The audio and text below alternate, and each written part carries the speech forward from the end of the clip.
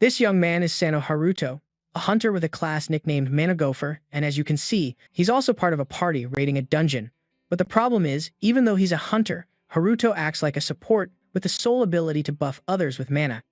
Today, after defeating the Golem King with his teammates in a low-level dungeon, Haruto was so exhausted he collapsed on the ground, panting heavily.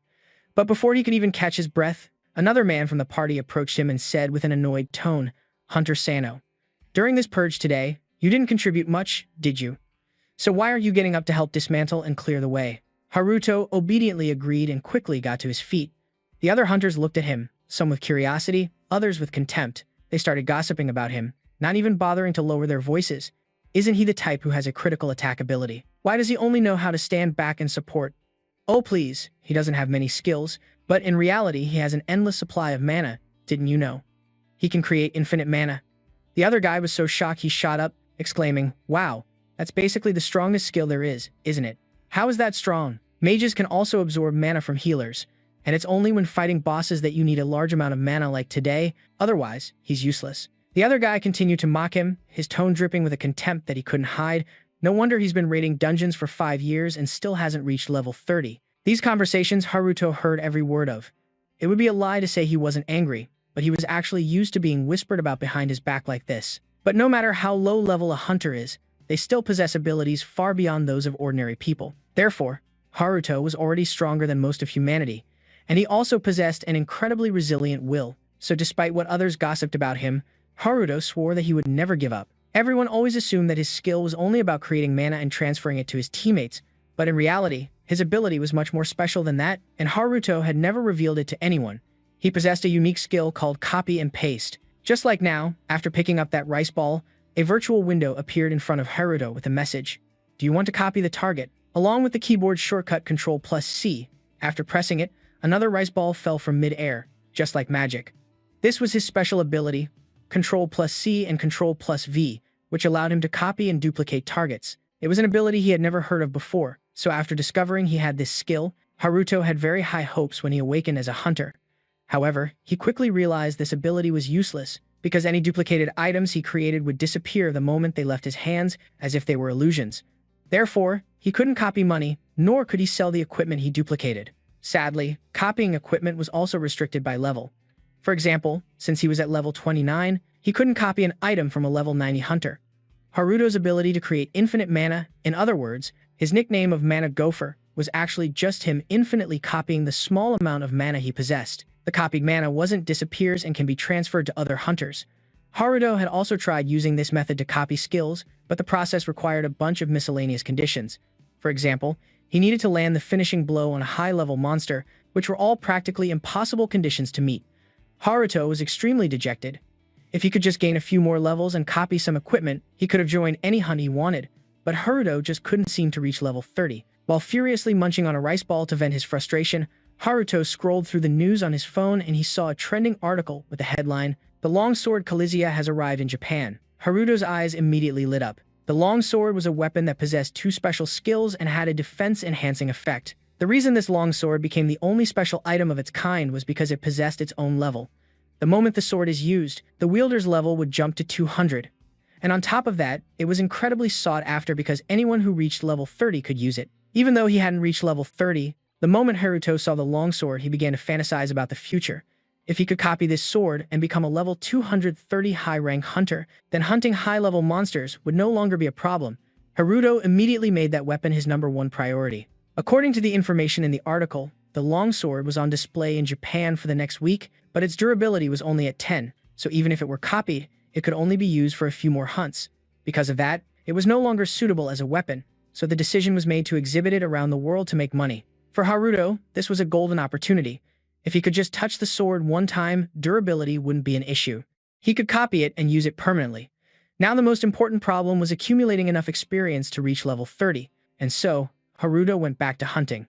After getting kicked out of the Great Sage Guild, he had joined an organization of unregistered dungeon hunters to act as their mana battery. Today, the whole crew went to hunt the giant king spider's den, and Haruto continued to do his job of transferring infinite mana to the other hunters, allowing them to unleash their full power on the boss. In the process, Haruto ran into a cute junior hunter named Ikaga Aoi. Although on the surface, Aoi always teased him about his level, Haruto knew deep down that he was a good guy. They had known each other since their days in the Great Sage Guild, and he had also joined this organization of hunters, specializing in clearing unregistered dungeons because he was a total money fiend. Even though unregistered dungeons were extremely dangerous since they weren't reported to the Hunters Association, it was also why Haruto had the chance to team up with high-rank hunters like these.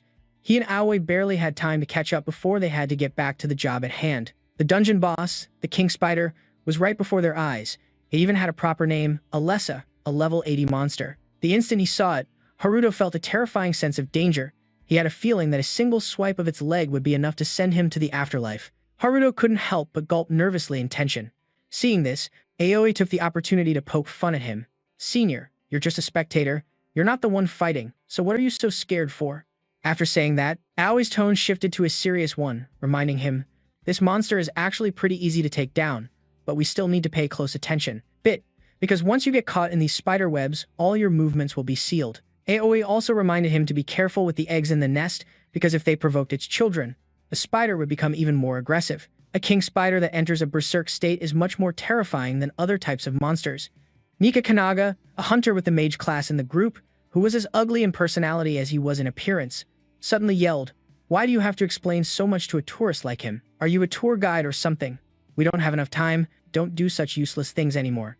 Aoi gave an awkward, apologetic smile, while Haruto was visibly angry but couldn't do anything. The mage was still resentful, grumbling and calling Haruto useless as he walked, and it was this very attitude that led the party into a serious situation. Because he wasn't watching where he was going, the mage accidentally kicked a rock. This rock just so happened to hit a spider web, waking the king spider. Opening its eyes to see so many visitors, it immediately greeted them with what could be called a fatal attack. The hunters with defensive abilities on the front line did their best to fight back.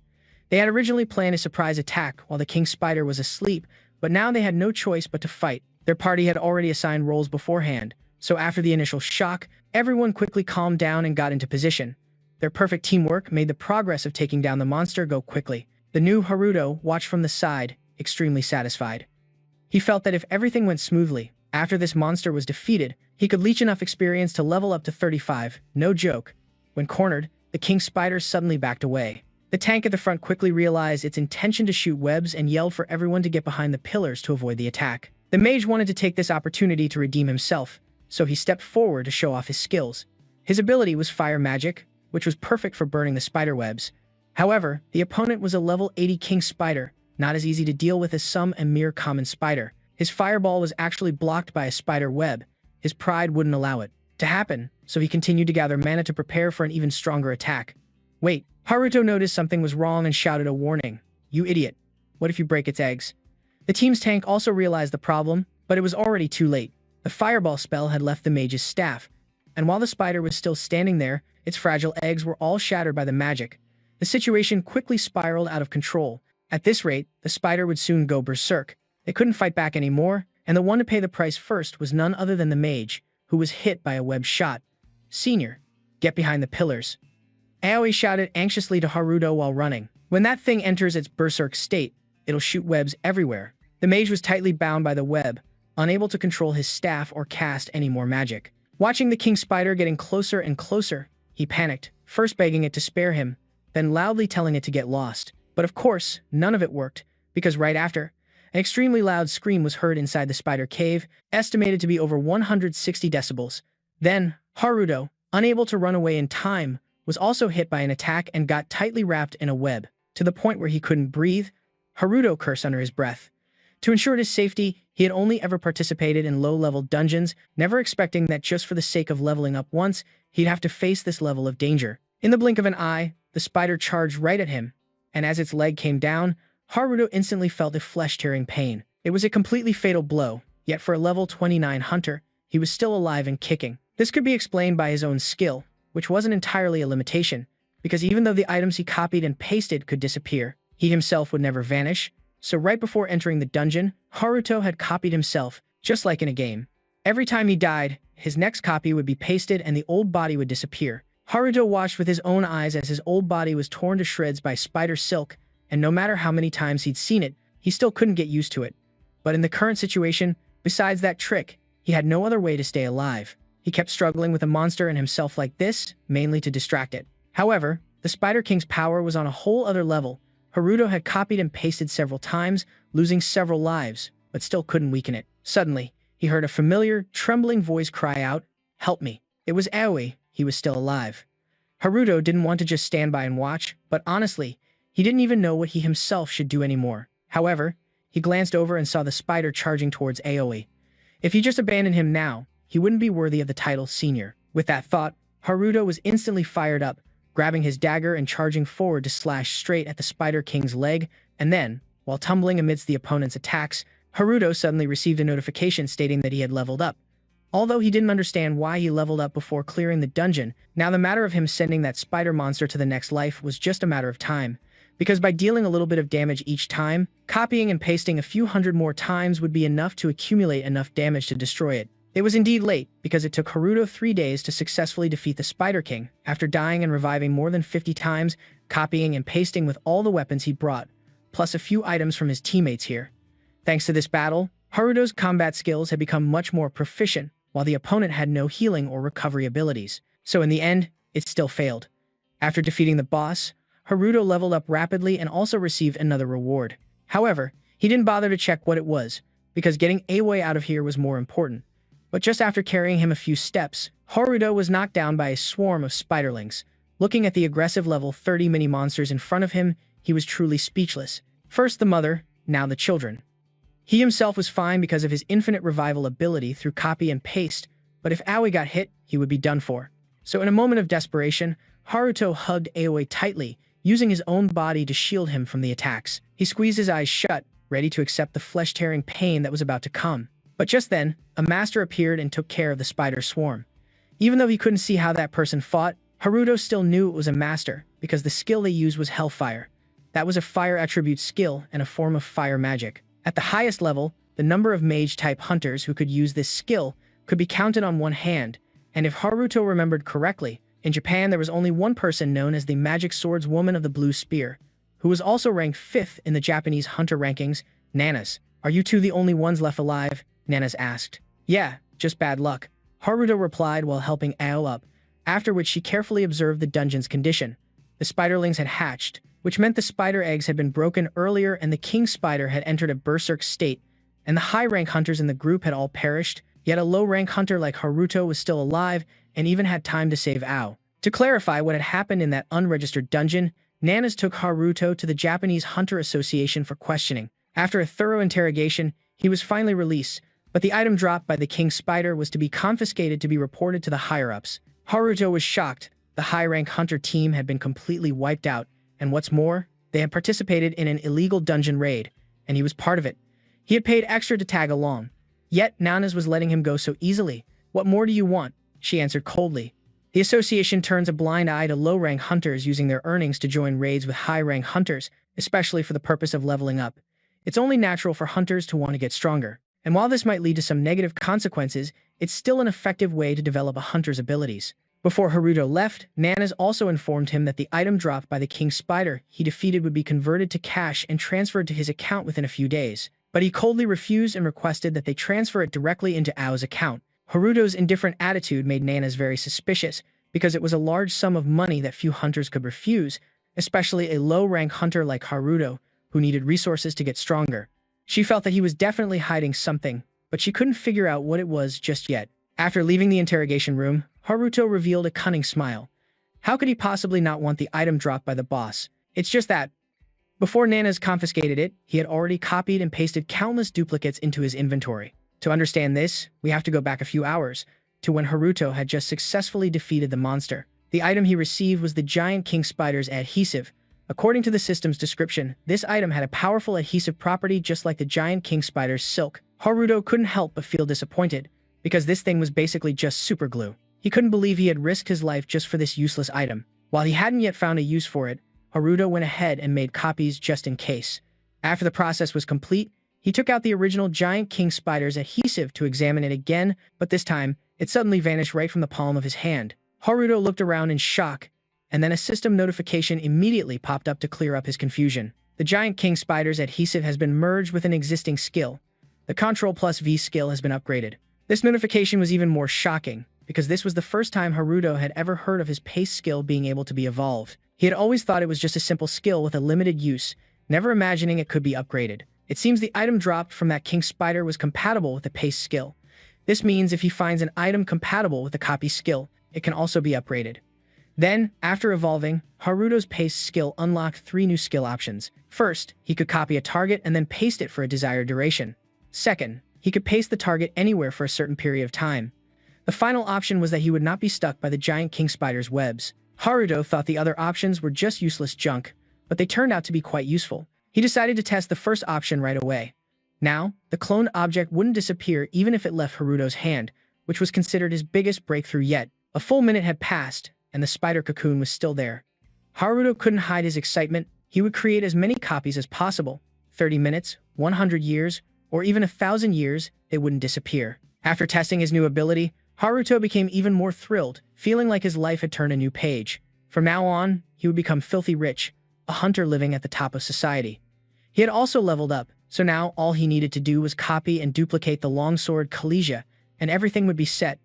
2 hours earlier, on the Rainbow Bridge in Tokyo, an escort vehicle was cruising down the road. The driver was Morgan, a level 112 hunter and a member of the International Hunter Association. The other person was Ares Hill, a level 113 mage, also a member of this International Hunter Association. Ares, how many times have you been to Japan? Twice. You once said Japan is your mother's homeland, right? What does her homeland have to do with me? Although Morgan seemed talkative, Ares always gave curt replies. This time, the longsword was brought to Japan to complete its international exhibition tour. Ares had joined the escort team to take the opportunity to search for a few things in a dungeon. While the two were talking back and forth, the car began to pass the Rainbow Bridge dungeon. This was the first time Morgan had seen a dungeon right on the sea, and he couldn't help but lean over to look. How romantic, he praised. What nonsense are you talking about? If it collapses, it'll be a huge disaster. You're so boring. I haven't done anything to you. Why are you always so grumpy with me? At the same time, at the Rainbow Bridge Dungeon's Access Management Office, the guard on duty was Shota Satoru, an attack-type hunter at level 21, and also a member of the Great Sage Guild.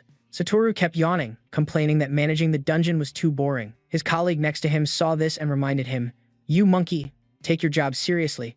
You only got in here through connections. You know." Just then, something fell on Satoru's foot. It was a slime. At first glance, it looked cute, but his colleague's face immediately paled upon seeing it, because his slime casually wandering outside the dungeon was definitely not a good sign, and what he feared came true very quickly, because right after that, something solid slammed hard into his back. When they turned around, they discovered it was an incredibly ferocious orc. Even though he raised both his sword and shield to block, the air was soon filled with the stench of fresh blood. Those were the chaotic events that happened 2 hours ago, while in the present, our protagonist Haruto was still chilling, completely unaware of what was happening. It seemed like he was very satisfied after beating that king spider and raking in a good amount of skill points.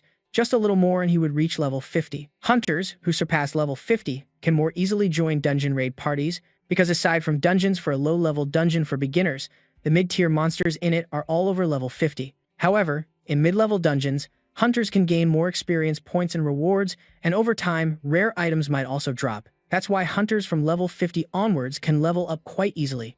Haruto was still basking in this happy feeling. Even more surprisingly, he was also considering whether to auction off the giant king spider's adhesive, because last time he had copied quite a lot of it and it no longer disappeared as easily as before.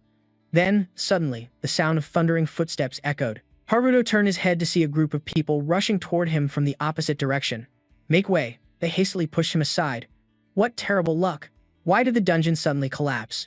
Haruto only managed to overhear a few pieces of information. It seemed the Zenbo dungeon had collapsed and monsters had escaped from within, and the vehicle transporting the legendary sword to the exhibition had also been caught in the chaos. The last piece of information seemed to be the most important one. The item Haruto was targeting, the longsword Kalisha, was in danger. Therefore, the International Hunter Association had also issued an official request for cooperation. Some hunters had quickly gathered on the rooftop of the Japan Hunter Association building. Their top priority was to protect the vehicle transporting the longsword, and it was Nanas who had given that directive. Additionally, because the situation occurred so suddenly, they also had the mission of protecting the civilians. While Nanas and her teammates were preparing to board the airship, they were distracted by a young man who was trying to rush forward despite being held back, and that person was none other than Haruto. "Hunter Nanas, please let me go with you. I've already seen the plan you're deploying. Nana seemed surprised to see a low-level hunter like Haruto here, but it couldn't be helped because his target was that longsword. Since Nana still found many things about Haruto puzzling, in the end, she still agreed to let him come along, despite knowing full well his actions were 100% motivated by his own agenda. The other hunters on the airship all wore very serious expressions because it hadn't even been 3 weeks since they stabilized the Zenbao dungeon, yet it had collapsed. Only Nanas's expression remained unchanged, as she constantly ordered her subordinates to do their utmost to prevent the aftermath of this incident and avoid a repeat of the disaster from 15 years ago. The Great Catastrophe from 15 years ago was something Haruto also knew very well.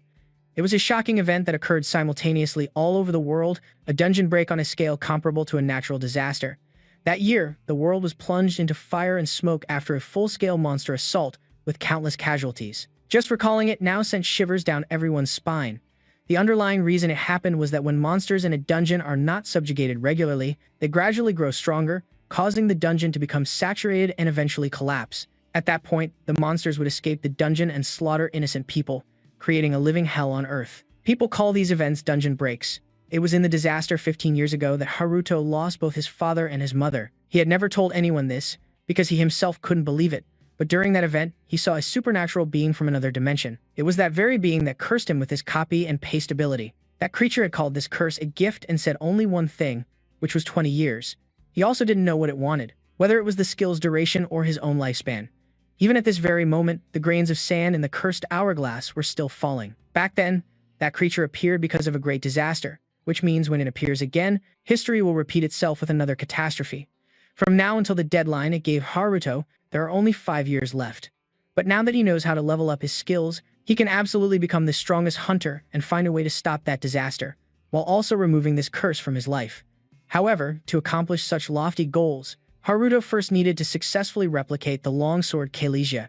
At that moment, on the Rainbow Bridge, everything was in chaos. Monsters had begun attacking civilians, causing a series of chain-reaction traffic accidents. The screams, combined with the sound of crashing cars, threw people into an even greater panic. Satoru, as a dungeon management employee, also had to pick up his sword and fight. However, their side didn't have enough manpower and quickly lost the upper hand to the horde of monsters. Even he himself, a level 21 hunter, was being constantly threatened by a swarm of goblins. Fortunately, his burly colleague was always by his side and had saved Satoru several times, even though the man was quite rough, just like the sword in his hand, and always contemptuously called Satoru a rich kid. But just a moment ago, he was the one who saved him from the orcs and that last goblin. "I'll definitely repay you, senior," Satoru thought to himself. The other guy was getting very anxious, because relying on just a few dungeon management employees like them was not enough to stop this battle. However, all communication and information exchange were being blocked by the dungeon's electromagnetic waves, so they couldn't dare to hope for much reinforcement. He just guessed that quite a few people had noticed the anomaly and were on their way here. The problem was, they needed to cross the bridge to reach the support team. Satoru looked at the now desolate bridge with some hesitation. "Do we really have to go through there?" "We have to. It's better to go than to stay here and offer our lives to the monsters." The two of them started running for their lives across the perilous bridge. Meanwhile, at the location of the vehicle carrying the precious longsword, a level 190 Bear King was relentlessly attacking. Since it was a beast-type monster, its size was far superior to the other monsters. The vehicle was under constant attack but could still barely hold on, because Ares was currently using her defensive magic. Moreover, her defensive magic was considered top tier. Even a level 400 monster would have a hard time putting a single scratch on it. However, right after that, something far more terrifying than the Bear King appeared, something that Ares believed even the highest level defensive magic would be useless against. On the airship, even before they could approach the Rainbow Bridge, Nana's subordinate had already spotted it. Even someone as calm as her broke into a cold sweat upon seeing that creature, because it was Kessia, the most powerful monster boss of the Rainbow Bridge dungeon. "Everyone, get ready," Nana shouted in horror. At that moment, Kuya suddenly opened its mouth, then unleashed an incredibly terrifying blast of power. The shockwave it created could be said to have shaken the entire city of Tokyo. Haruto was terrified when he saw this scene. That monster blew away the entire bridge just by opening its mouth to breathe. At this rate, he didn't know if his beloved longsword was still safe, because the dungeon boss had appeared. Nanas had to immediately order a change in the battle plan. The entire association would take over this area. After everyone had landed from the airship, she finally remembered Haruto's existence, who had vanished without a trace, but Nanas wasn't too concerned. For a level 29 who had survived at the feet of the Spider King, this level of chaos probably wasn't enough to take his life. Nana's put Haruto out of her mind and activated her first, very familiar skill, Hellfire. A blue flame shot out from her serpent spear, surrounding Krisha and creating a massive threat. This was the second time Haruto had witnessed this skill, and he felt it was just as breathtaking as the first time. This further motivated Haruto to copy it in the future, no matter what. As for him, thanks to the web shooting skill he copied from the giant Spider King, he had also safely landed. No matter how magnificent Nana's Hellfire was, Haruto's only concern at the moment was the long dragon, sword, Kalesia. But he didn't expect that this chaos was already part of the calculations of another mysterious group, and their goal was also to steal the long dragon's sword. Although Krisia's appearance was unexpected and the monster could take anyone's life, their captain was quite certain that Nana's and the members of the Hunter Association could subdue it. Therefore, he wanted to use this opportunity to steal that treasure. Meanwhile, Haruto was still cautiously moving across the bridge filled with monster corpses. Looking at the fatal wounds on them, he was quite sure that this was the work of another group of hunters. The most notable issue in fighting this type of monster is that they usually travel in packs. For some reason, Haruto had a very bad feeling. It's okay, just run. Suddenly, someone's shout startled. It turned out to be the young master, Satoru. He didn't know where this guy got the motivation to stay here and fight the monsters. His colleague was severely injured and completely unable to fight anymore, and even though he advised Satoru to listen to him and run, Satoru stubbornly refused. Haruto hid behind a car to observe the situation. Although he didn't know them well, he still recognized that these two were hunters from the dungeon incursion management office. He also saw the other guy's injury. At first, Haruto tried to convince himself not to get involved in other people's business because he didn't have much time. But then his earlier bad feeling became a reality. A pack of level 15 wolf monsters had gathered and was approaching. Even though they were low-level monsters, when they attacked as a pack like this, their strength was no different from that of a high-level monster. Satoru clearly saw his difficult reality, but he still stubbornly gripped his sword, saying he couldn't leave because his senior was injured while covering for him. Senior, now it's my turn to protect you. These words made Haruto pause. He remembered the scene of himself carrying Eiji in the giant Spider King's dungeon. Haruto's compassion flared up again. How could he possibly ignore this situation? At first, when the wolf pack surrounded Satoru and his senior, he was still able to barely take down a few of them. However, their numbers were too large, and they attacked all at once, so he quickly found himself at a disadvantage. While Satoru was busy fighting the wolves attacking him head-on, another one had silently approached him from behind, and by the time he realized it, it was already pouncing. At this speed, Satoru would be had no chance of dodging. Then Haruto appeared like a god, using his own body to knock the wolf off its original attack path. His appearance made Satoru very grateful, but the problem wasn't solved yet because of the wolf pack that was growing larger by the moment. Satoru didn't want to involve an innocent bystander, so he told Haruto to leave quickly. He would hold them off himself, but he never expected to run into a guy even more stubborn than he was. Looking at the ferocious wolves, Haruto suddenly broke into a sly grin. He knew what he had to do. With that thought, Haruto opened his inventory and took out the giant king spider's adhesive. He had originally planned to auction it off, but using it in a spectacular battle like this seemed well worth it. Haruto continuously copied and pasted the spider's silk, launching it over and over, tightly binding one wolf after another, eventually piling them all up. He had successfully subdued the wolf pack, but he only gained 2 levels, so he looked disappointed. Haruto's only consolation was that the spider's silk technique was quite useful against monsters that attack in packs. Just by using it, he could practically win without lifting a finger. Meanwhile, the kid Satoru had been staring at Haruto without blinking. He couldn't even begin to imagine what kind of skill he had just used. How could he take care of so many bloodthirsty wolves in a single move? Satoru was so astonished he forgot to even say thank you. Finally, it was the injured man who spoke up first. Thank you so much for saving us. You must be a member of the rescue team from the Hunters Association, right? No, Haruto replied sheepishly. Well, they did come on the same helicopter, so it wasn't exactly a lie. Then I'm sorry, but could you take him with you? The man continued his request. But before Haruto could answer, Satoru started protesting vehemently. He didn't want to abandon his senior in a time of crisis, even if it meant dying in battle. He wanted them to be together. This kid, it's safer to go with him. The man was at a loss for words, not knowing how to persuade the boy. Haruto stood to the side watching the drama, silently thinking, oh wow. This scene was like, if my senior doesn't make it, I'm willing to be buried with him.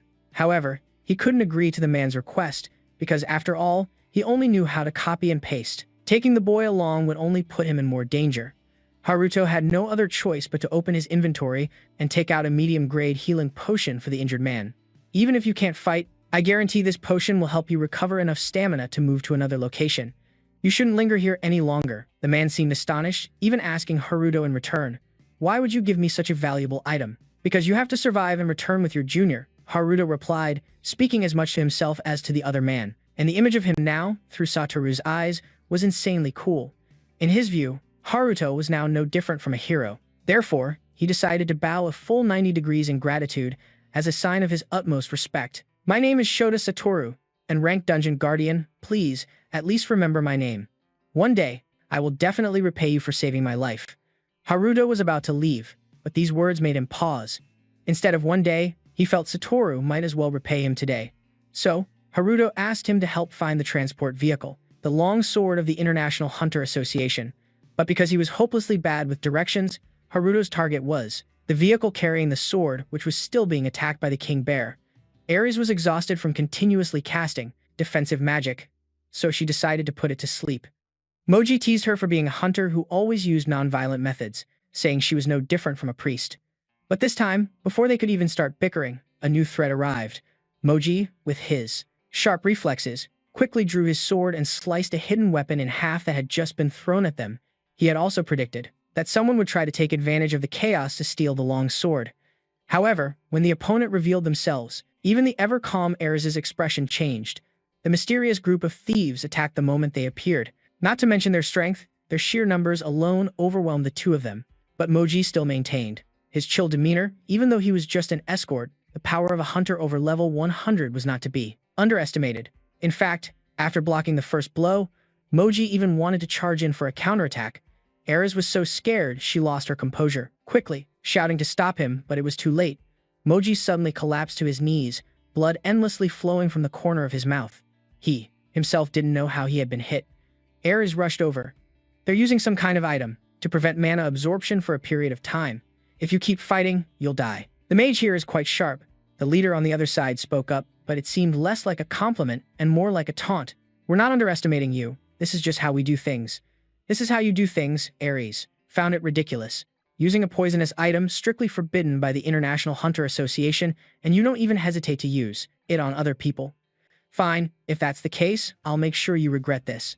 Before she could finish her sentence, from her fingertips, a yellow light appeared, a sign that she was casting a spell. But the group of criminals wasn't scared at all and even looked down on her. "What can a mage who can't even use mana do? Anyway, you should just shut your mouth." They split into two groups, one to deal with Moji and Ares, and the other to steal the sword.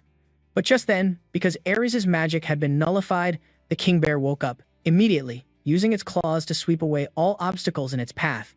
The army of thieves, which had been numerous, was turned into a pile of gore under its claws in an instant. Their leader, seeing the situation was bad, hastily retreated to save his own life. And then, the bear began to approach Ares and Moji. "You can't put it back to sleep, can you?" Even though he already knew the answer, Moji asked anyway, hoping for a miracle. "You should know the answer to that, right? We can't use mana now. I knew your non-violent methods would get you in trouble one day. Looks like today is that day." "You're right, but there's one thing you're mistaken about, Moji." Ares suddenly rushed forward, trying to cast her magic. But no matter how hard she tried, she couldn't use her skills because she couldn't absorb mana. Moji was scared out of his wits, but Ares was already in a difficult position. At this rate, she was charging straight into the enemy's claws. Even Ares herself had given up, only regretting that she couldn't apologize directly to her companion. That's all. Then, right at that moment, Haruto appeared with his copy and paste ability, using the same old trick. He used the adhesive from the giant spider king to bind the bear king's limbs, then rushed forward to wrap it into a cocoon. Because the substance was extremely sticky, the more the bear struggled, the tighter it became entangled, until it finally collapsed to the ground. Haruto added another victory to his name, taking down the bear king in a single beat. Satoru's group, who had followed him, witnessed this scene by chance. They could only give him a thumbs up to praise his absolutely insane performance. "Senior Haruto, you're seriously the best." Satoru's voice was like a megaphone. "When exactly did I become your senior?" Haruto gritted his teeth and yelled, "We're clearly the same age. You saved me and Senior Sakabe. From that moment on, you became a senior in my heart." Satoru's eyes seemed to sparkle as he looked at Haruto with an expression full of admiration. He knew that nothing he said would get through to Satoru anymore, so he decided to just ignore him. Haruto took a few steps forward to ask about Aries and Moji's condition. Aries seemed to still be in deep shock after what she just saw, so she didn't react to Haruto's question at all. Moji, on the other hand, used his sword to stagger to his feet, his eyes filled with hostility. "Are you here for the sword too?" Haruto quickly waved his hands and said he was here to help them guard the sword, and had no ill intentions. However, Moji had just survived a harrowing robbery and nearly lost his life, so he wasn't about to trust him so easily. Hearing him mention the robbery, Haruto finally noticed the bodies scattered around and let out an "oh." It turned out they were the ones who wanted to steal the treasured sword, but were unlucky enough to be sent to the afterlife by the Bear King. In that case, he had the bear to thank. If those guys had succeeded with their heist, he would have never had the chance to get close to the long dragon sword. However, figuring out how to explain this to Moji was a real headache, because the guy looked ready to swing his sword at any moment. He could bind a monster in a single move, but he wasn't so sure about a hunter with formidable combat skills like him. While Haruto was still considering his words, Satoru yelled at the top of his lungs, "Wait a minute. Why are you two repaying kindness with hostility? He went out of his way to help, he even saved your lives, and now you're treating him like a thief." With that, Satoru took out his ID card to prove his identity. He's a member of the Japanese Hunter Association, and Senior Sakabe and I are the hunters in charge of managing this dungeon. Nice. This was the first time Haruto found Satoru's interruption to be useful. Seeing that Moji seemed to be calming down, Haruto decided to push things along a little more. He took out 2 intermediate healing potions from his inventory and gave them to them, although it pained him to part with them for the sake of copying the Long Dragon Sword Kalesia. This investment was worth it.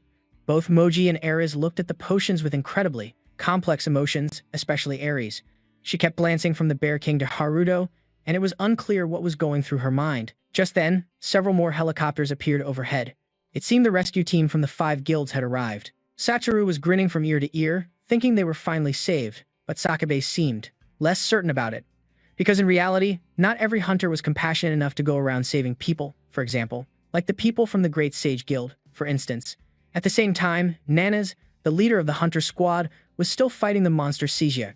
Because it was about to enter its 3rd phase, a wide-area firepower assault, she had ordered a halt to the attack. Moreover, the support guilds had also arrived, so Nanas' top priority was to buy time for the civilians to evacuate in time. "Is this how you handle such a pathetic dungeon break, Hunter Nanas?" Just as Nanas gave the order to support the evacuation, she heard a sarcastic voice from behind. She turned her head to see a familiar face. It was Shirosaki Masato, a level 503 dark mage and the guild master of the future guild. The look on his face was incredibly smug. He had just appeared and was already casting a massive magic circle to annihilate Seizia. Seeing this, Nanas' expression changed drastically. "Stop it right now. If that magic of yours doesn't take it down, it will." Before she could finish her sentence, Nanas was cut off by Masato, who interrupted. "If I worried about trivial things like you, how would I have achieved what I have today? The last time. Also at this Duyanba Bridge, only you and the Hunter Association participated in stabilizing the dungeon. Let me tell you, that incident really ticked me off. That's why this dungeon break event has Masato so excited. He wants to finish it himself, Seizia, and take all the loot dropped by the monster." With that said, Masato immediately activated his Mystic Thunder skill. Lightning immediately came crashing down. Nanas quickly ordered everyone to evacuate. That lightning was something even a monster as huge as Seizia couldn't withstand. If tiny humans like them were hit, they'd be obliterated. The Mystic Thunder of Masato destroyed the middle section of the bridge. Haruto managed to escape thanks to his Silk Fang skill, and he also used his adhesive in time to catch the other 4 people and the truck carrying the long swords. Otherwise, they all would have fallen into the river. Right after climbing back onto the bridge, the first thing Haruto saw was a set of massive, sharp teeth. When he realized it was Seizia, he was so scared that he clamped his mouth shut. But then, Haruto noticed it seemed to be unconscious, apparently subdued, already. Right after, Masato leisurely descended from above, hovering in the air right in front of Haruto with a proud and arrogant demeanor. "What's this? There are still survivors over here," he asked nonchalantly. "Looks like just some low-level hunter, but you did well." Haruto didn't want to respond to such condescending words. His gaze fell upon the badge pinned to the man's chest. He had seen that symbol before, so he quickly recognized it. It belonged to the nation's 3rd-ranked guild, Future. "You look like you're from a support guild, but shouldn't. Your objective be to rescue civilians and stabilize the escaped monsters." After a moment, Haruto finally spoke, his first words a challenge to the man. "Rescue civilians and pacify monsters? Look over there, the civilians." who are still alive have all been evacuated, Masato replied dismissively. The reason he landed here was because of a troublesome cry. It didn't belong to Caesar, but to the Bear King that was bound tightly in spider silk. Masato just needed a glance to know this belonged to the giant Spider King, and with a simple flick of his finger, he could make the thing that was supposed to be unbreakable snap apart. Along with it, the Bear King's body was sliced into 100 pieces. To say he wasn't scared would be a lie. Haruto's eyes widened in astonishment as he watched the man make short work of the entangled, level 200 monster, trapped in the king's spider silk in an instant. After the Bear King was taken down, Haruto, as the one who dealt the most damage to it, received a considerable amount of experience points, and the continuous sound of level-up notifications caught Masato's attention. Humph. Is that the sound of leveling up? Were you the one who caught that furry beast just now?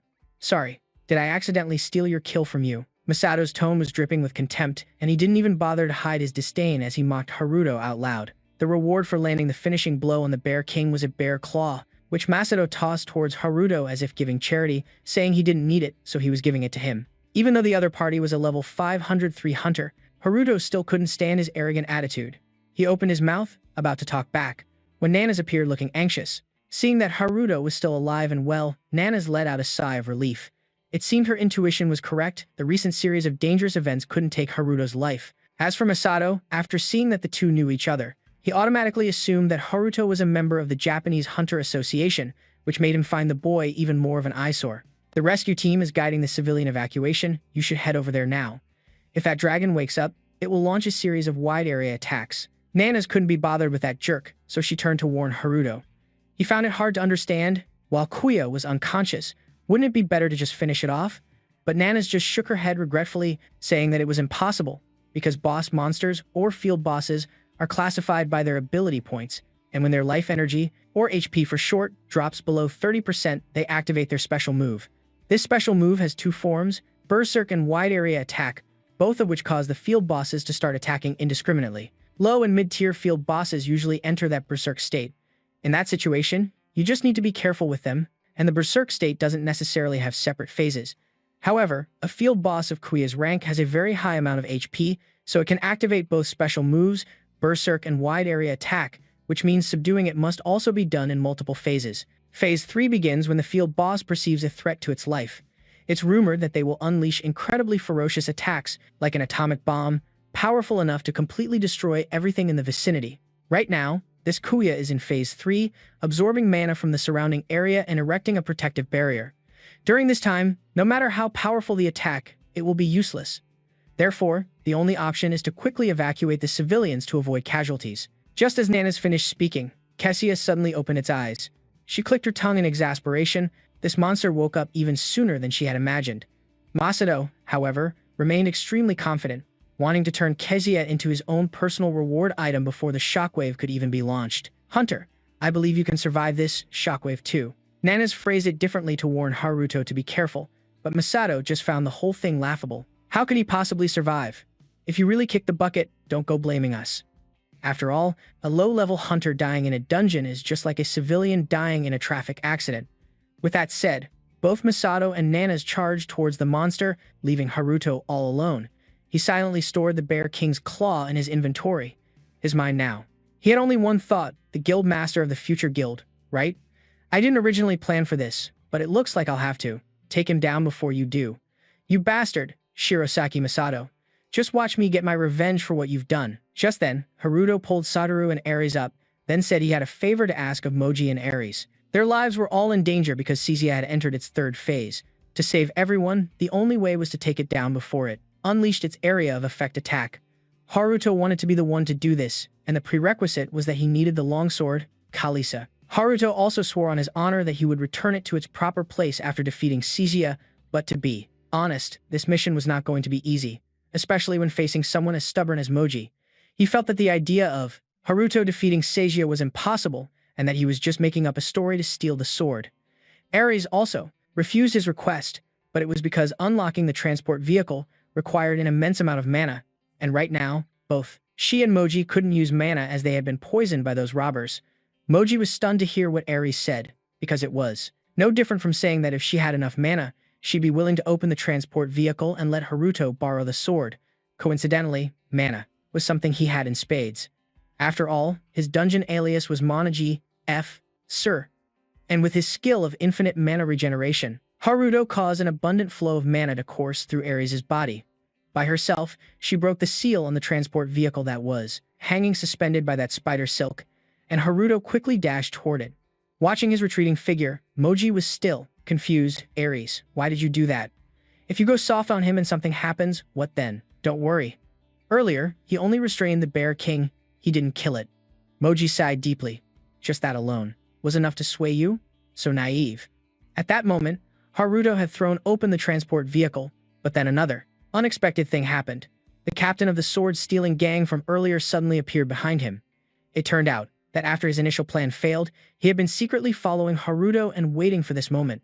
Haruto couldn't react in time and was stabbed through the abdomen by his opponent. Ares' group saw the whole thing from the bridge, but there was nothing they could do, because the vehicle was still hanging in an extremely dangerous position.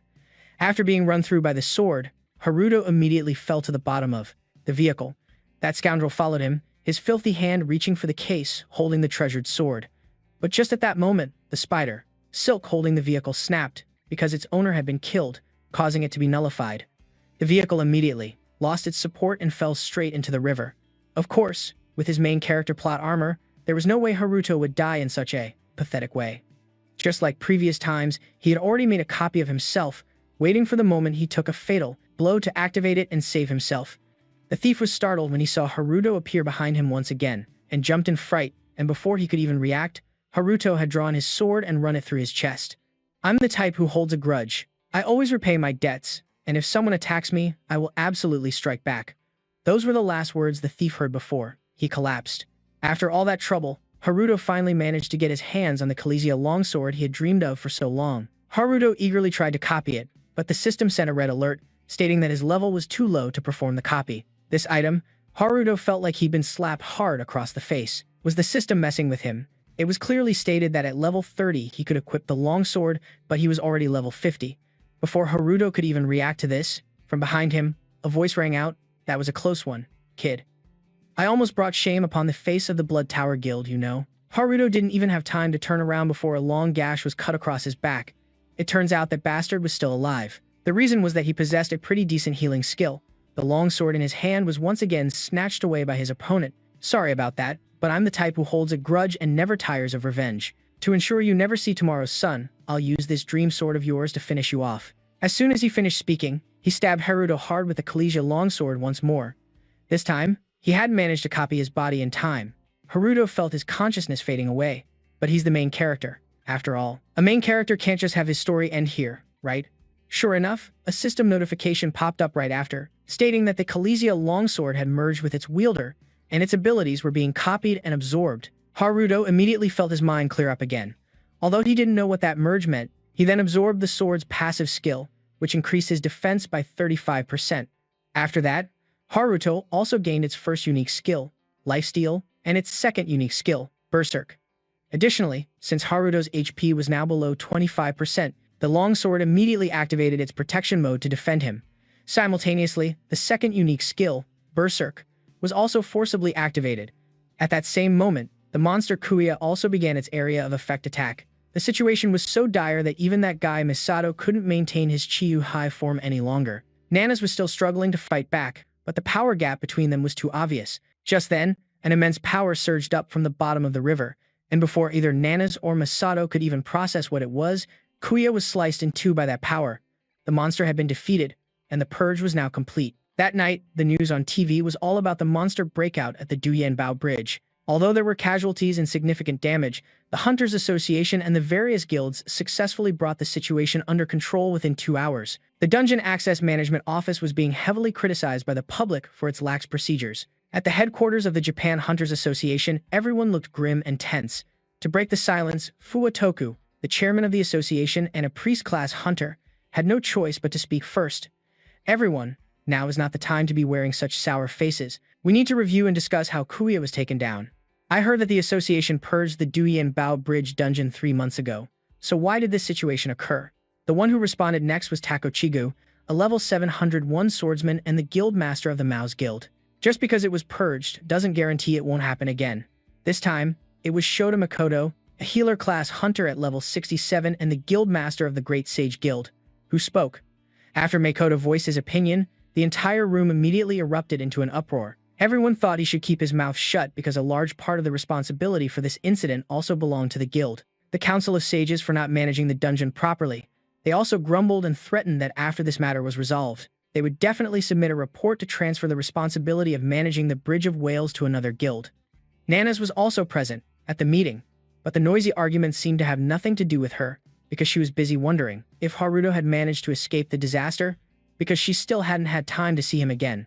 Suddenly, Gu rudely slammed the table and stood up, then asked in a menacing tone, "What I want to know is, the last time a boss monster appeared, it was usually 5 months, right? If you, Hunter Nanas, were at the scene and couldn't handle Kuya, then what?" Hearing her name called out, Nanas snapped out of her thoughts. She copied what Gu had just done, and slammed her hand on the table with all her might. The table, already rickety after Gu took his anger out on it, now had to endure Nanas's force as well, and it shattered into pieces. Masato, on the opposite side, seemed to have anticipated this, so he had already activated his shield and continued to calmly sip his tea. The others who weren't as quick could only endure the shards of the table flying right at them. Nanas's action was like giving Gu a taste of his own medicine, which made him furious. If this wasn't a serious meeting, the two of them would have probably started tearing each other apart. Guildmaster Takechi said, "It seems my member has behaved rudely. I apologize on her behalf." On top of that, Chairman Toku also spoke up first, so Gu couldn't really settle the score with Nanas and could only mutter, "How insolent. If you keep showing off like that, sooner or later, you'll get yourself killed." Facing pressure from the guild master of a top-tier guild, Nanas, even as a woman, showed no fear, calmly standing up and saying, "They say seeing is believing, and I find that a demonstration is the quickest way to convince you, so please don't misunderstand. The skill I just used was a reward from the recent defeat of Kuya. It's called Shockwave. Guildmaster Shirasaki, you also contributed to taking down Gokeshia this time. You can vouch for me." Masato was still calmly sipping his tea when he was suddenly dragged into this by Nanas. Under the gazes of everyone in the room, he almost choked on his tea. Well, I didn't really have time to see what the reward was, but I don't think she's lying." Since Masato had spoken up, Chairman Toku was quick to put him in the spotlight by praising his contributions to this disaster. The entire room immediately gave Masato a round of applause. Like a first grader who answered a question correctly, Masato just gave a forced smile on the outside to get it over with, but his eyes remained locked on Nanas. He knew she still held a grudge against him for jumping in and interfering, and for not even getting anything out of it. Therefore, Masato swore that he would get his revenge, not just on Nanas, but he also had to find the mysterious figure who took down Gokeshia in one blow, snatching the kill from right under his nose. Nanas didn't want to linger in this noisy, chaotic place any longer, so she made an excuse to leave early. Regarding the cause of the recent breakout, she also proactively took responsibility and would investigate it herself. In addition, Nanas bluntly stated that she also wanted to question the guilds for their delay in sending aid. As soon as these words were spoken, several guild masters started looking away, not daring to meet her piercing gaze. But then, before Nanas could leave, the meeting room door opened. The person who appeared was Moji, now dressed in a stylish suit with his companion, Aries. "Perfect. Looks like the meeting isn't over yet, huh?" Moji introduced himself and said that he brought important news that he wanted to announce to everyone. The news was that the purge sword, Kalizia, had been stolen during the chaos, and because the incident occurred while it was being transported to an exhibition in Japan, Moji requested that the country's Hunter Association must assist in finding the sword as soon as possible. Of course, he also brought an official request for cooperation from the International Hunter Association. As soon as Gu heard this, he immediately spoke up to Object, even though he wasn't directly at the scene. He was second to none when it came to gossip. "Wait a minute, I heard that when the transport vehicle was attacked, you guys unsealed the vehicle yourselves." "It's true we did that, but it was with the cooperation of Hunter Shota Satoru from the Great Sage Guild and Sano Haruto of the Japan Hunter Association," Aries replied. Her words made two people jump in shock. They were the guild master of the Great Sage Guild and the chairman of the Japan Hunter Association, but Guild Master Odo recognized Satoru as a member of his guild, while Chairman Toku couldn't find any reports about a hunter named Sano Haruto in his association at all. When Nanas heard the familiar name, her hand unconsciously clenched into a fist from the tension. Masato saw this expression of hers and couldn't help but let out a cunning smile. It seemed his chance for revenge had come even sooner than he thought. Masato immediately spoke up. "You're talking about the person who bound the Bear King with the giant king spider's silk, right? On my way here, I also met him, and surprisingly, I too was convinced that he was a member of the Hunter Association. In that case, shouldn't we ask Hunter Nanas about this? Moji once again pointed towards Nanas, because Masato had intentionally, as if by accident, mentioned that she and Haruto knew each other. Moreover, it was Nanas herself who had agreed to let him board the association's rescue helicopter. At the same time, the thief had brought his prize, the longsword Kalesia, back to his master. His master was Hosaki Takumi, a hunter with an attack-type class at level 301, and the guild master of the Black Guild, Blood Tower. Holding the sacred sword in his hands, Takumi couldn't hide his excitement. So this is the sword that people say can raise its owner's level by 200. Perhaps it recognizes its master by fingerprint, huh? This is amazing. Spending hundreds of millions to stir up that dungeon was totally worth it, he muttered. At that moment, the thief finally realized that the person behind this whole affair was his own guild master. Just then, Takumi mentioned that the entire raiding party had been wiped out, with only the team leader remaining. He thought his boss was about to blame him, so he fearfully bowed his head. I'm sorry. I ran into a weirdo during this operation, but please rest assured, he's definitely dead now. Takumi pondered for a few seconds, then tossed a bag of money in front of the man, saying that it was a reward for him and for his fallen comrades. Once this was over, he would be free to do whatever he wanted. The team leader received the money and thanked him profusely, but before he could even grab the money and leave, Takumi burst out laughing. But this mission was a failure, wasn't it? He flinched. Huh, what are you talking about? This sword is only part of it. What kind of fool would sell it for just 1 million? You were also planning to make money off this sacred sword, you. He didn't know what on earth Takumi was talking about, but he knew those words meant Takumi intended to kill him to keep him quiet. In a panic, he grabbed the bag of money and tried to run. But the sword in Takumi's hand had already swung, and just in an instant, the living, breathing man in front of him was sliced in two. Because of this, the durability of the Kalesia longsword dropped by another 2 points, from 10 down to 8. Takumi clutched his head with a bitter smile. Man, if this thing breaks before I can get it repaired, I'm in big trouble. Elsewhere, after a nightmare about the mysterious creature that had cursed him with this ability, Haruto woke up in terror. Before he could even calm down, something suddenly jumped into his arms. Senior Haruto, you're finally awake. You wouldn't wake up, and I was worried sick. It turned out to be that annoying kid, Satoru. Haruto felt the kid was just overreacting, but according to Satoru, the scene back then was truly terrifying. After Haruto finished off that monster, a huge pillar of light suddenly shot up from the sea, and boom, the shockwave threw everything into chaos. Just then, a man lying in the next bed who overheard their conversation sat up and asked, "Were you guys at the Bow-Wishing Bridge dungeon?" Only then did Haruto notice that both he and the annoying kid were wearing hospital gowns. It seemed they had been brought to the same hospital. After hearing the man's question, Satoru excitedly recounted the entire story to him from beginning to end. Haruto couldn't get on this kid's wavelength, so he got out of bed to take a little walk. He may not look like much, but he's the one who saved you, Hunter Sanoa. Haruto stopped in his tracks. It turned out Sakabe was also in the hospital bed right next to him, though his injuries looked much more severe. According to Sakabe, Haruto had disappeared, and it was Satoru who insisted on saving him at all costs. He even pressured the Great Sage Guild's recon team. The incident caused a huge commotion. In the end, they found Haruto unconscious on the seashore. Haruto felt that something was off. Sakabe said Satoru had pressured the Great Sage Guild's recon team to find him. But could a mere dungeon access manager do something like that? Thinking back, Satoru's last name also seemed to be Shinoda, and the guild master of the Great Sage Guild is Shinoda Makoto. Could the two of them be related? No way. The thought had barely appeared before Haruto dismissed it. This is real life, not some drama with a plot twist like that. Meanwhile, at the headquarters of the Japanese Hunter Association, the situation was still very tense. Nanas, Chairman Toku, along with Moji and Ares, had gone into a private room to talk. The other two announced that after the transport vehicle incident where it fell into the sea, Haruto had died. There wasn't the slightest change in Nanas' expression, which made Moji extremely suspicious. You don't seem very surprised, do you? He probed. Well, hunters are still human. They can be on the verge of death at any moment. Nanas calmly lifted her coffee cup for a sip. Moji sighed, feeling that she and Haruto really didn't have any relationship at all. Regarding the proposal to cooperate in finding the sword, Chairman Toku had also agreed and promised to do everything in his power to support the retrieval of the Kalesia longsword. Ares didn't beat around the bush either, directly asking Toku for a few high-ranking hunters to help, as she already had a lead on the sword's direction. Because the Kalesia longsword is not a bound item, meaning an item that can only be used by certain people or a user who meets certain conditions, and it's engraved with a pattern used to identify the rank of Ares' wielder.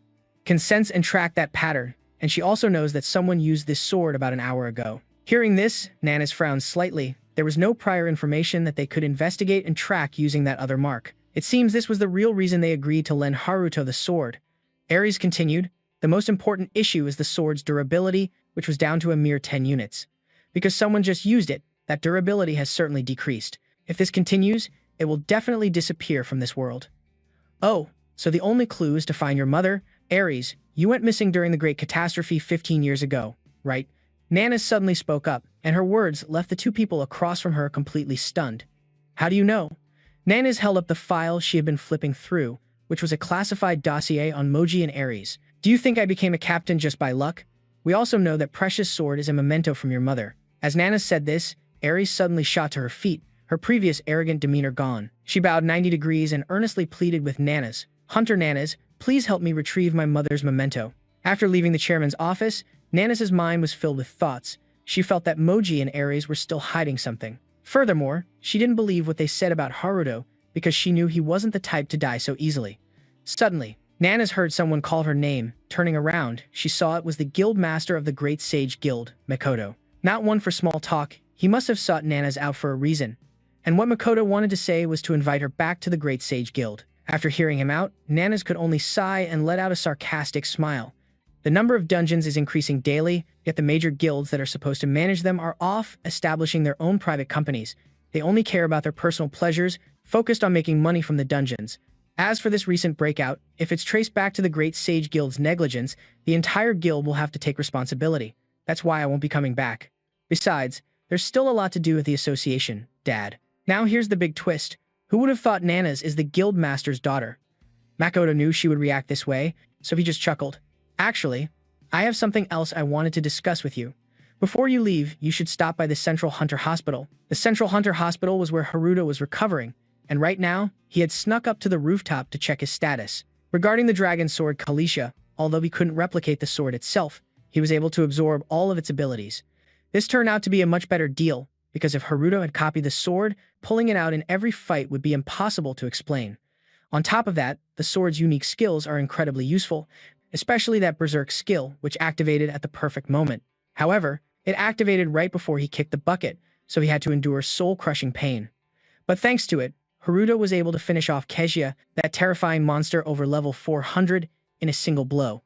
Looking back, Haruto couldn't believe he pulled it off. After defeating Kezia, its shockwave was also absorbed by him and automatically converted by the system into the skills Frequency Resonance and Natural Wave. The Giant King Spider's Silk skill also reached level 2, and the best part is that he can now use it. Frequency, Resonance, or Natural Waves simultaneously with this skill. Haruto never thought his copy and paste skill could reach a level where it could absorb and combine other skills.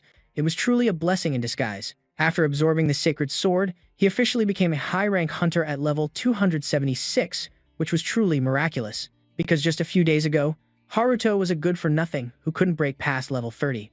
Now, he had to find the bastard who stabbed him in the transport vehicle, almost killing him.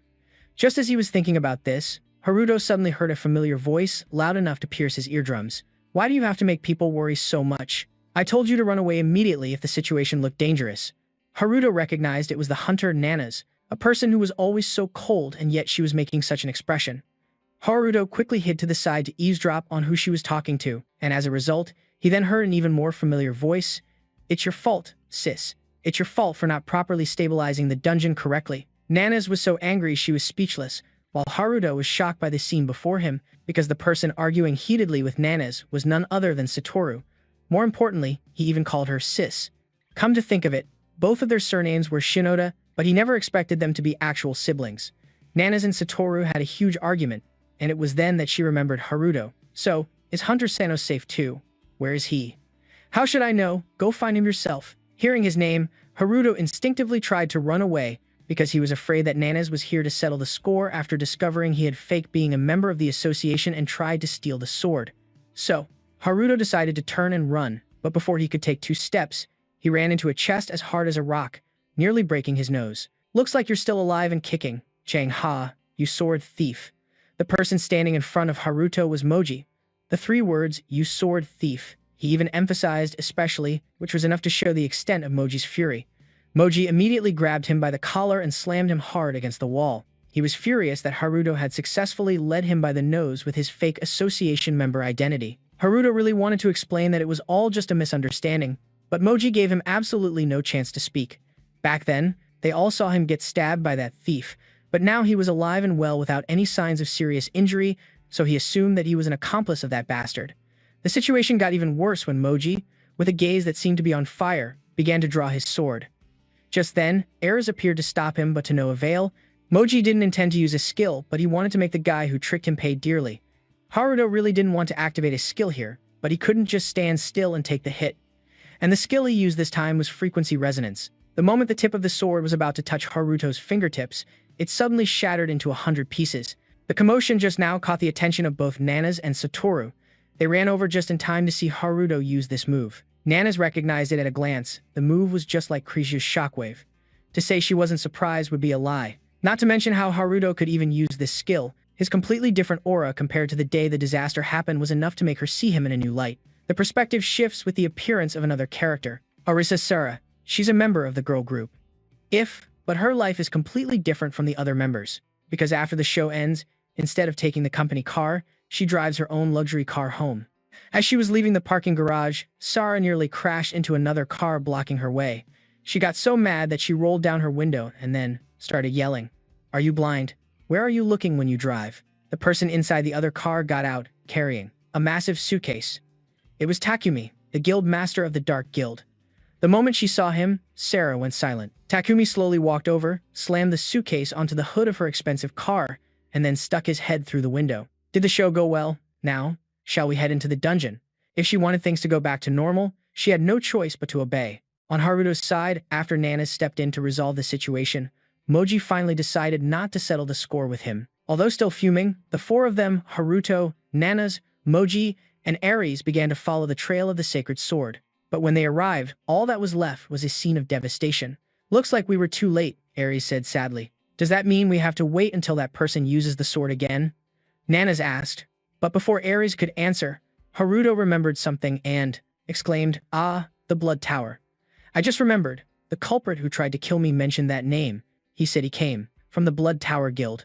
Nanas had never heard of it, so she immediately guessed it was a secret dark guild. Moji seemed to be losing his patience, as he knew the sword wouldn't last much longer. But Nanas already had a solution for the slim lead Haruto had just revealed, because she knew someone who was very well informed about these kinds of things. As for Sara, the fact that Takumi sought her out proved her identity was anything but ordinary, and indeed it was. Just like Haruto, she was one of the people blessed by a mystical being during the catastrophe 15 years ago. At first, Sara thought she had only awakened abilities like other normal hunters, but it turned out she possessed a unique skill. It was called Undo Control Z, which allowed her to revert a target to its previous state. It was a skill that could be used on both people and objects. After that, Sara started buying broken or discarded luxury goods, restoring them, and selling them in pristine condition. And even though it wasn't a restoration or healing skill, she could still make money by healing injuries. However, the amount of money she could earn with this skill was limited, while Sara needed a lot of money, because her parents, victims of that great disaster, were in a coma and staying in a hospital with less than ideal facilities. Sara had tried to heal them, but she couldn't restore them to their original state because she didn't have enough mana to use the skill. Without mana, all she could do was restore minor injuries, and mana was a form of energy that only hunters could control.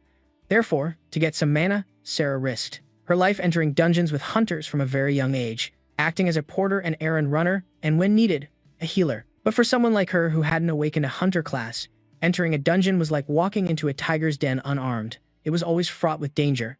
However, what pained Sara the most was the contempt from the other members of the party, because after every raid, she would always ask each person for a little bit of mana instead of payment, and every time, Sara was mocked, despised, and looked down upon until one day when she was covered in injuries and utterly desperate. When she had grown sick of this curse-like skill and just wanted to give up on everything, she met someone. That person was Takumi. Back in the present, Sara had no choice but to bring Takumi to her home. Looking at the room, which was cramped and so simple it looked impoverished, Takumi couldn't hide his surprise mixed with a bit of mockery. "Where did all the money you earned get burned away to? I never expected someone as famous as Sara of If to be living a life like this. I bet no one would think you order takeout for all 3 meals and eat whatever you want." Takumi kept rambling on about how Sara eats whatever she desires. While other female idols desperately try to lose weight and maintain their figures, Sara can eat to her heart's content, because even if she gains weight, she can restore herself to her previous state. After rambling for a bit, Takumi started to bring up the first time they met. Back then, even with someone dying right in front of her, Sarah only thought about stealing the person's valuable items. At that time, he had called her a thief and boasted that he and she were the same kind of person. After that, they signed a contract. As usual, Takumi would gather enough mana and give it to Sarah, and she would then help him restore the items he needed. However, this time Takumi demanded that she enter the dungeon with him, even though the contract restricted this, because he wanted Sarah to restore the treasured sword to its original state, and that process would consume a colossal amount of mana. "Sarah, this will be the last time you have to enter a dungeon," Takumi said cryptically. "Don't tell me you mean you found the infinite mana regeneration item and it's inside that dungeon." Sarah immediately lost her composure. "No. However, if you go, there's a chance it might appear. I know our contract restricts you from entering dungeons, but just this once. Enter the dungeon with me. This will be the last time and the reward will be worth it, right?" Returning to Haruto's group, the person Nanas had just mentioned as knowing all the information was none other than Masato from the future guild. Although she really disliked the guy, she still had to take Haruto there. On the way, he found it very confusing because logically, the two guilds always competing for the #1 spot in Japan, Moss and Great Sage, should be the ones with more information. They only have expert knowledge on dungeon clearing and management, whereas Masato knows a lot of other inside information. And just as expected, he really did know about the Blood Tower Dark Guild. It all started with the giant ogre's heart, an item known for its ability to grant infinite mana regeneration. It's a very rare item that appears in the ogre's Snow Mountain dungeon and only drops after defeating the hidden monster, the giant ogre. In order to search for that item, the Future Guild mobilized a massive reconnaissance team to gather information, and during that time, Future encountered the Blood Tower Dark Guild that Haruto mentioned. Specifically, Masato found a hunter recruitment notice with a very low view count from the Blood Tower Dark Guild. They needed to recruit 30 people at level 90 or higher with optional equipment, so Masato immediately guessed they were preparing manpower to conquer the ogre's Snow Mountain. After that, he started to investigate further and learned that this Dark Guild was even worse than he had imagined. They commit theft and assassination, regardless of whether the target is an influential person or a hunter party clearing a dungeon. And because they are a Dark Guild, they also don't care less about being scorned by others. Haruto listened intently to Masato's words about the so-called item that could infinitely regenerate mana, which he didn't need since he had that ability too. But it was indeed an eye-opening item. According to Masato, someone clearly wanted to monopolize it, and if someone truly possessed this item, then what did it have to do with the longsword Kalizia? At first, Haruto thought they stole the sword to defeat the giant elf, but the sword's durability was clearly low, and it couldn't be swung many more times, so he quickly dismissed this theory. After a discussion with Masato, Nanes concluded that the Blood Tower Guild was targeting the giant elf's heart. That's why they wanted to form a team to clear the giant elf's Snow Mountain dungeon, but this time, Ares spoke up in protest. She didn't think it was logical, because ever since that hidden dungeon was discovered 15 years ago, no one had ever found that item. "How do you know?" Haruto asked. "I can't go into specifics, but I was once very interested in this dungeon and researched it myself. After all, the giant elf's Snow Mountain is still a notorious dungeon, known for its difficulty, and it has been listed as one of the classic dungeons that hunters avoid at all costs. A few hunter groups occasionally search for hidden dungeons, but they've all given up on this place. What could be in that dungeon that would make veteran assassins form a team to conquer it?" Masato revealed a cunning smile, seeming very interested in this matter as well. "When do they depart?" Haruto asked again. Masato shrugged, indicating he didn't know for sure since the hunter recruitment was already over, so they might have already left a long time ago. Haruto gritted his teeth in anger. It seemed the enemy had planned this long in advance, which is why they orchestrated the sword theft so precisely.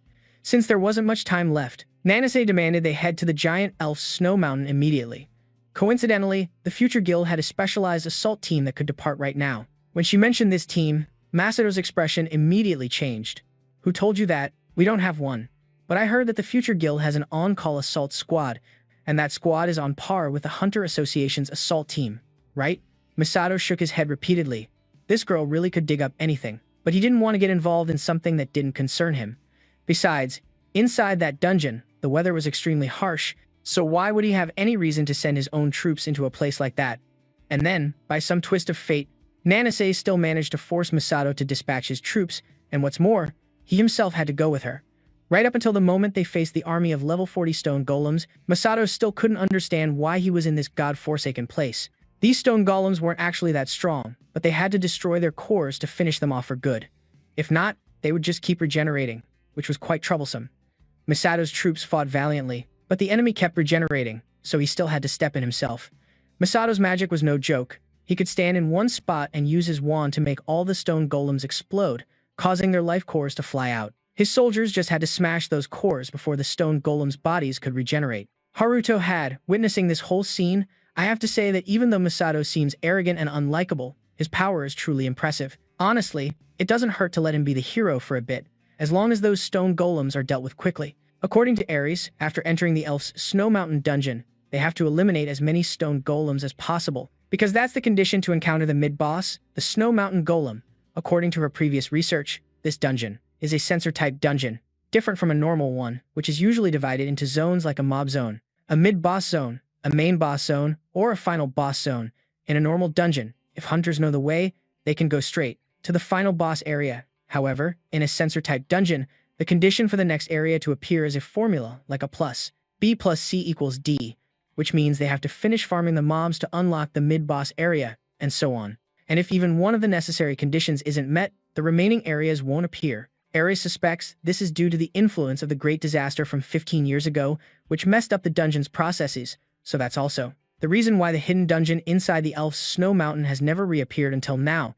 To be honest, Ares is also not certain about the condition for the mid-boss to appear, but after careful research, she feels that farming the most mobs is the most viable method. Plus, they also have to hurry, because if the reward item from that monster is the key needed to open the next area, then the Dark Guild members are definitely targeting it too, so they need to get the key to the hidden dungeon before them. Haruto couldn't care less what the Blood Tower's purpose is, but he is determined to retrieve the longsword Kalesia to return it to Moji and Ares, so he also starts to join the fight against the stone golems. This time, Haruto decides to use the giant Spider King's silk combined with a special move Shockwave. The spider silk binds the stone golem's legs tightly, while the shockwave shatters them into small pieces, watching Haruto deal with these mobs with relative ease. Masato's soldiers are surprised when they see him using the giant Spider King's silk from a low-level dungeon. They never expected that something seemingly useless could possess such incredible power. Ares isn't slacking off either. She and Moji team up. One uses magic to separate the stone golem's cores from their bodies, while the other neatly shatters all the cores with a sword. Among the stone golems, there are some that are even larger and more aggressive. When Masato's army can't do anything to them, that's when Nana enters the fray. The power of Japan's top 5 hunter is not just for show. Just like Haruto, she was also rewarded with Kezia's shockwave skill, because she was the one who dealt the most damage at the time. With just this one move, Nana effortlessly took down the giant monster. Is everyone alright? Nana glances around. It seems no one is injured. Yes, we're fine, thank you, Captain. It seemed like nothing special, but then Nana suddenly spots a familiar back. Very familiar. This person, despite being covered from head to toe, was eventually recognized by her. It's none other than her pain in the neck, little brother, Satoru. Wait, how did you get here? Nana snaps. Satoru doesn't back down, and immediately retorts, oh, what? Am I not allowed to come? I came here as a member of my senior's team. Him, your senior? Nana's asked skeptically. It turns out that back at the hospital, Satoru had thrown all sorts of tantrums to get Haruto to take him along, including lying on the floor and flailing about. Satoru even used the excuse that Haruto had a terrible sense of direction and might get lost in the dungeon. To prove he was useful, even though Haruto wasn't going alone and obviously wouldn't get lost, the kid threw such a massive fit that he ultimately had to agree. Besides, the boy was also great at navigating, so he might actually be useful. After hearing Satoru explain that Haruto himself had agreed to let him come, Nana's could only hold her head and sigh. What was Hunter Seno thinking? He's a low-rank hunter himself. Who can he possibly protect? She mumbled. Unexpectedly, her little brother overheard her, and Satoru immediately retorted, Don't look down on Mr. Sano. I saw it clearly back then. Neither you nor Guild Master Shirasaki was the one who cut that monster in half. It was him, Satoru asserted firmly. Seeing how he defended Haruto, Nana's really didn't know whose little brother he was anymore. However, what Satoru said wasn't entirely baseless. Meeting Haruto again this time, she herself realized he was completely different from when he was in the second spider's lair, right after landing on the bridge. Moreover, the skill he was using was Kezia's shockwave. If Haruto wasn't the one who finished it off, there would be no reason for him to possess this skill. But she truly couldn't comprehend how a low-rank hunter like Haruto could have sliced a formidable monster like Keishia in half. Putting that aside, Nana's and the others continued to fight, but she never expected that the members of the Black Guild they were searching for had already infiltrated their own ranks. At that moment, Takumi and Sara were hiding from a distance, scanning the situation. Meanwhile, his subordinates blended into the chaotic attack squad. using stealth to hide, stealing the final blows, and simultaneously looting both mana and items. High-rank hunters like Nanas and Masato were indeed incredibly powerful, but because they were so strong, these guys weren't afraid of anyone. Therefore, they didn't focus much on honing their precision skills. In contrast, the members of the Blood Tower Black Guild often faced situations where they had to fight stronger opponents, so they had mastered their stealth and weapon concealment skills to the highest level and were rarely ever detected.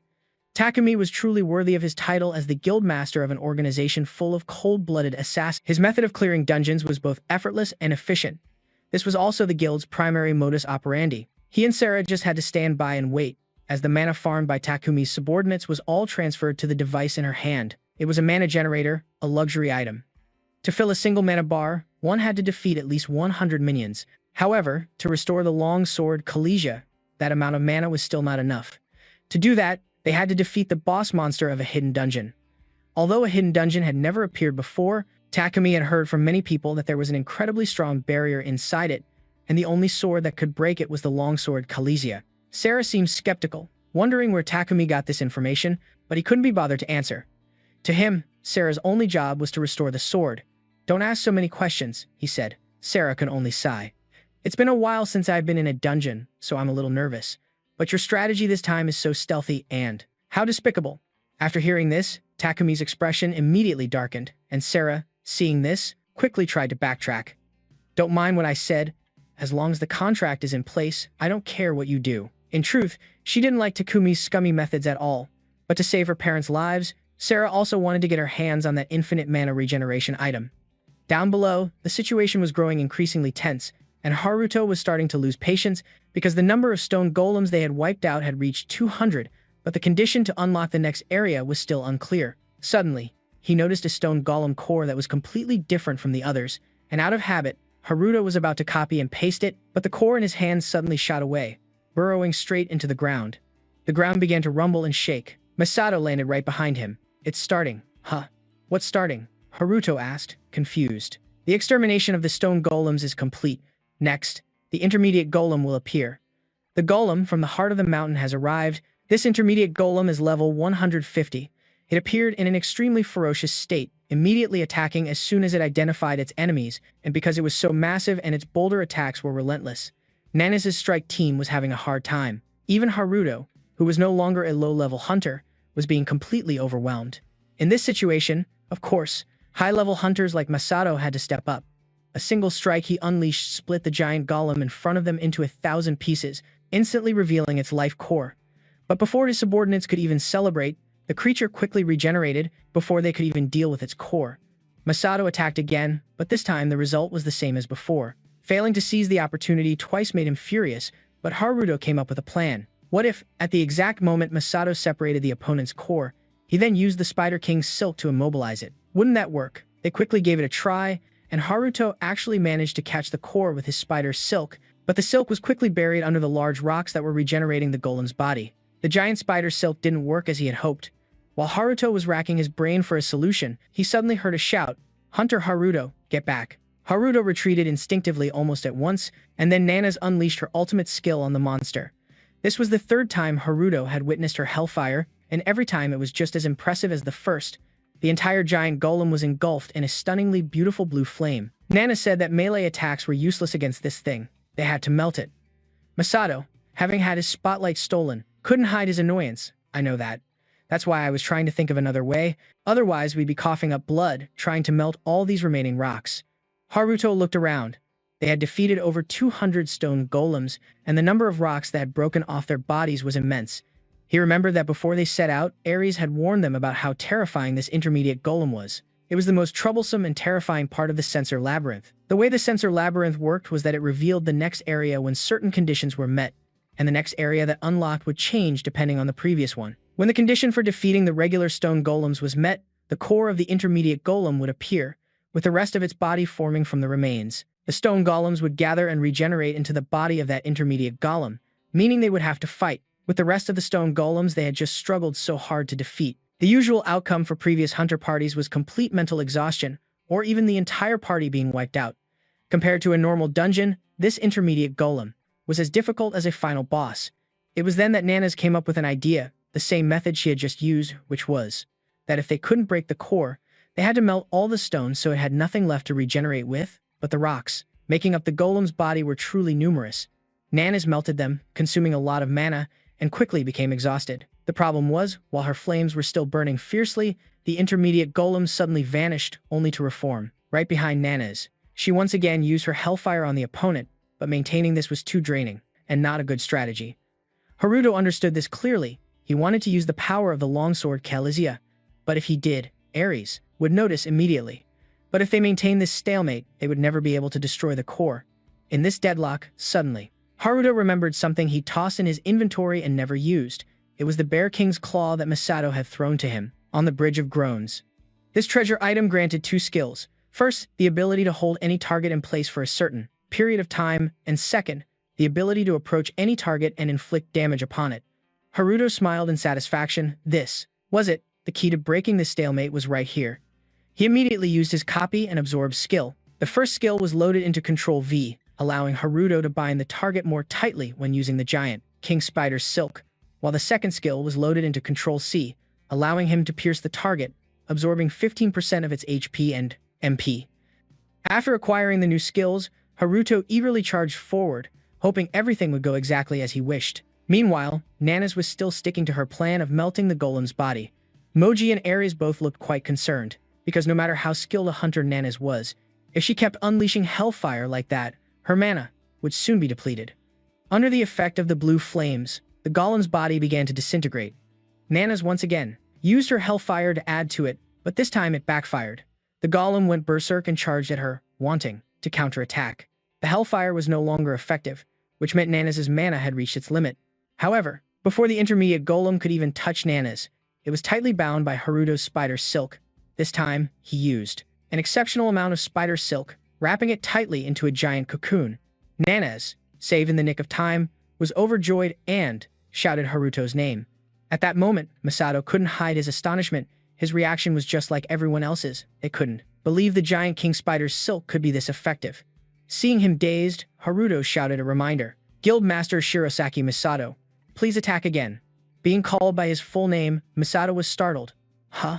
But didn't you? See, attacking is useless. It'll be different this time. I can stop the core from moving. We don't have much time, so hurry up, Haruto said urgently. Being ordered around by him, Masato gritted his teeth in anger, but in the end, he still unleashed his magic to attack once more, along with a threat in case Haruto failed, or he would give him a sound beating. Masato's magic pierced through the thick layer of spider silk, destroying the body of the intermediate-level golem. Large rocks scattered in mid-air, and its life core was exposed. Haruto seized this opportunity, using his spider silk, the ultimate version of his giant king silk, reinforced with the claws of the intermediate king bear, locked down the core, and this time, his plan succeeded. Not only Masato, but even Nanas stared wide-eyed at this scene, but thinking back every time they fought a boss. Haruto was always there at the crucial moment. It turned out she really couldn't keep looking at him as just a low-level hunter anymore. Using the king bear's claws was a strategy that only a hunter like Sano could come up with. Ares was also full of praise, and the attack team cheered continuously upon seeing this miraculous sight. It seemed that besides Satoru, no one else believed that Haruto and his seemingly useless spider silk could perform such a miracle. In contrast to their joyous celebration, Takumi and Sarah looked as if they were choking. He immediately ordered his subordinates to stop, collecting mana to accelerate the plan and begin the operation. After putting on his mask, Takumi ordered all of them to get into position, ready for battle. What's going on? Is the situation so serious that you have to step in yourself? Sarah seemed alarmed. That's right, because of that strange guy. Getting the key from the core might be a bit more troublesome. You should also get ready, Sarah. After receiving the order, Sarah quickly stood up on the white snow. Satoru, at this moment, was using his stealth skill, hiding behind a large tree to observe, and he began to wonder to himself, what should I do? It looks like the one who seemed to be the leader has left. What is that girl planning to do with all the mana she collected? Should I report this to my senior? Just then, Haruto handed him a stone and said, take this. It's a high-level stealth skill. Satoru was surprised. What? Are you sure it's okay to give me something so valuable? He scratched his head and declared, this job is that important. Satoru's jaw dropped in surprise. An important job. His expression turned serious. Shota Satoru, this time you don't need to fight the monsters. Instead, use your stealth skill to follow them. If they find a hidden dungeon, let me know immediately. We're going to hijack their plan.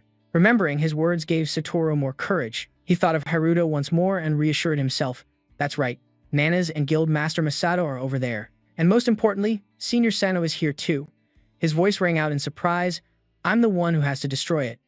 Masato turned and affirmed. Yes, since you captured it, you should be the one to destroy it. Nana smiled and said, that's right. Because this is Hunter Sano's achievement. He raised his sword, getting into a ready stance. All right, I'm really doing it then. Haruto was a little surprised. This is the first time I've been treated like this. It feels strange. I've finished copying it. Now let's destroy it quickly. Then he plunged the tip of his sword straight into the red orb, causing it to crack. The orb immediately shattered into tiny pieces and vanished. A notification message appeared briefly. Mutated Golem has been defeated. After that, a series of level-up notifications appeared around him. Next, another system notification appeared. You have received a reward item for destroying the mutated Golem's core. A golden key appeared, falling into Haruto's palm. It was the key of the sealed heart, which opens the door to where the giant Golem's heart is sealed. He held the key up high and shouted, I got it, the key to the hidden labyrinth. I'm so happy for Haruto. I never thought I'd see it with my own eyes. How does it feel to be one step closer to your mother? Ares looked confused. It's just a key. The real challenge is just getting started. While everyone was chattering excitedly, Haruto was just focused on looking around. He whispered quietly, a command, making a notification window appear. Status check. A smile immediately appeared on his lips. He couldn't help it. Whoa, nice. With the upgrade from the long sword, I'm at level 285 now. That's almost as high as a high-rank hunter over level 300. The day I can solo isn't far off now. Haruto jumped for joy under Masato's helpless gaze, who turned away and muttered, commenting, celebrating so pathetically after just beating a mid-tier boss. Nanas chuckled softly. And who was it that just struggled with that mid-tier boss? Then, feeling teased by her, he quickly retorted, I wasn't struggling. Suddenly, a series of loud explosions erupted, sending dirt and rocks flying everywhere. Mo and Ares had to quickly dodge to avoid getting hurt. Before the astonished eyes of everyone, dozens of sharp spikes shot up from the ground. On the black spikes were lines of red text. Masato shouted loudly, that's the sign of a colossal monster's appearance. This is bad. He urgently ordered his team, everyone, get behind my shield. But before he could finish, another explosion went off, breaking their formation, and at the same time a pillar of red light appeared, illuminating the entire sky.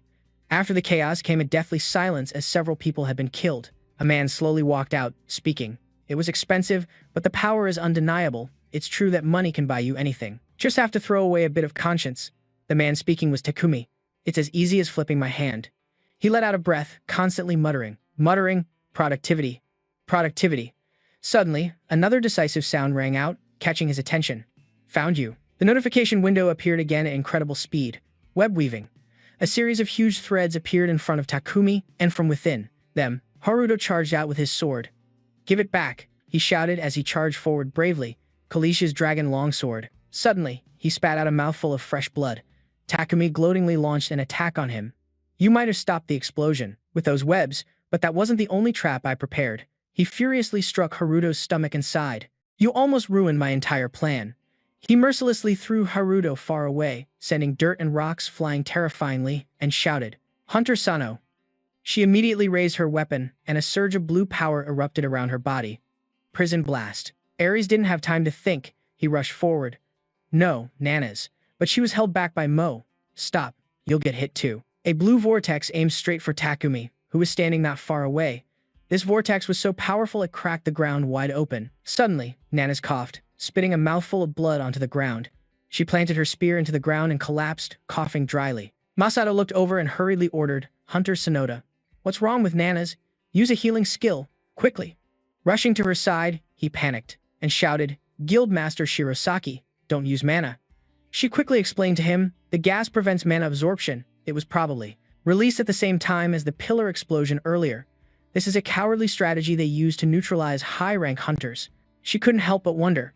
Meanwhile, a black liquid was bubbling on the ground. Why would they use something so dangerous? Like this, Takumi turned his back on the badly injured Haruto. Time to be productive. Masato gritted his teeth, his brow furrowed. Unbelievable. He was utterly stunned by Takumi's strange footwork. It's Shadow Morph, the highest level stealth skill. Wasn't that skill supposed to have been eradicated by the previous generation of hunters because it was too dangerous? How could he have it? Takumi calmly turned his head, looking around without a word. when he suddenly noticed the key that had fallen right next to Haruto. Next to Haruto, he slowly picked up the key in silence. A small notification appeared. The key that seals the heart had transferred to the current owner. Takumi let out a soft laugh. Mission complete. However, he didn't seem very satisfied. He quickly grabbed the boy by the collar, and Takumi growled, a red light flashing on his mask. We have to kill him right here. Haruto managed to say mockingly, I was just thinking the same thing. The man was momentarily surprised. What? He's still conscious? The corner of his mouth curled into a smug smile.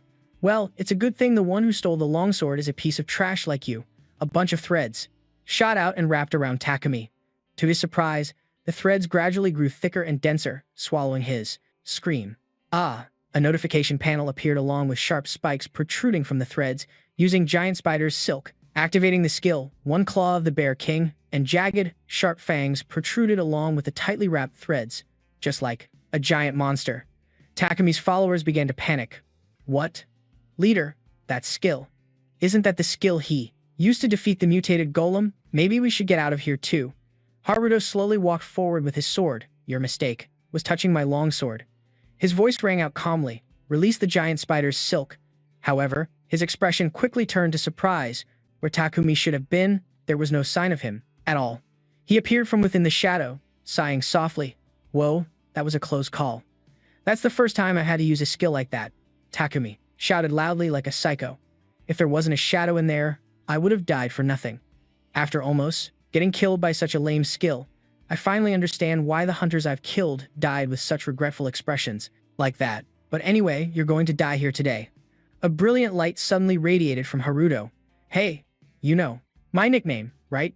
He stood up straight, making the light even more dazzling. People call me a mana battery because I share my mana with my teammates. This is the first time I've tried it from such a long distance, but it still works. Takumi was surprised. What did you say? He coldly made a statement that surprised the man. It means your life ends here. Masato, standing to the side, also shouted loudly. I don't get what's happening, but I'm overflowing with mana right now. I'm going to destroy your Blood Tower Guild, right here and now. At that moment, a red magic circle appeared in midair, carrying with it black lightning bolts, powerful ones. Takumi cursed inwardly. Honestly, Shirosaki Masato's wide-area black lightning is the nemesis of Shadow Morph. Takumi's Shadow Morph. He couldn't escape. This is bad. He quickly turned his head to the side and ordered, Arita-Sara, do it, reverse it. Her response was a mysterious green light. Then the mana potions resting on the ground quickly had their caps open all at once, and they became pillars of light converging on a single point under Sarah's manipulation. She gritted her teeth, trying to reverse it as her leader commanded. A notification panel appeared, issuing a command, reset and restore. The golem's snow mountain labyrinth to its original state. The stone fragments gradually dissolved as if time itself was reversing. A notification announced the dungeon was resetting and returning to its original state, and the whole world suddenly began to shake violently. Whoa, what's suddenly happening? The dark blue lightning and fierce winds threw the group into even more of a panic. What is this airflow? Amid the chaos, someone immediately spoke up to explain, this isn't a normal airflow. The remaining golems are. Before everyone's eyes, the golems gradually began to piece themselves back together, they're reassembling. Look! Nana's eyes filled with astonishment, while Masato, also surprised, hesitantly spoke up, don't tell me. He looked into the distance, where the golems were slowly emerging from the thick mist. Is the dungeon resetting? A golem charged forward frantically, startling him, its fist quickly colliding with Masato's shield. Damn it, that gas is preventing everyone from absorbing mana. He glanced at his teammates, thinking to himself, Masato has to maintain the shield to protect the members, but like this, they can't fight the golems. At this rate, everyone will die inside the protective shield. Is there a way? Suddenly, an unexpected event occurred that made his eyes widen in surprise. Nana's green tornadoes flared up once again, wiping out the golems. Masato's jaw dropped in astonishment. Hunter Nanas, how are you? She glanced at him and said seriously, you heard it just now, didn't you? Hunter Sano's nickname. Nana's voice was firm as she mentioned the nickname, Managopher. However, Masato didn't quite understand. So what? Ares, while healing, continued for her. He possesses the ability to infinitely regenerate mana and transfer it to his teammates. Clearly, this is a unique skill of Hunter Sano. A seed of doubt immediately began to sprout in Masato's mind. It's unbelievable. He stared intently at Ares' hands as she healed Haruto. Only priest-class hunters should have that ability. So why can Hunter Sano, who isn't even a priest, do it? He glanced over at Nanas and Mo, who were fighting with all their might. High-rank hunters like him and Nanas require a huge amount of mana to activate their skills, And it's not just limited to the two of them. He's sharing mana with everyone here, sharing his own mana. In such a short amount of time, Masato gritted his teeth. Infinite mana regeneration? I've never heard of a unique skill like this before, but if it's real. Then his mind began to race with his own calculations. Instead of searching for the giant golem's heart, a better way is to make Hunter Sano join Masato's guild. Suddenly, Nanas's voice rang out, catching Masato's attention. Now everything is clear. She charged into battle while speaking. Everything, even what happened at the Rainbow Bridge dungeon, was the work of the Blood Tower Guild. Mo, who was blocking a blow from a golem, turned his head and shouted, "The important issue right now is that the dungeon has already reset. If they reset the dungeon again." But Ares' voice cut in, denying that theory. "No, I don't think that's possible. The reason the hidden dungeon hasn't been cleared until now seems to be due to a logical issue with the dungeon." She focused on her task while slowly explaining, "I don't know if they've realized it, but right now, the probability of the hidden dungeon appearing is 100% certain." As soon as she heard that, Nanas's gaze turned several shades colder. But there's also something strange compared to before. She calmly took down a golem and continued, "The number of golems appearing is fewer now." Masato quickly realized the problem. It's because the strange golem that Hunter Nanas melted wasn't reset. "I need to resolve things here quickly so I can track down those bastards from the Blood Tower." But still, these things weighed heavily on her mind. If that was all, it wouldn't be a problem, but let's assume this time is also like the dungeon upheaval from before. If they repeat that method, then no, that can't be possible, right? Meanwhile, Masato couldn't help but worry about Haruto, and it suddenly occurred to him, is Hunter Sano okay? I hope he wasn't taken out by those guys, right? In a corner of the snowy mountain, a giant spiderweb cocoon lay still on the ground. Haruto emerged from the cocoon, his body covered in wounds, releasing the giant spider web. Damn it. His eyes were now filled with rage and frustration. That bastard, Takumi, suddenly appeared after a frigid gale. He didn't hesitate for a second, rushing forward and shouting, "Stop right there." The two swords quickly clashed, creating a sharp sound. The man looked at him and chuckled. "What exactly do you think a low-rank hunter can do, huh?" Despite Takumi's taunt, he stubbornly gripped his sword. "Huh, this low-rank hunter you're talking about is the one messing up your entire plan." He once again used the king's giant spider web to bind the man's hands tightly. Takumi swung his arm, breaking free from the webs, and growled, "This web is as insignificant as an insect. Let me make it so you can never use this thing again." With that, he plunged the sword in his hand into the ground, knocking him far away. A flash of light appeared along with the man's sky-shattering roar. "Longsword Kalesia, rank release." Haruto squinted, quickly wrapping himself in spider webs. He had used the webs to escape last time, but as he wiped the blood from the corner of his mouth, he marveled at the power of Longsword Kalesia. It's truly terrifying, but thanks to that, Haruto now knows how to use its power. Haruto planted his sword in the ground to stand up. Where did he get such rare information? I couldn't completely block that attack. Maybe I should chase him down and make him spill everything. However, the unfamiliar scenery around him threw him into confusion. By the way, where is this? Good grief. A vast expanse of white snow. How am I supposed to know where I am? Around that time, at the Japan Hunter Association, golden sunlight shone on the skyscraper. Toku leaned back on the sofa, reassuring Makoto, "There's no need to worry too much." Guild Master Shota, the future guild's master, Shirosaki Masato, is with them too. Makoto crossed his arms, speaking seriously. "The biggest concern right now is whether the Blood Tower Guild is really pulling all the strings. We don't know much about them." Go quickly agreed. "Absolutely. Even high-rank hunters are as good as dead if they get on their radar, and there's no way for us to gather more information." He paused for a moment, then tossed a tablet onto the table. "But our Mouse Guild has found a few things." He explained and recounted the story to the other two. "The reason they're making such a big move this time is because of the presence of Starfy, the multinational global hunter guild." Toku's eyes widened, raising an eyebrow in surprise. Starfy. Even Makoto, sitting next to him, couldn't help but be curious. Why would a world-class guild like that be in a small place like Japan? And involved with a dark guild, no less. Go lowered his head, his voice a few shades deeper. It's hard to imagine what the scene inside the dungeon is like right now. However, 15 years ago, during the Great Disaster, only a dungeon collapsed. He recounted the terrifying scene from back then with a slightly trembling voice. When the golems managed to escape, they were more horrifying than the demons of hell. He paused for a moment, then continued, "The one who sealed the Golem Snow Mountain dungeon at that time was one of the world's strongest priestesses, Nishihara Tomoka from Japan." Makoto rubbed his chin in agreement. Yes, if Hunter Nishihara hadn't sacrificed herself back then. Go looked directly at the other two and discussed seriously. The heart of the giant golem was sealed in a hidden dungeon, and to this day, it remains a fatally attractive item to everyone in the world. He thoroughly explained the operating principles of those two guilds. Both guilds are the type to use any means necessary to achieve their goals. I'm not surprised they formed a team to conquer the Golem's Snow Mountain. Besides, Ares Hill from the International Hunter Association is Nishihara's daughter, right? Makoto quickly spoke up. We all understand this clearly. So, aside from the matter of the Collegia Longsword School, she also had a plan to investigate the death of her mother, Hunter Nishihara. However, Go denied it. No one has ever acknowledged the death of Hunter Nishihara. This made the other man even more surprised. What did you say? Hunters who go missing in a dungeon and whose bodies are not found are all declared dead, right? Yet you're saying someone who's been missing for 15 years still hasn't been officially declared dead. Go picked up his tablet, glanced at a list, and replied, there were survivors that year. A hunter who returned from that dungeon about 5 years ago also claimed to have seen Hunter Nishihara. Makoto's eyes widened. He asked back in surprise, what? Is that really true? The man affirmed in a low voice, because Starfield has blocked the news, it's hard for us to know for sure, but at the very least, this is the truth.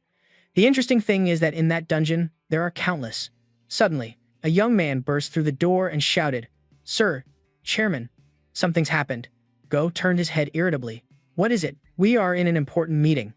The young man grabbed the remote and stammered, right now the dungeon break is. As soon as the TV was turned on, the roar of a golem could be heard. The reporter at the scene was hiding behind a wrecked old car, speaking rapidly.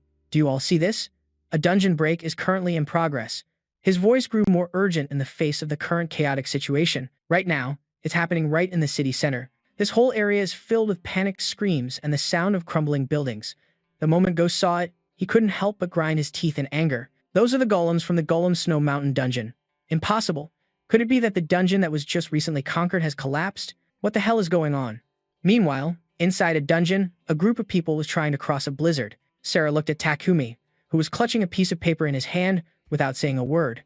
Finally, she spoke up. Is there a problem with the plan? This is the first time I've seen you injured, Kurosaki. Do you need me to heal you? The man glanced at her with a challenging tone. If you're so curious, why don't you check for yourself? Takumi said as he tore it in two. Sarah's eyes widened. This is it. The entire group stopped in front of a large gate as the man calmly announced, the hidden dungeon of the Golem Snow Mountain. Sarah, meanwhile, was gazing at the gate, mesmerized. She could finally collect the heart of the giant golem. Takumi led the group aggressively across the precarious suspension bridge that spanned between the two mountains, while Sarah watched intently. Using his stealth ability, he stood quietly in a corner, carefully observing every detail until the entire group had passed. He then slowly moved to follow them, tailing the target who had already approached a mysterious cave at the end of the bridge, a place where Takumi's group was just a stone's throw away from entering. This made Satoru unable to hold back his surprise, muttering to himself, so this is the hidden dungeon. The people following him also had their faces covered, carefully concealing their identities.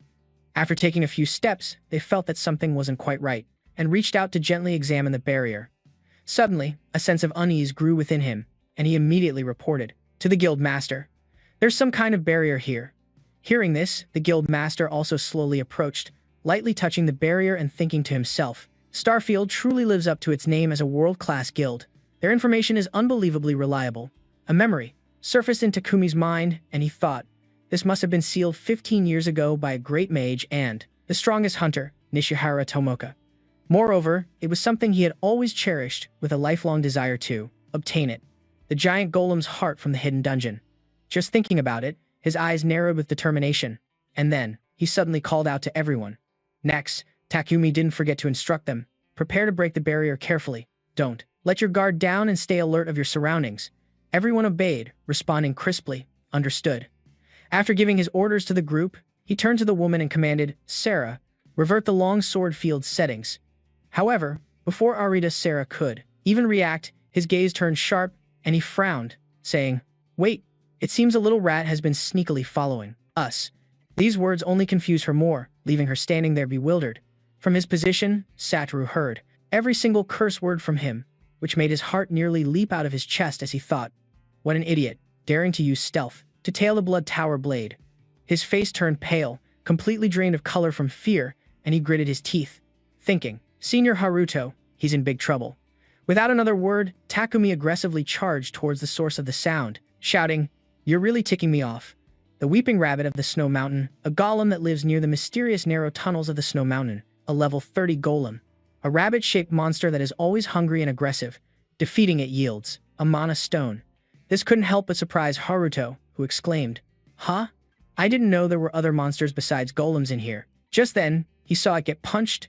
A new element had appeared and knocked it out with a single blow, right near the Weeping Rabbit's location. A very eye-catching red gemstone also appeared. Seeing this, the Snow Mountain golem walked over and gently picked up the stone. Then, for some unknown reason, it suddenly ran quickly towards him, its face full of innocence, and its eyes affectionate, as if it had a question that needed answering. Haruto knew just by glancing at it, and patted its head, asking, "Are you asking if you can eat that stone? Go ahead, little guy."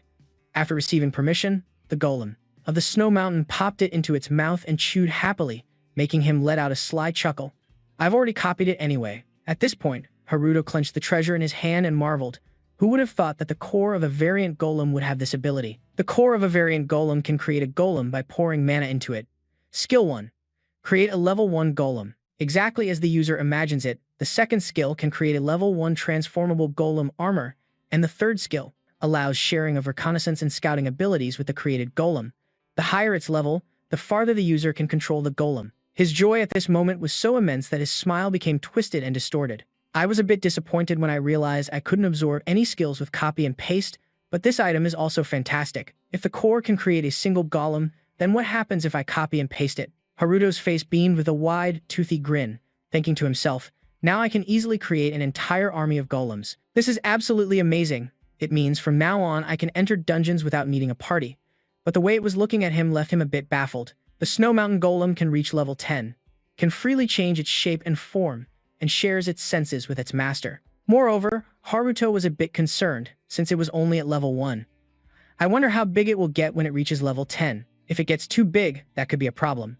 Suddenly, something unexpected happened that made Haruto, who was about to grin from ear to ear, widen his eyes in shock. The Snow Mountain golem seemed to detect something unusual, and it fiercely raised its fist and lunged at Satoru. Having just arrived only to be suddenly attacked, he screamed in pain, "Ouch!"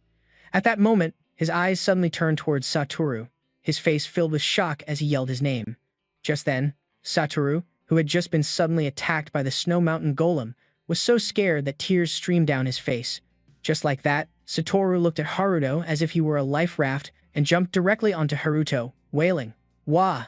Senior Haruto, I thought I was a goner for sure." After Satoru provided the information, the two of them immediately rushed over. Haruto couldn't contain his anger, yelling, "Damn it! Have those bastards from the Blood Tower found the hidden dungeon?" Well, in reality, he thought this was actually a good thing. Seeing Satoru suddenly caught up in this mess, he couldn't help but feel guilty and blame himself, saying, "I'm sorry. I didn't think they would so easily find you. It was the highest level stealth skill, so I let my guard down." However, Satoru immediately shook his head, denying it. "No, I was in a different location, so I was fine." But the person they found must have been a hunter from the future guild. The person they actually found and dealt with on the spot was someone else. I managed to escape safely. At this, Haruto narrowed his eyes and thought to himself, "Guild Master Shirosaki. I thought he didn't bother making a proper plan, but it turns out our goals aligned perfectly by chance. After all, it's clear I can't let my guard down around the Blood Tower Guild." Satoru then seemed to remember something important and revealed, "By the way, among them there was a girl." This made Haruto's eyes widen in surprise as he exclaimed, "Huh, a girl?" Satoru firmly confirmed it, yes.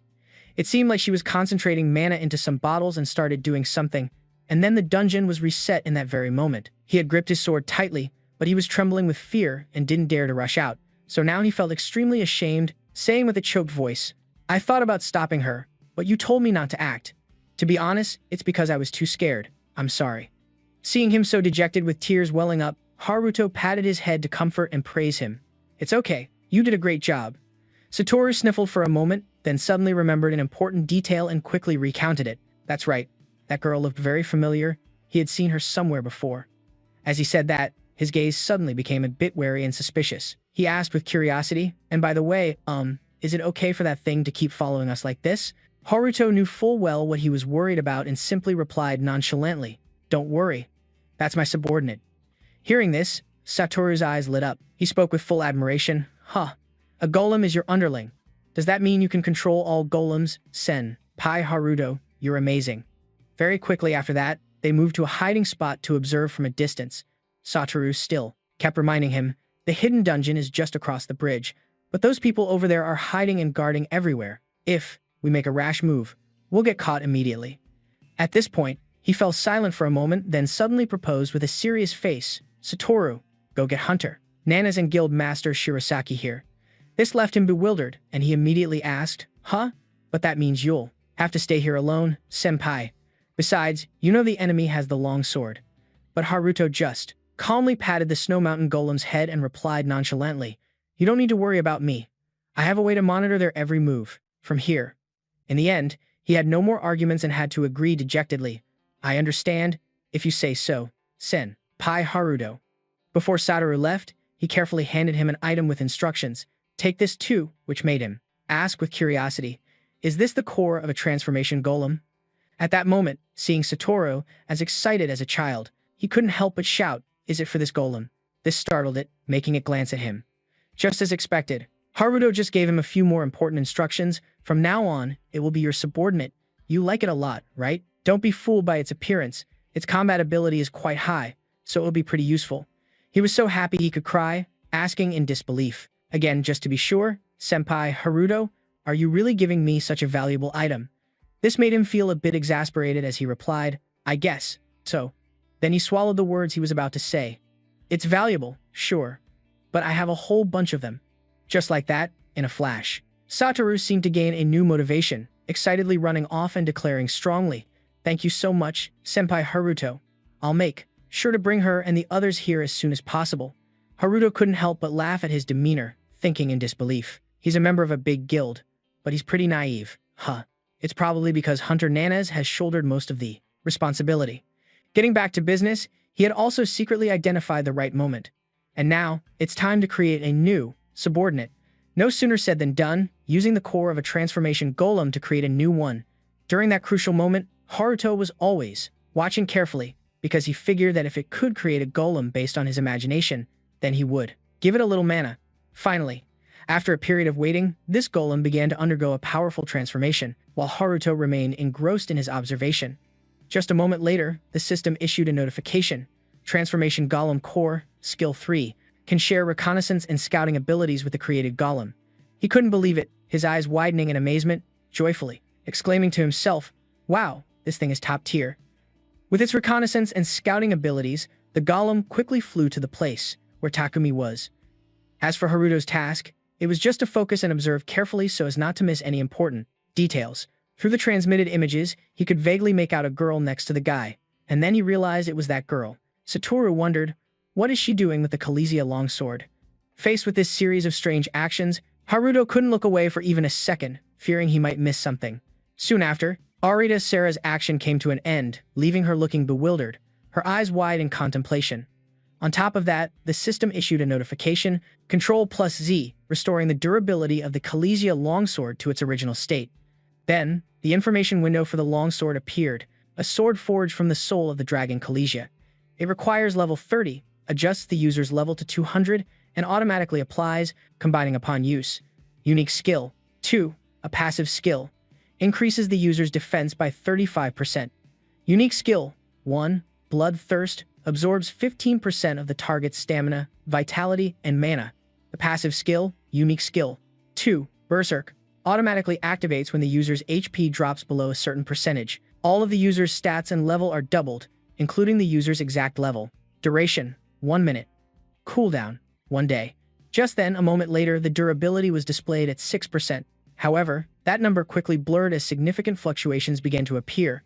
And yet, in just an instant, that figure became incredibly faint, then shot straight up to 100, a record-breaking feat. Along with it came a system notification. Ctrl+Z. The durability of the Kalesia longsword has been restored to its original state. Durability, 100%, a 94% increase. At this point, having completed the restoration process, Aridasara was too exhausted to stand and collapsed to her knees. Restoring a sword like that had drained too much of her strength, leaving her panting heavily from exhaustion. However, her reaction greatly pleased him, and he exclaimed in a voice full of praise, "Excellent!" Takumi's face couldn't hide his delight as he held the powerful sword, a cold smirk playing on his lips. All right, durability is no longer an issue now. Meanwhile, Haruto, Witnessing this scene through his spy golem couldn't help but widen his eyes in astonishment, thinking to himself, "You've got to be kidding me." The durability of the Kalazia longsword was completely restored. Can a skill like this actually exist in the world? Just then, a thought flashed through Haruto's mind. Wait a minute. No. If that's true, then that girl, she's just like me, a possessor of the system's gift curse. A number 6 slowly appeared, flashing in a jarring red color, before quickly changing to the number 100, its cold, glaring red color signaling a game-changing transformation. The system, after reaching 100, immediately turned green. The screen displayed the text, "Notification." With the key combination Ctrl+Z, the durability of the Kalisha longsword has been restored to its original state. And remarkably, this incredible reversal pushed the durability all the way to 100%, a fresh increase of over 94% without any issues. This development hit Haruto like a ton of bricks, leaving him gaping in shock, so surprised he started muttering to himself. He couldn't believe it. I never thought there was someone else besides me who's also bearing the same curse. It was hard to tell what he was feeling right now. On the other side, Nana's was growing weak from the cold and exhaustion. Her pale face and ragged breathing sparked a few thoughts in his mind. Considering that the longsword's durability was reset, does that mean she has the ability to revert any object to its original state? In short, it's a type of power that's the complete opposite of mine. But he quickly thought, if that's the case, I'll just copy that skill. The blizzard was intensifying, and Haruto was also growing tired. He couldn't delay any longer, yet he still hesitated. But can I really copy it? I wonder if I can acquire the skills of others. I'll have to find out. If asking for help is useless, the sky will still be white with snow. The only thing he could see now was the striking red of Nana's coat. With great determination, Haruto told himself that he had to make her his ally. Both of them were exhausted, but that guy Takumi wouldn't let them rest for long. With unconcealed killing intent, he growled in a low voice. The time has finally come for me to destroy the sealing barrier of the hidden dungeon. As soon as he finished speaking, his sword plunged forcefully into the hidden dungeon's barrier. Like the seal itself, the scene before them was bizarre enough to make one's skin crawl. In the bone-chillingly cold landscape, there was only a blazing red area like the barrier Takumi had created, like a separate world that no one could touch. That barrier was like a writhing centipede, coiling together like chains, forming a tight bond. It was difficult for anyone to enter, let alone think of escaping. Its terrifying power made Nana's feel a searing blast hit her straight in the face. She screamed in pain and quickly used her hands to shield her face. As for Haruto, he also recognized the source of this incredible power. His deep-set eyes reflected the only source of light coming from Takumi, and he realized with a shock that it was the barrier of the hidden dungeon. Ignoring the two bewildered people, Takumi arrogantly held the key, unable to hide his smile. He muttered, "If it weren't for the information from Starf, we would never have been able to break the barrier with this key." He slammed the sword into the center of the barrier, speaking as if recounting and boasting of his achievement. It was created 15 years ago by the great mage hunter Nishihara. That's why this sword is necessary to even hope to break the seal. Nana's tensed up and asked loudly, "What do you mean?" Takumi slowly turned his head, gave a savage smile, and said calmly, "The original owner of the sword was Nishihara's husband, Frederick Hill. He went missing in this dungeon 15 years ago.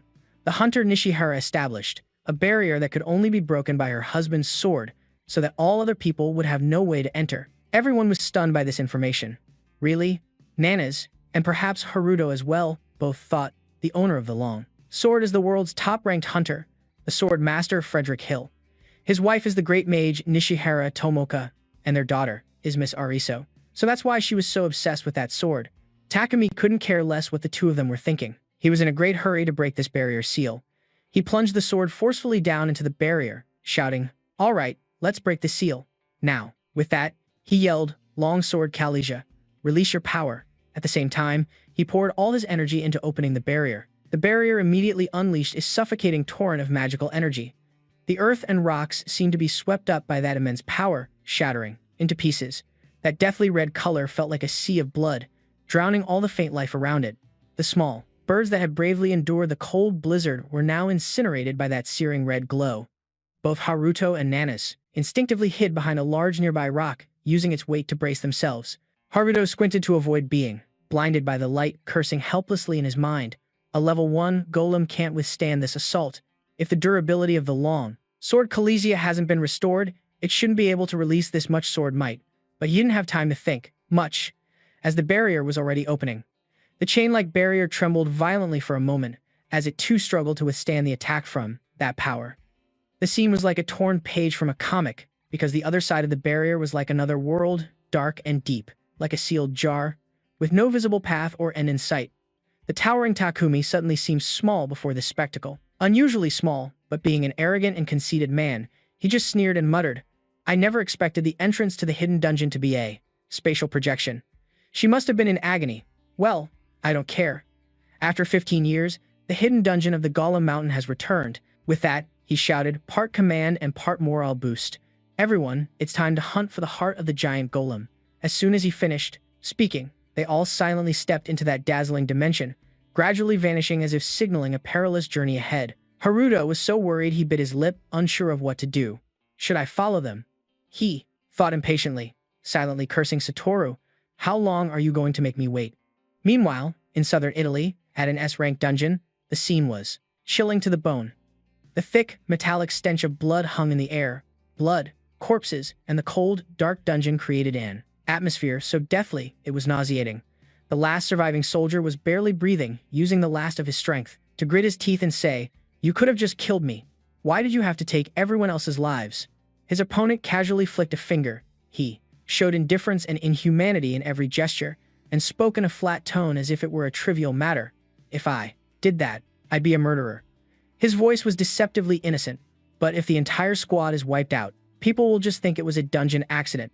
After that flick of his finger, the poor soldier's life was extinguished. The horrific scene was so gruesome one could only turn away and retch. Once again, that inhuman system displayed its cold, pre-programmed text, Control A.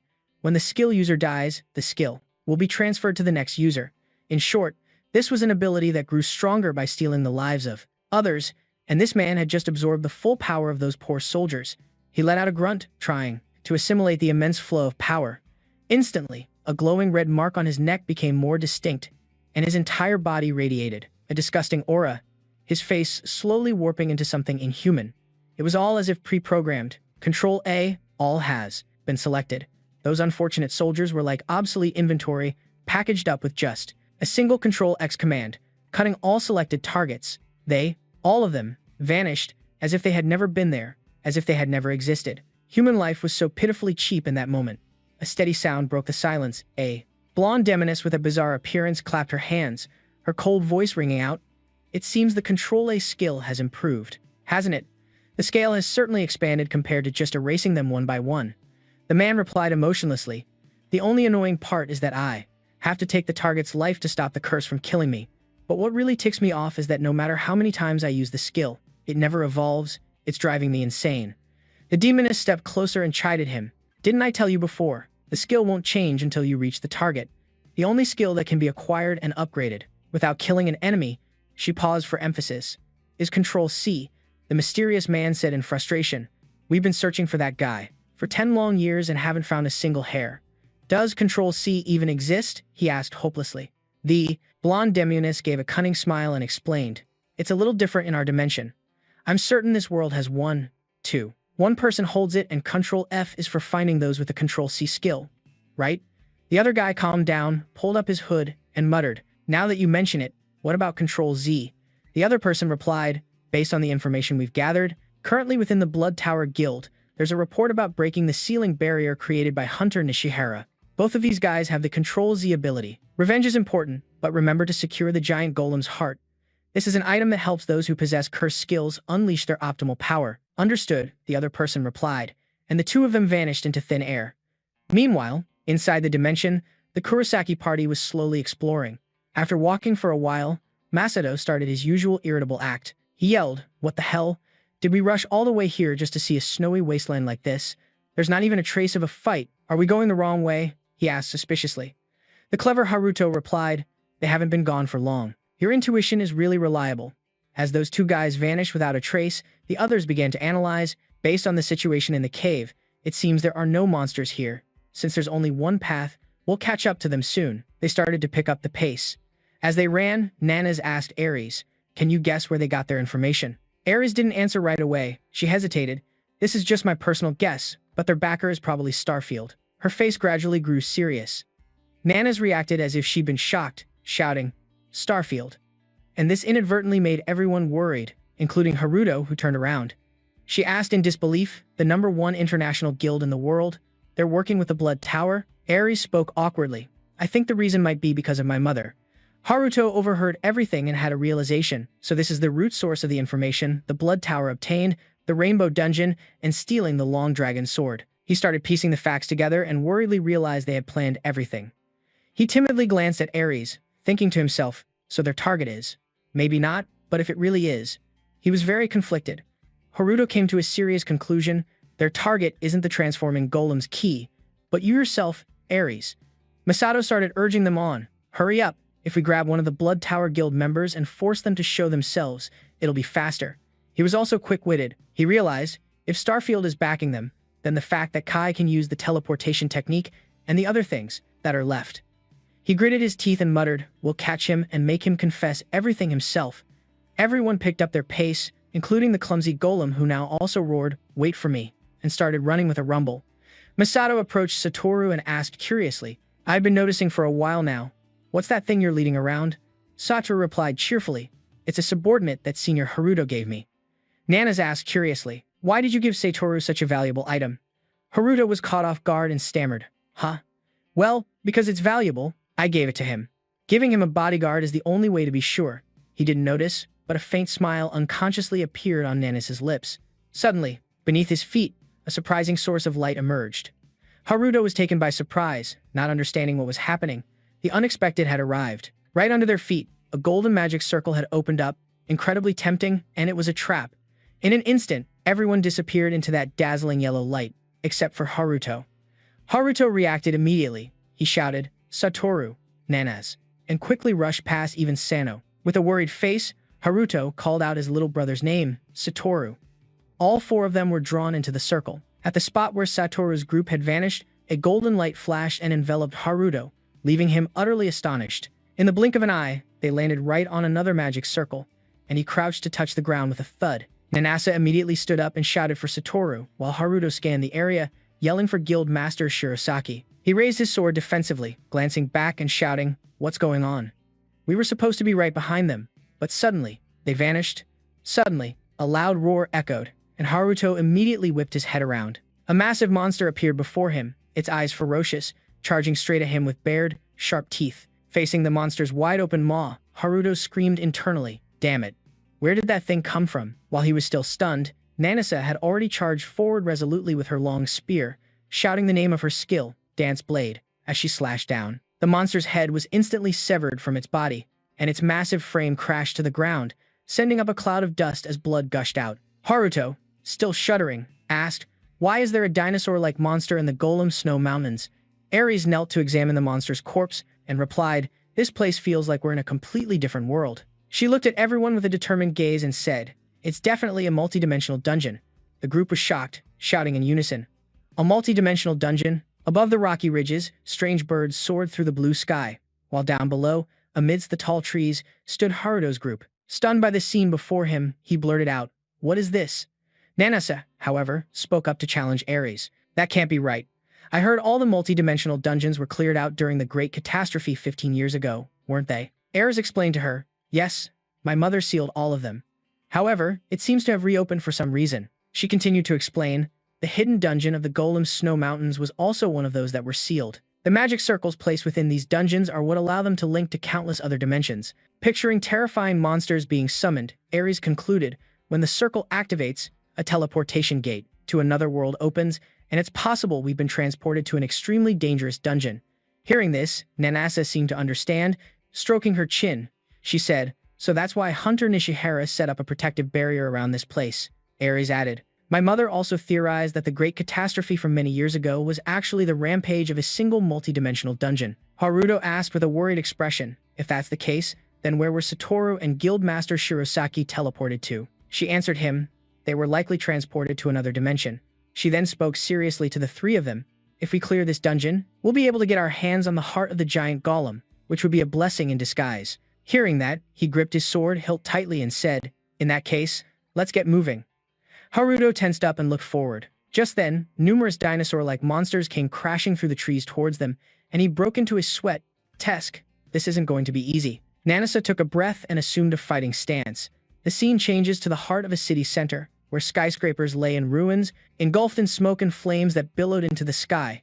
A stone golem was frantically chasing and attacking civilians. The people could only scream and run, while the hunters teamed up, each landing a blow to successfully destroy it. But the core is still there. The golem quickly recovered. Someone spoke up, "Damn it, there's no way we can destroy the core like this." The hunter next to him turned around and shouted for help. "The mages over here need wide area attack support." The young mage-class hunter looked at them, his face serious, and replied, "Not now. Out here we can't absorb mana as easily as we can in a dungeon." The young man whispered, "I'm busy defending myself. How can I have a free hand to help you?" Another hunter was shattering the golem's arm, shouting loudly, "Damn it, where the hell did that mana battery disappear to when we need him?" The bald hunter nearby was also attacking with all his might. "I can't believe there'd be a day we'd need that useless piece of goods." Suddenly, a stone golem attacked from behind. It roared, raising its hand to pounce on the bald guy. The mage saw it and shouted in alarm, "Warning! Hey, behind you!" Suddenly, a long, bright sword flashed by. Lucas appeared out of nowhere and sliced the attacking golem in two, attacking them. He quickly landed on the ground. Behind him, the stone fragments from its body began to fall. The young mage spoke up, "Ah, thank you very." Before he could finish, he was surprised to see the man's face. "A foreigner?" Lucas then brushed his hair back and replied with a smile, "I'm here on business, but I couldn't just hide in the back and watch." The bald hunter approached at this moment. "We were really in a critical situation. Thank you for lending a hand." The young mage spoke up, praising, "Your Japanese is pretty good, and you dress cool too, huh?" He then asked them curiously, "By the way, that thing about a mana battery you guys mentioned earlier, what's that about?" Hearing it made me really curious. The bald hunter laughed sarcastically, waving his hand, and explained, "Ah, it's nothing major. He's just a low-rank hunter who can fight a little, and the only skill he has is infinite mana regeneration. His only role is to be a mana battery for his teammates." Lucas hurriedly approached him. "Where do I have to go to meet that guy?" The bald man said, "I used to see him a lot before, but it's been a while since I've seen him, so I don't know where he is now. I just thought of it and blurted it out, that's all." Hearing that, he thought to himself, an infinite mana regeneration skill? I've never heard of a skill like this before. Could he be? Suddenly, a voice rang out, "Oh, we're finally here," causing Lucas to turn and look towards the top of a tall building, where two figures appeared. It was Go and Shota Makoto, staring down intently. He silently identified them, the guild master of Maus, Go, and the guild master of Dainai, Shota. Lucas couldn't help but feel a bit of anticipation. It seemed like he was about to see something interesting. A large horde of stone golems was on the move, with the largest one standing on a high floor. The two of them looked at the golems below. Makoto exclaimed, "Mass-produced golems? There's no doubt about it, the golem snow mountain. A dungeon break has indeed occurred." Then, he turned to the person standing next to him. "They're the perfect opponents for you, aren't they, Guildmaster Takagi? I'll support you." Go, enraged, gritted his teeth and cursed Shirasaki, that damn dungeon fanatic. What the hell is he doing in that dungeon? He finished speaking and immediately charged down, shouting at Makoto, "Go and tell the chairman, my reward must be something taken from the association's S-rank equipment vault." Immediately, Go used his stone armor power, his body quickly becoming encased, with a powerful stone fist smashing straight into the ground. Before his immense power, the concrete pavement shattered, sending rock dust flying everywhere. Go's entire body had completely transformed, a layer of hard rock covering his whole body like a solid suit of armor. The golem, not knowing its own limits, rushed at Go, who was filled with contempt. "We may both be made of stone, but my level and yours are worlds apart." He instantly charged at them, and one by one, the golems shattered in succession, none of them able to withstand a single blow from him. The buildings were affected by the tremors from the battle between the golem and Go, and over on this side, a hand was gathering power. Streams of light appeared as Shota Makoto raised his arm, casting a spell. A multicolored ring of light quickly formed, spinning around him. He pointed his hand forward, and the stream of magical power followed his command, shooting off at the speed of light. It shot right past Go's head, and he spoke up, "Humph, that old man plans to just watch the show by himself. Looks like there's a limit to his support." The last giant stone golem let out a deep roar and instantly rushed at Go, swinging a punch at high speed right at his face. He didn't hesitate to take a stance, preparing to counter with his own fist. His voice was full of arrogance. "If you want a contest of strength, I'm guaranteed to win." Go then used his power to enhance his arm. Instantly, countless sharp spikes sprouted from it. The two fists, one large and one small, quickly collided, creating an extremely powerful impact. Aftershocks continuously radiated outwards. Cracks constantly appeared on the golem's arm, spreading directly up to its shoulder and its entire body. Half of its body couldn't withstand his power and directly exploded into small stones, and falling out with the debris was the golem's shiny red core. Go quickly snatched it, and the layer of rock on his face gradually dissolved, revealing a sinister smile. I won't let that old geezer have the last laugh. As soon as he finished speaking, he ruthlessly crushed the core in his hand. A notification immediately appeared. The boss monster has been defeated. Dungeon purge complete. Over here, Makoto also let out a sigh of relief. The group of hunters near Go were all excited, their morale soaring as they cheered and shouted in celebration. At that moment, the Control+F ability card displayed a notification. Control+F. Target is not a user of the control skill. It turned out Lucas was the owner of the Control+F ability card. He thought to himself, oh, Japan's top hunter and the guild master of Maos. He suppressed the dungeon break in just 10 minutes. Lucas felt a little encouraged. Although Go wasn't a control user, he still managed to gather some good information. He immediately jotted it down in his notebook. Once finished, Lucas snapped the notebook shut. Now that I think about it, Control+Z is probably still in the dungeon, right? She won't die. In there, will she? But little did he know that Arita Sara, the user of the Control+Z ability, was already severely injured. A large hole had appeared in her lower abdomen. Flashing back to 20 minutes earlier, a horde of zombies appeared, growling ferociously. Their blood-red eyes glowed in the darkness as they emerged one after another from the city gate. Takumi stood before the group. Seeing this, he calmly spoke. A horde of vampires. Lifting his long sword, he announced, from this point on, we're completely in the dark, so all we can do is rely on luck. But as he shouted, he swung his sword in a blazing red arc, slashing forward. This dungeon doesn't seem too difficult after all. The zombies hit by the sword aura could only let out a scream as their bodies began to disintegrate. The power of the long sword continued to spread through the horde, and all of them were annihilated in an instant. A moment later, the smoke gradually cleared, revealing nothing but gray ash and the zombies lying scattered on the ground. A notification appeared stating the dungeon has been cleared, teleporting to the boss monster's location, the heart of the giant golem. Upon hearing this, Takumi gave a dangerous smile, and they readied themselves. Soon, the group was teleported to a door. It was a giant stone door, with strange symbols carved above it. One of the masked men spoke up, "We finally made it. The place where the dungeon boss is hidden." Takumi held up the golden metal key. It's time for this key to prove its worth. With that, he wasted no motion and inserted the key straight into the door. The large, heavy doors swung open, and they entered one by one. Inside, as soon as they stepped in, they all saw a row of massive stone statues, their eyes glowing an emerald green. It was incredibly strange. One of the group couldn't help but exclaim, "What is this? There's nothing but a bunch of stone statues in here," the masked man said. Scraping his sword against the wall, he asked, "Maybe we're too early, and the boss hasn't appeared yet?" At that moment, Sarah was sweating. She let out a soft breath, thinking to herself, "What is he rambling about? I felt it ever since I stepped in." An indescribable pressure was weighing down on her body. She looked at the others and wondered, can't the others feel it? Are they used to it because they're hunters? The masked man continued, "That must be it. In that case, we just need to beat the monster and take the reward items." He was completely unaware that something was hurtling towards him from above. The moment he finished speaking, he was crushed into the ground by a giant stone hand. The stone floor shattered and dust flew up as the hand lifted. Blood dripped incessantly from underneath it. The masked man lay motionless. It was the hand of one of the stone statues. Its eyes had now turned red.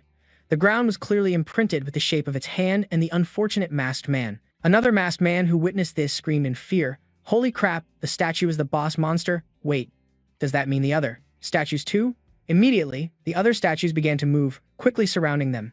Sarah was utterly terrified. Her whole body trembled uncontrollably. She clamped a hand over her mouth, trying not to make a sound. The masked man who was crushed earlier turned out to still be alive. He struggled to cough up a mouthful of blood. Seeing Sarah's terrified expression, Takumi felt confused and thought to himself, what is she doing? She's seen people die right in front of her before. So many times, in fact. He then shouted at her, "Sarah, snap out of it. Hurry up and heal him before he stops breathing." Hearing his voice, she flinched. Her teary eyes gradually regained their composure. Sarah immediately rushed over to the barely breathing masked man. But as soon as she took out the energy storage bottle, streams of mana continuously flowed out of the bottle. The mana bottle in Sarah's hand was already empty. She looked at them. She was completely shocked. Huh? The bottle is out of mana? No. Is the mana leaking out? Both bottles seemed to be having the mana sucked out by something. She was completely bewildered. Are you kidding me?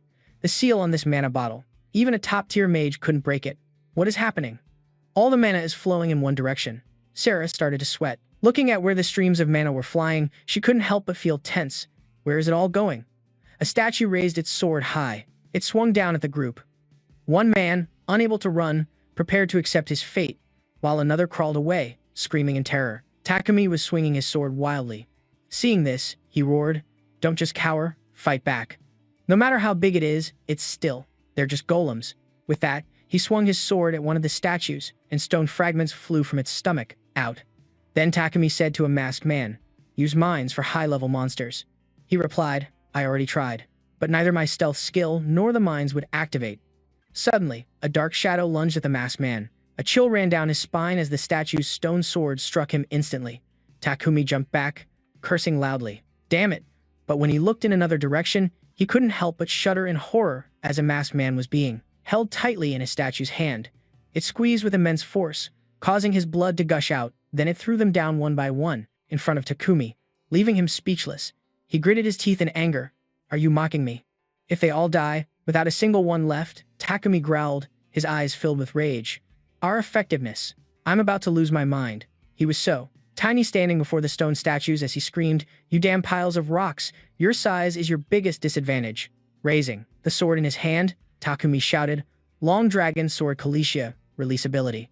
Suddenly, a red notification appeared. User does not have enough mana to release the sword aura of Long Dragon Sword Kalisha. He couldn't believe his eyes, his voice, filled with rage. "Huh? I'm over level 300. What do you mean not enough mana?" The statue was already attacking, and all he could do was stare up at it and curse. Damn it. The massive stone sword swung down with incredible force, slashing at the ground, instantly creating a huge crack and sending broken stones flying high into the air. Ignoring the situation over there, Sarah walked up the stone steps, following the direction of the mana drain. She finally arrived, relieved. "I found it. All the mana is gathering. Here." Before her was a stone pedestal, and on top of it, something was continuously absorbing the surrounding mana. Curiously, Sarah reached out her hand. "What is this thing?" As soon as Sarah touched the icebox, it immediately reacted and began to vibrate. A massive red crystal appeared before her, startling her into exclaiming, "No way! This is the heart of the giant golem. But why is it absorbing mana instead of regenerating?" The heart detected an intruder and began to vibrate violently, suddenly feeling the danger. Sarah broke into a cold sweat. This is bad. Immediately after, without a moment's hesitation, she turned to run from the giant golem's heart. But it was too late. It shot a beam of red energy straight at Sarah, the energy beam piercing through her side, causing blood to gush out instantly. She fell from the high stone steps and tumbled down, her mouth constantly coughing up blood.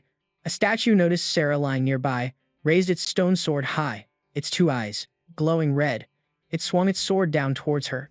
Suddenly, dark shadows emerged from Sarah's own shadow, and Takumi appeared, just in time to block the statue's descending sword.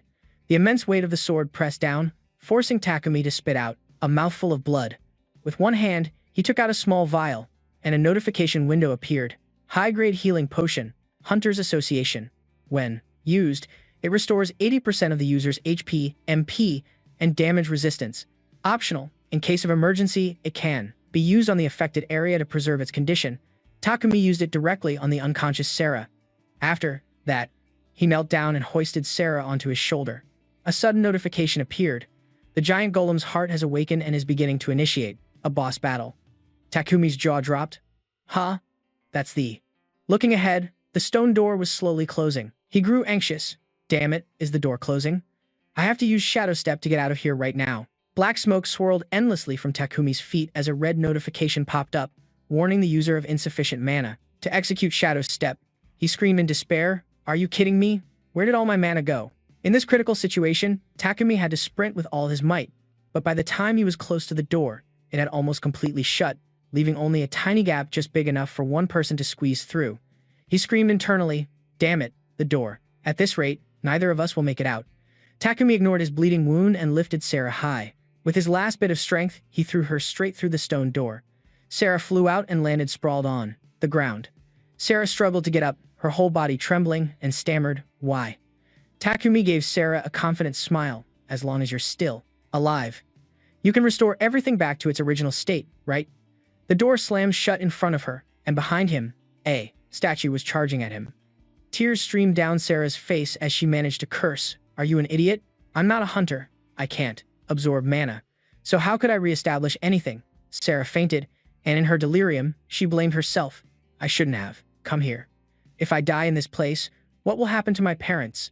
Suddenly, she felt a change in her body, something so warm. This is mana. Sarah slowly opened her eyes, and before her was Haruto.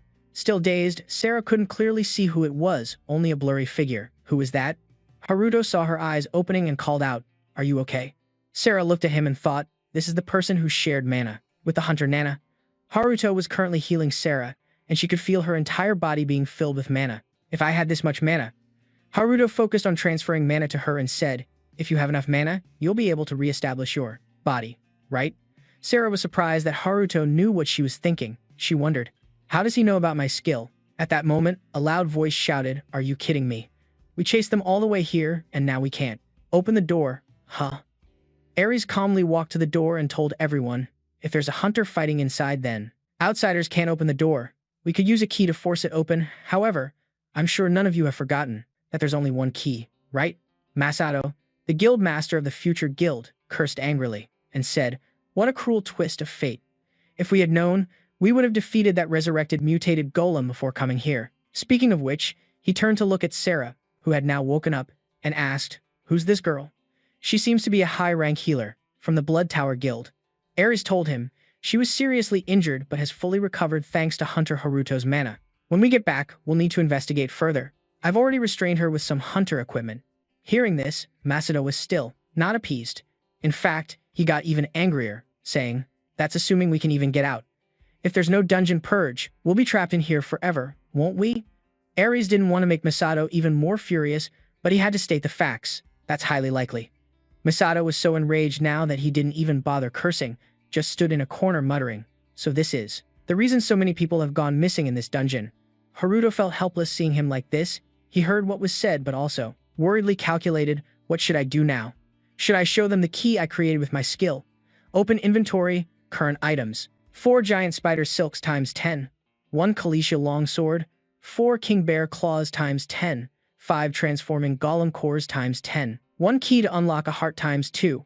I wonder where I can get my hands on one of these. Then he took the key out of his item inventory. Ares then walked over to the door and touched it, sensing something. This is the door my mother used to seal me away. There must be something special about it. Suddenly, the door emitted an unusual green light, with characters appearing on its surface, the same characters that also appeared on Ares' cloak. Everyone was surprised to see this, and Haruto was the first to run to her, asking, Ares, how did you open the door? Your cloak is also emitting a light pattern just like the door. Ares lifted her cloak a bit and told him, This cloak originally belonged to my mother. It was likely made to resonate with the door. Hearing this, Haruto was secretly pleased. So Ares really is the key to this hidden dungeon. I'll have to carefully investigate this multi-dimensional dungeon later. Masato, who arrived late, didn't understand what they were talking about and then commented, It looks like an automatic door. Suddenly, a sudden energy made everyone uncomfortable. Even the snow mountain golem accompanying them could feel it. It said, My God, what is this pressure in this room? Nanas then came forward and warned everyone. Everyone get into a defensive stance. Something inside is draining our mana. Haruto asked Sarah, who was standing nearby. Sarah, is it the thing you mentioned earlier? She answered worriedly, Yes. The giant golem's heart absorbs mana from everything around it and uses that mana to regenerate its own mana. Haruto was surprised to hear that. It absorbs mana? In that case, what should I do? While he was lost in thought, Sarah grabbed his hand and said worriedly, We need to get out of here, now. No matter how high-ranked a hunter is, if they don't have any mana, they'll. Just then, Haruto noticed something. There, in front of him, was a horde of giant beasts, and he exclaimed, What the hell are these giant things?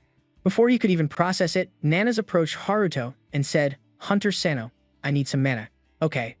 Haruto then opened his item inventory, thinking to himself, All right. Then he said with determination, Let me show you the power of a walking mana potion. At that moment, the system activated, Control-C, copying user's mana, Control-C, Control-V, pasting copied mana times N. Control+V, paste to the limit. The surrounding space was now flooded with mana. Sarah, upon witnessing this spectacle, was left speechless. What is this?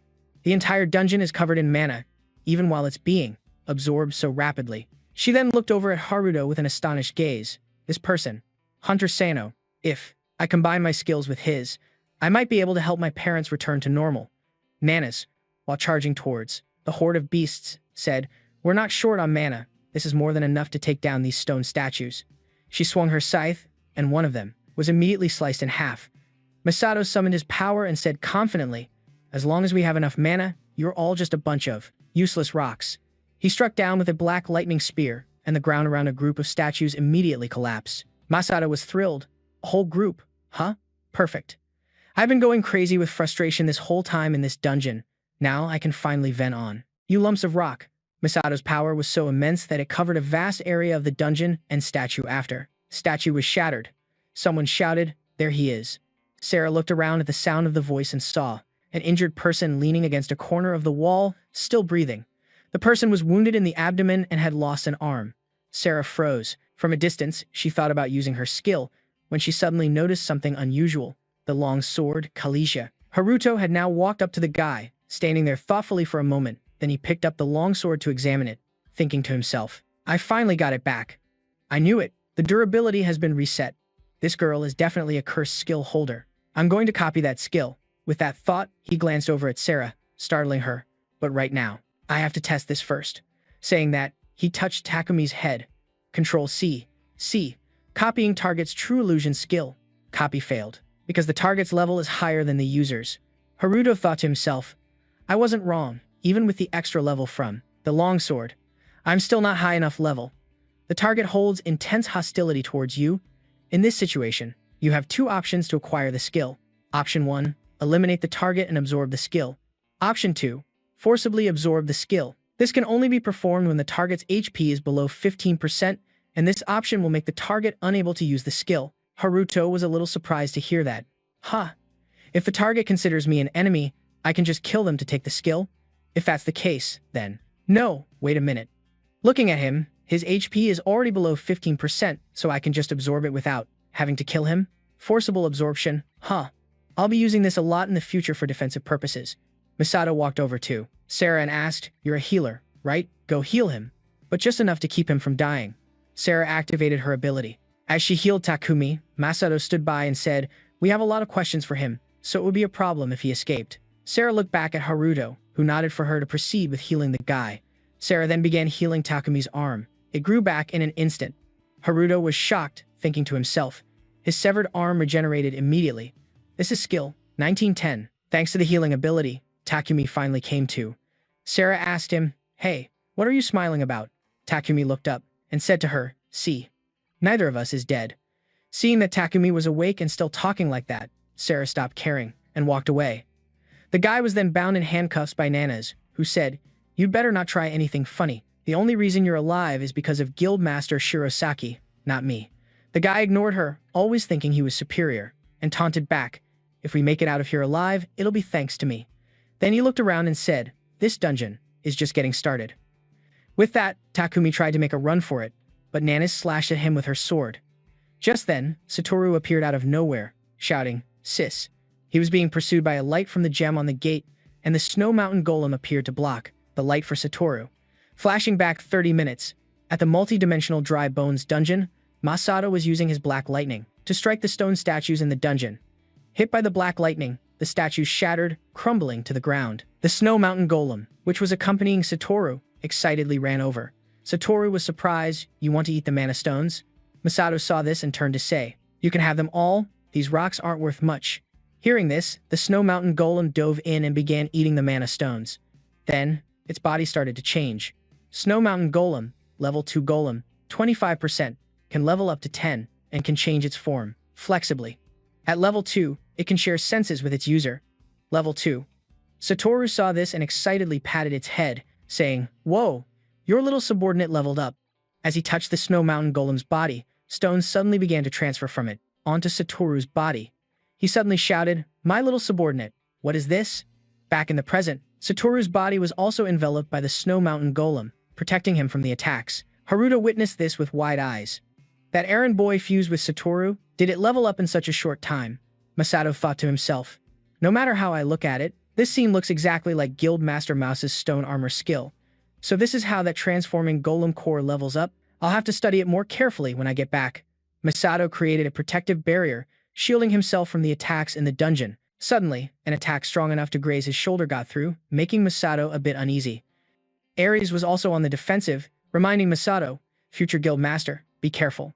These attacks are all made of pure mana, highly concentrated mana, and incredibly sharp beams of light that can't be blocked by a magic shield. Nana stepped forward and told everyone, get behind me. Because of that, the best method is to counter with physical attacks. She then unleashed a claw strike, and surprisingly, that attack actually managed to block the incoming attack. Haruto then looked over at Satoru, thinking to himself, it's just as Hunter Nana said. Because the mana is so dense, we can use ordinary swords and shields to block the attacks. Meanwhile, on Satoru's side, he was worried about the golem protecting him. My little subordinate, are you okay? That was the reason Satoru's little subordinate was able to block the attacks successfully. Haruto still felt something wasn't right. But if we just keep defending, there's no way we can advance. Because I can generate infinite mana, the heart of the giant golem will be able to attack relentlessly and attack. We need to get close enough to destroy it, or we'll all die. I have to think of something. That's it. Shadow Step. That guy from the Blood Tower Guild was able to use this skill, even when completely encased in giant spider silk. With that thought, Haruto began to activate Ctrl+V, using King Giant Spider's silk. He said happily, perfect. Now I can use the skill without fear of being discovered. Ctrl+C. Use King Giant Spider's silk, and simultaneously activate Shadow Step. A moment later, Haruto was gone. Mo, who was standing behind, witnessed his sudden disappearance and wondered. He vanished. By now, Haruto had made his way toward the source of the energy attacks. The closer he got, the stronger the energy became, causing his steps to slow down. Haruto reached the source and touched it. Watch this. Kazuya's resonant frequency poison skill should be enough to destroy this thing. Suddenly, he felt a strong resistance, and a moment later, he was thrown back. Haruto was unfortunately injured, and it was then that he realized its purpose. The enemy was concentrating mana to detonate. Refusing to give up, Haruto charged forward again. Who do you think I am? You mindless thing. That mana you're absorbing? That's a gift from me, you hear? Then he used Ctrl+V, using the spider silk of the King Giant. The summoned silk wrapped tightly around the energy pillar, stopping it from attacking its surroundings. Masato, witnessing Haruto's action, was also surprised. The relentless attacks from the giant golem's heart. Nana's was also shocked. He managed to stop it. Both Mo and Ares were endlessly amazed. Satoru cheered excitedly, Senior Haruto. Just when they thought it was over, the energy broke free from the spider's silk. Haruto shouted, it's still not enough. He continued to use his ability, Ctrl+V, using the King Giant Spider's silk, intending to restrain it once more. Haruto thought to himself, if I can just touch it one more time. His efforts paid off, and Haruto managed to touch it. Alright, Ctrl+V, use resonant frequency. Kuya's resonance to destroy the target. Haruto touched deep into its energy core, causing it to gradually crack. The system announced, you have leveled up. Its heart finally shattered completely, and Haruto, standing nearby, had to use his hands to shield his eyes from the immense light of the explosion. A screen appeared before Haruto. You have destroyed the giant golem's heart. The dungeon has been cleared. He happily sat down. Haruto thought to himself, just as I predicted, and then the level up notifications kept popping up, making Haruto freeze in his tracks. Totally stunned, I'm leveling up like crazy. You have received an item reward. Haruto reached out and took the heart. It was the heart of the giant golem. Tier 1. Skill can regenerate mana endlessly. Skill 2. Can absorb mana up to a certain limit. This is a permanent item. Haruto held it in his hand, feeling a bit unimpressed. Skeptical. Infinite mana regeneration, huh? I don't really need this skill. I'll just copy and paste it to be safe. Ctrl+C has leveled up. Now, the skill will automatically copy any copyable items. Hearing this, he became interested again. Oh wow, automatic copying, that's awesome. Satoru then ran over to Haruto, emotionally wanting to hug him. As expected of Haruto, you're the absolute best. My hero. Haruto stopped him and said, don't go hugging me now. You'll break my back, you know. Just then, a voice called out, Hunter-Sano. Masato walked up to Haruto and said, it seems you somehow managed to obtain the heart of the giant golem. Well done. He just sighed and told him, can you drop this somehow? Nana's also came over to correct Masato's words. If you're going to praise someone, can you at least do it properly? Ugh, you're so petty it's scary. Hearing that, Masato was flustered and didn't know what to say, just grunting an unwilling yeah. Masato then spoke to Haruto in a serious tone. Hunter-Sano, I'd like to have a serious talk with you after we get back. Haruto guessed his intention and started to walk away, saying as he went, if you want the giant golem's heart, I'll sell it to you for a high price. Masato was surprised that he had guessed his intention. Huh, you'll sell it to me for real? Nanas came over to advise him, Hunter Sano, for something this important, maybe you should wait until we get back to discuss it with the association before deciding. Seeing his good opportunity about to be ruined, Masato angrily told her, Hunter Nanas, why are you trying to stick your nose into our wonderful friendship? Stop meddling. Nanas didn't back down either, retorting, how can I turn a blind eye to such a shady deal? Hearing that, Masato got angry. What? What shady deal? Haruto ignored their argument and turned to leave. Just then, a voice called out, Hunter Sano, wait. Everyone had gathered by now. Haruto took out the spirit sword and said, your mother's relic, Ares. Here it is. I'm sorry for the delay in returning it. Ares looked at the sword and said, it's all right. Thank you for getting it back as you promised. Mo then asked Haruto, by the way, didn't you just use a technique similar to that guy from the Blood Tower Guild? Hearing this, Haruto felt a little guilty. Masato said, now that you mention it, you teleported such a long distance in the blink of an eye. Haruto tried to stammer his way through it. That was a skill from the King Giant Spider Silk. It leveled up so I can move super fast by shooting out webs. Mo seemed a bit suspicious hearing that. Nanas cut off everyone's speculation, saying, it's not good manners to ask about other people's skills. Let's head back. We also need to investigate these two quickly. At this point, Takumi and Sarah also had to go back for the investigation. Takumi took a moment when no one was looking to say to Sarah, Sarah, you still have to repay the favor for being saved. Life before, right? Hurry up and reset the dungeon, Sarah. Shocked by his suggestion, she gritted her teeth and angrily cursed at him. Are you insane? Fine, but this is the last time. Takumi looked at Sarah with a sinister grin, saying it was because she found a suitable mana flask, wasn't it? But if you suddenly forget our agreement, I'll be in big trouble. The Eternal Suppression Bracelet will never allow you to betray your comrades. The Curse of Adamas, as long as you're wearing it, you'll have no way of escaping me. Remember, even your parents' lives are in my hands. Hearing this, Sarah raised her hand, tears streaming down her face. Takumi continued, reset it for me immediately. I risked everything to save your life. Now it's time to repay the favor. The amount of mana in this place is more than enough to do it. Just then, Haruto saw Sarah's unexpected move. Could it be? Sarah touched her hand to the ground. Haruto sensed something was wrong and shouted a warning, everyone, get out of the dungeon now. It's about to be reset. Ares was shocked. Reset? If that happens, who knows what dimension we'll be thrown into? Haruto cursed in anger. Damn it. He dashed towards Sarah, trying to stop her, asking why she was suddenly doing this. Haruto quickly lunged forward, grabbing Sarah in a tight embrace to prevent the tragedy, but it was already too late to be saved. Layers of rock and earth, infused with immense power, began to crumble relentlessly. Then, all they could see were intense, blinding flashes of light appearing one after another amidst the violent storm. Everyone was swept away, completely unable to resist. Yet, by some miracle, right at the critical moment, they managed to erect shields around their bodies. This way, when the space began to fracture and shatter and split apart, they could safely protect themselves from the danger. Within the protective shells of their shields, they were like undefined objects drifting aimlessly through a turbulent, stormy sky. Finally, they managed to exit the region of fractured space as it prepared for a complete reset. From the outside, Satoru saw that he was still trapped in the chaos and couldn't help but shout out in worry, Senior Haruto. Nanas, too, couldn't hide her astonishment as she squinted and asked, is this the space above the Tokyo sky? What just happened? Hearing this, Ares replied in confusion, I'm not sure either.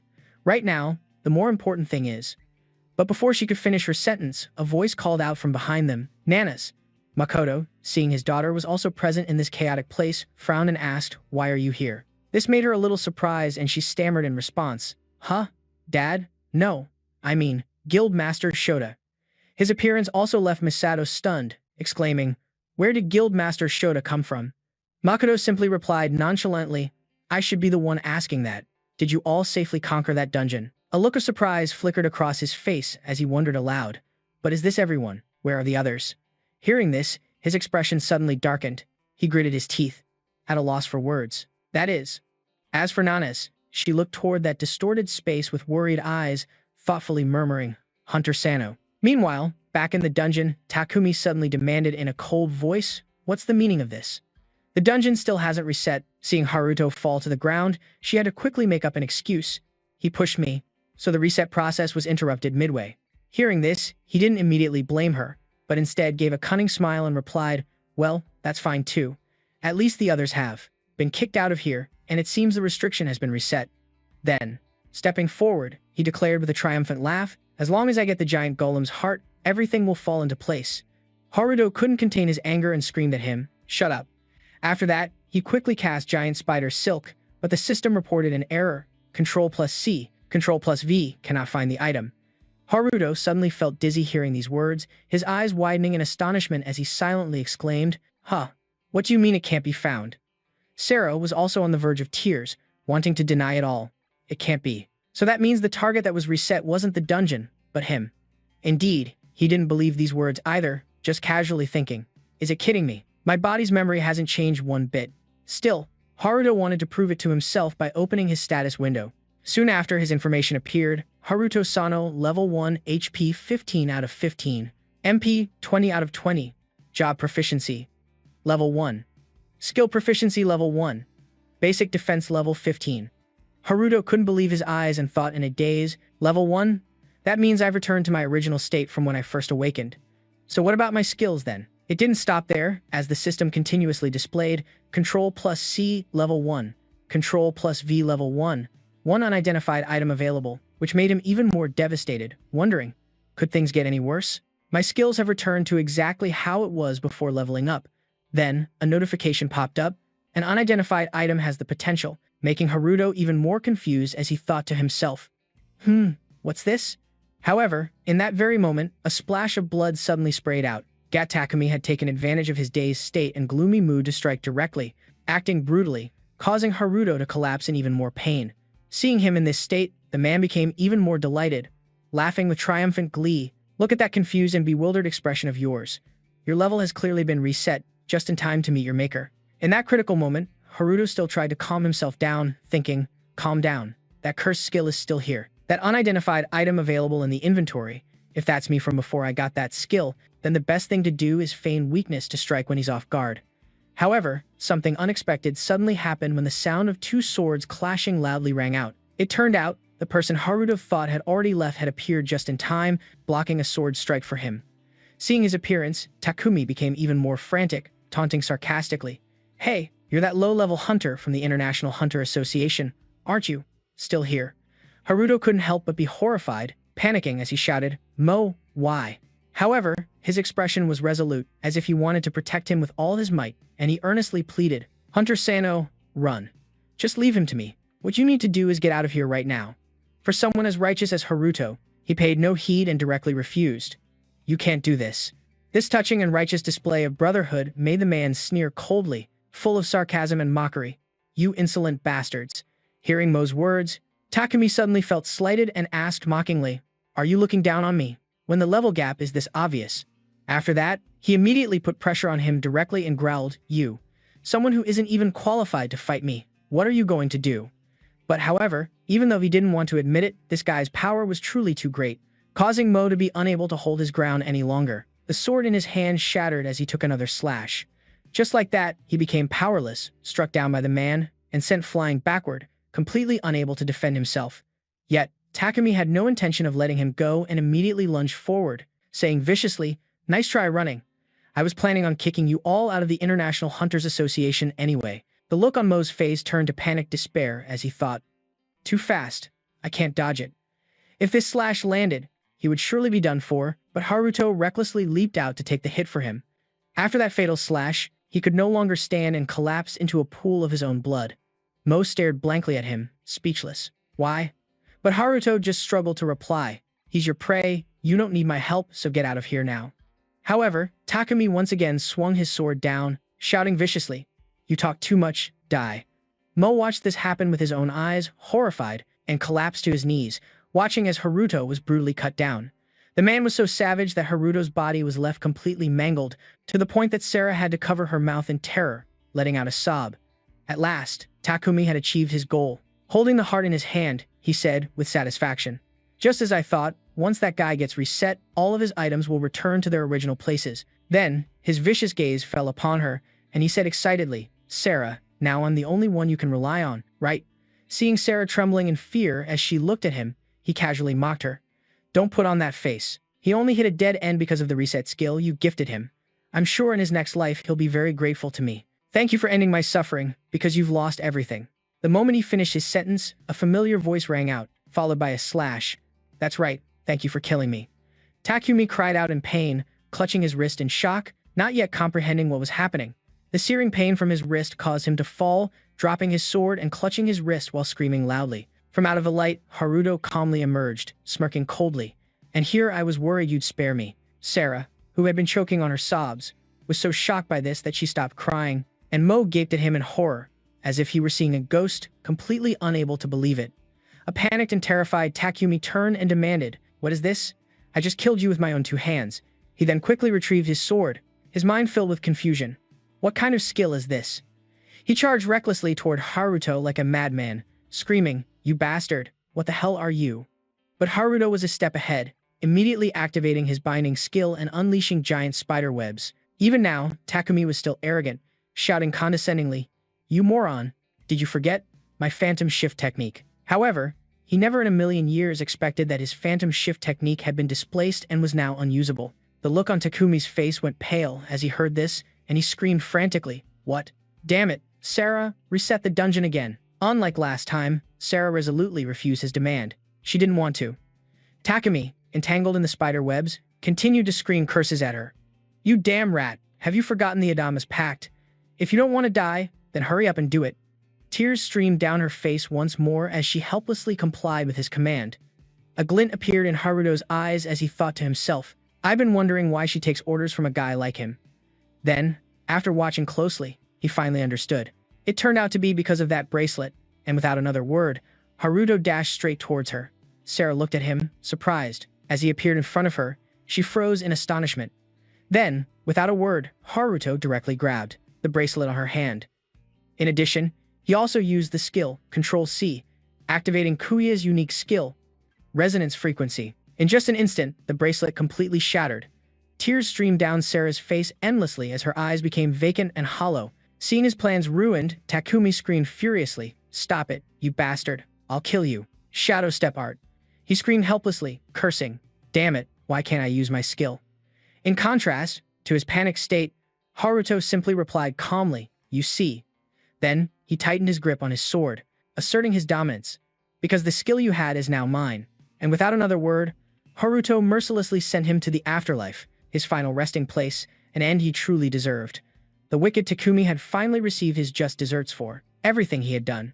Haruto grew even colder as he walked towards the golem's heart, slowly picking it up in his hand. He asked with a heavy heart, "A prison break. All for this?"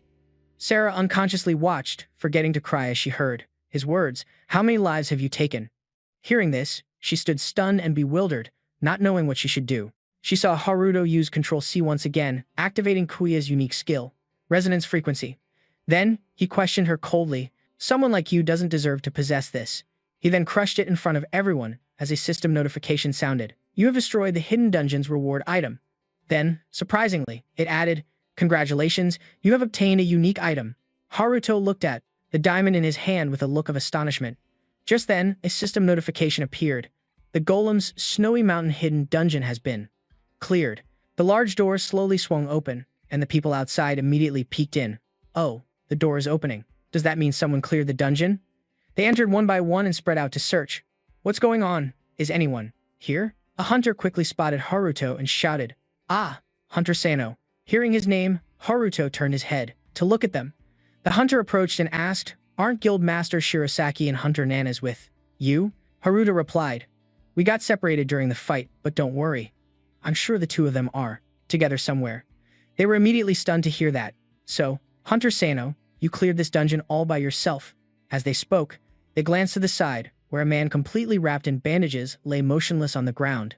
The other hunters were scattered around, examining the scene. Haruto smiled at everyone and said, "Now that the dungeon is cleared, let's go home." The next day, at the Japan Hunter Association, Masato and Haruto sat stiffly in their seats. Everyone in the room was actively engaged in discussion. Nanas was also at the meeting, her eyes closed as she composed herself, remaining calm amidst the chaotic discussion. The guild master Shoda Makoto stroked his chin thoughtfully. Once a dungeon of this type is cleared, other dimensions will also be affected. Guild Master Gao, who had been silent, sighed and said, "I see, so that's why the prison break occurred." Tiku also added, "Right now, the most important thing is that the seal established by Hunter Nishihara has been broken. The unceasing dungeon is also a sign of the great catastrophe from 15 years ago." The man beside Nanas, suddenly, someone spoke out in protest. Isn't the president being too hasty with this announcement? The person next to him chimed in, agreeing. That's right, the dungeon just collapsed after all. Someone else, who didn't seem to agree with them, sneered. You said the same thing before.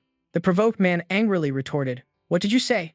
How dare you? Nanas, tired of listening, let out a long sigh and angrily slammed her hand on the table, causing the entire meeting room to fall silent. She said, Everyone, please excuse me, I have to leave first. We need to question the people from the Blood Tower Guild as soon as possible. This multidimensional dungeon isn't a problem that can be solved overnight. Hearing this, Gao angrily slammed the table, glared, and shouted, How arrogant. Are you saying you're the only one working hard while the rest of us are just sitting here arm wrestling? We're busy dealing with the breakout too. Masato, seeing the atmosphere become overly tense, stepped in to calm things down. Who could have predicted this would happen? I also heard that Guild Master Takichi and Shota worked very hard to handle the incident. As soon as Gao heard that, he turned and walked over, his eyes fixed on Haruto. He leaned in close to him and attacked verbally. You're the star of the dungeon purge, aren't you? If you're that skilled, there's no way I wouldn't have heard of you. So who are you? Haruto, who had been wondering what the man was going to say, breathed a sigh of relief and calmly replied, I'm just a hunter. Gao, seeing his opponent's attitude, felt disrespected. You know who I am and you're still this calm? Haruto pushed back his chair and stood up. What are you going to do about it?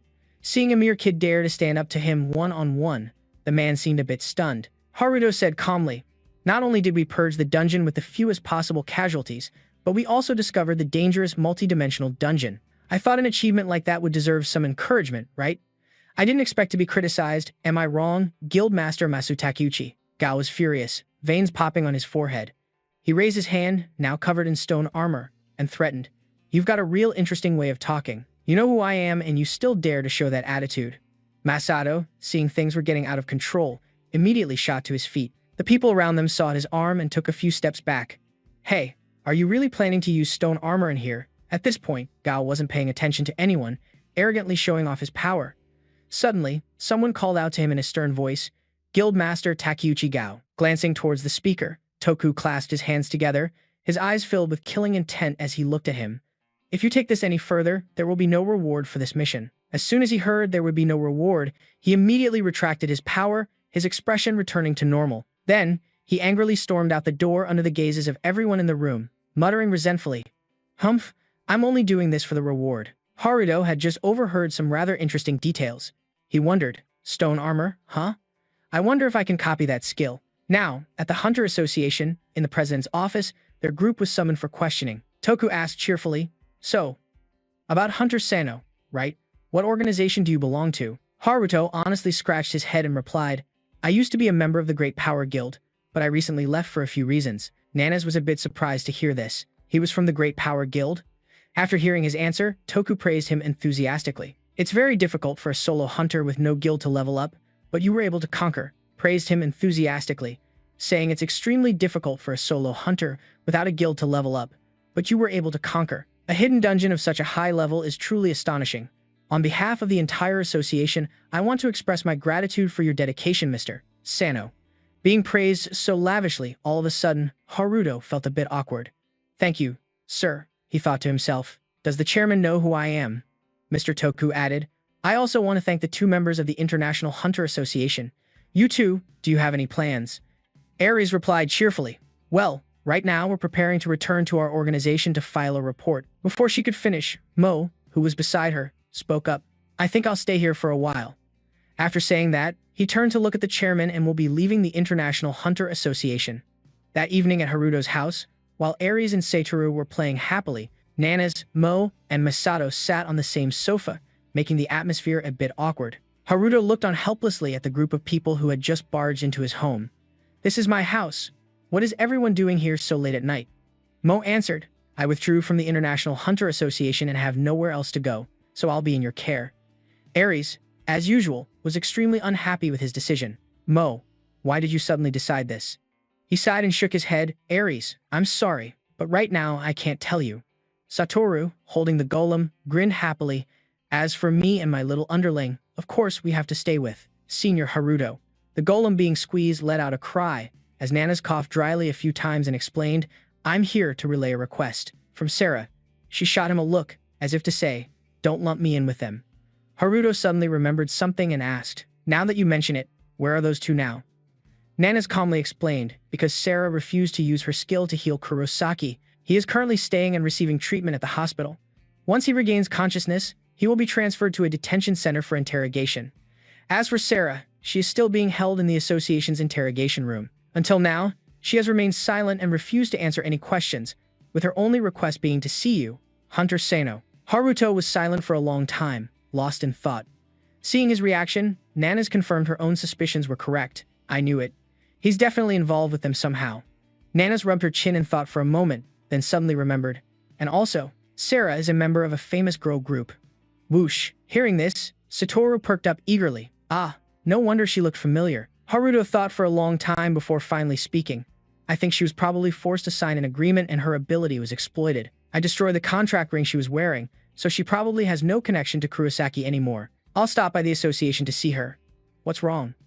After speaking, he turned to look at the only person who had been silent the whole time and asked, Guildmaster Shirosaki, why are you here too? As soon as Masato heard his name, he broke out in a cold sweat and fell silent. He pondered, trying to look serious. There's only one reason I'm in this cramped room. Mo, beside him, looked at him suspiciously. Is it for the giant golem's heart? If so, Hunter Sano already crushed it back in the dungeon. Upon hearing this, everyone in the room simultaneously jumped up in shock and stared at him. Huh. Masato furiously lunged forward, grabbing him by the collar and yelling, Are you crazy? You destroyed that super rare item. Haruto, sweating nervously, tried to clear his name. Hey, wait. With that, he took out a red crystal heart and presented it to him.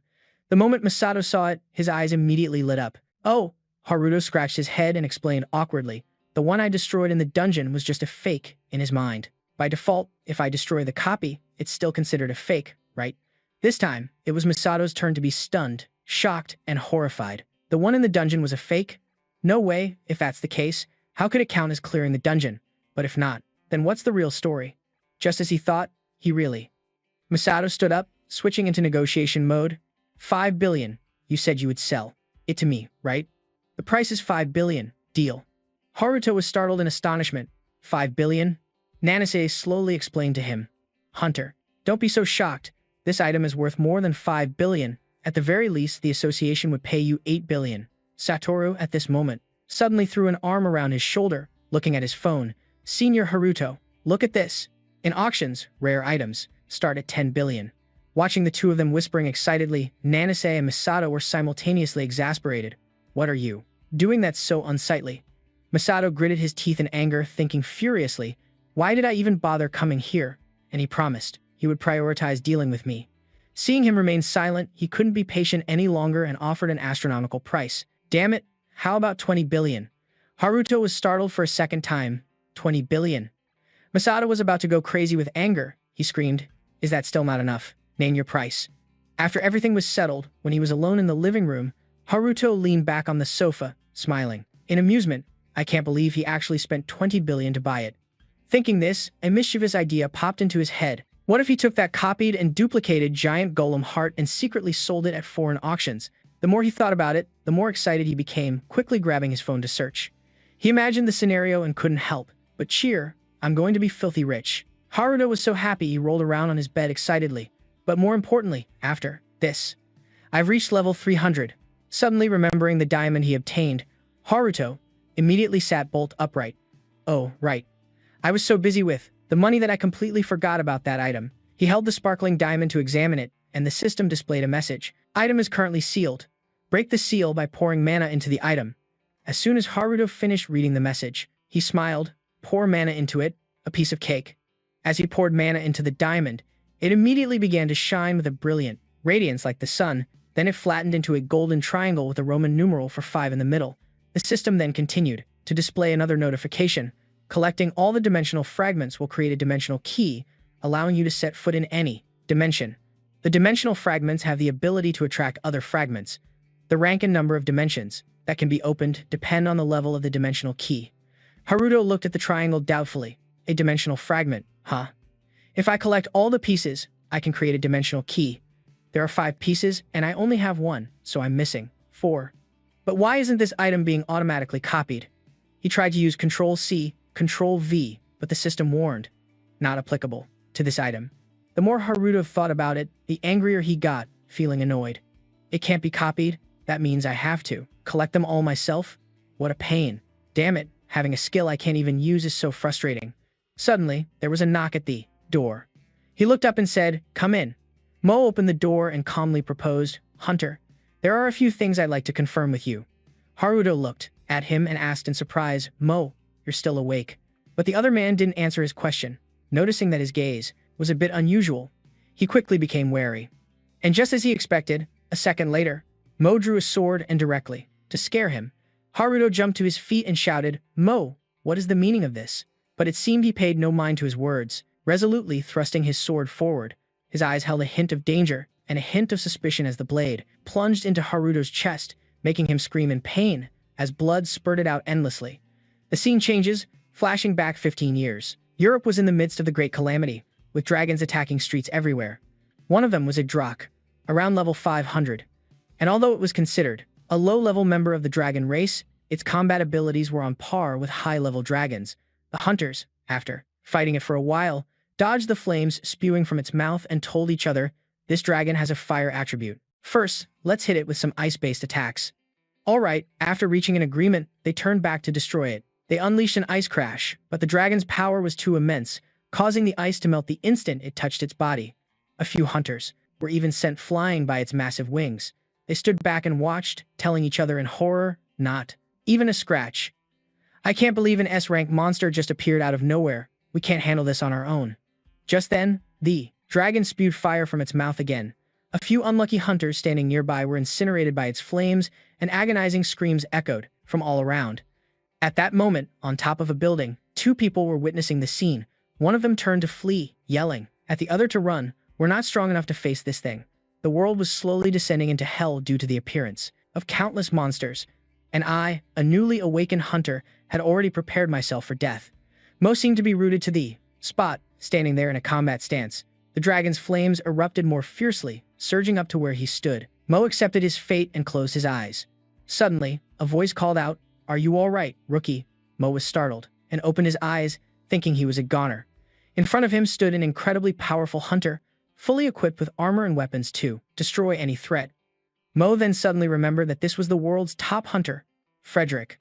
"Look, I've been saved." The Drak, which had been breathing fire just moments ago, was now impaled by a spear right in its vital point, causing it to cough up blood.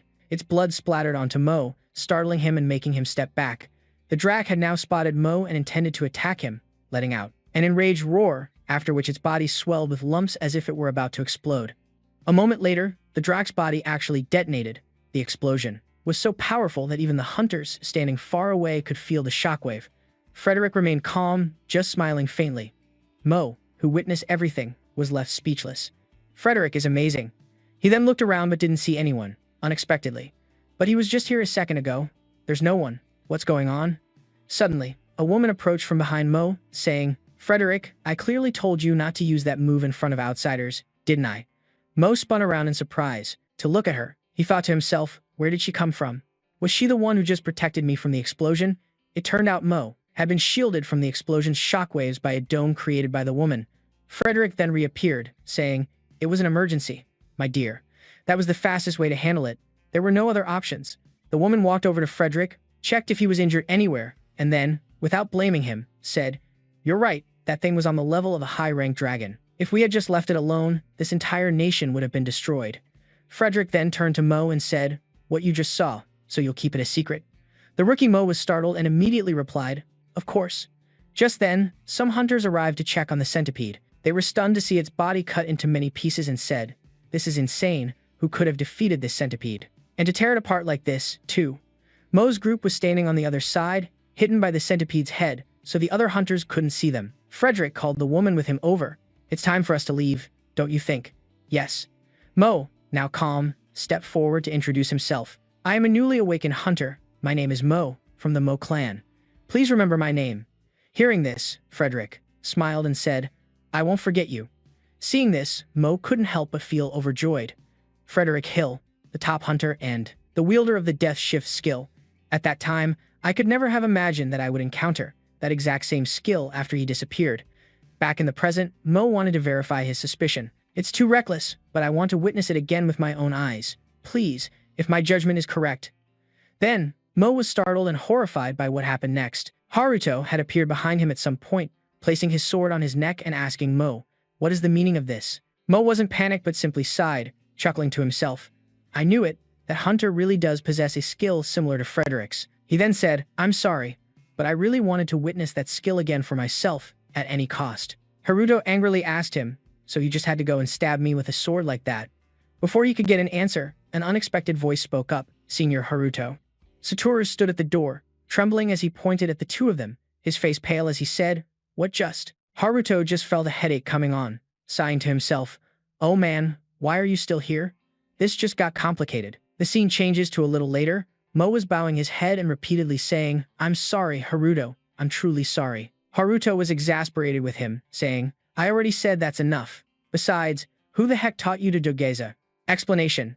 Dogeza is a Japanese ritual where the performer and a person of higher status both kneel on the floor. The performer will kowtow to the other person to apologize for a mistake, wrongdoing, or to ask for a huge favor. Seeing him so angry, Aries spoke up, "That would probably be me.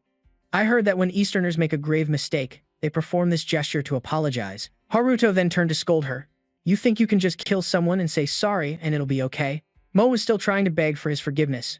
"I promise to make it up to you by being on your side." Haruto helplessly yelled at him, "That's not for you to decide." Satoru then cut off their argument, asking Haruto, "So does that mean Senior Haruto really has a resurrection skill like Frederick?" Haruto angrily gritted his teeth and said to him, "Who gave you permission to name it?" Hearing that, Satoru's eyes lit up as he exclaimed, "That's some next-level kung fu. I can't believe you can come back to life even after dying. That must be why you're so strong." Haruto couldn't explain it to them at this point, so he just sighed inwardly and remained silent, thinking, "Whatever, it's fine." Letting them misunderstand like this might be for the best. Just then, he remembered something and said to everyone, "By the way, Miss Aries, you haven't left yet." Aries didn't answer. She then took out a triangular metal object and said, "It's because I have something to tell you." Haruto was surprised to see the object. "Is that?" The scene changes, and everyone is now sitting down to talk. Haruto asked Aries, "Did your multidimensional fragment suddenly resonate?" Aries replied, "Yes, I followed its reaction and came back here. It's quite surprising. The multidimensional fragment of mine is number 1, and Sano's is number 5. How did you get it?" Haruto explained that when he destroyed the heart of that giant golem, it was a special reward item. Hearing this, Aries was also surprised, "So it's a unique item. Huh? This is worth studying." Then she also recounted the origin of her multidimensional fragment. "The multidimensional fragment in my hand right now was one of the personal belongings of my mother. According to the records she left behind, these fragments resonate and attract each other, and that was just proven." Hearing this, Haruto thought to himself, "Does this mean finding the multidimensional fragments will be easier from now on?" Suddenly, Satoru sat up, looked forward at the multidimensional fragment, and asked, "By the way, what exactly does it do?" Aries explained to him that if you collect enough fragments, you can form a key to open a multidimensional gate. Hearing this, Haruto jumped to his feet in surprise and asked, "Can you really open a multidimensional gate?"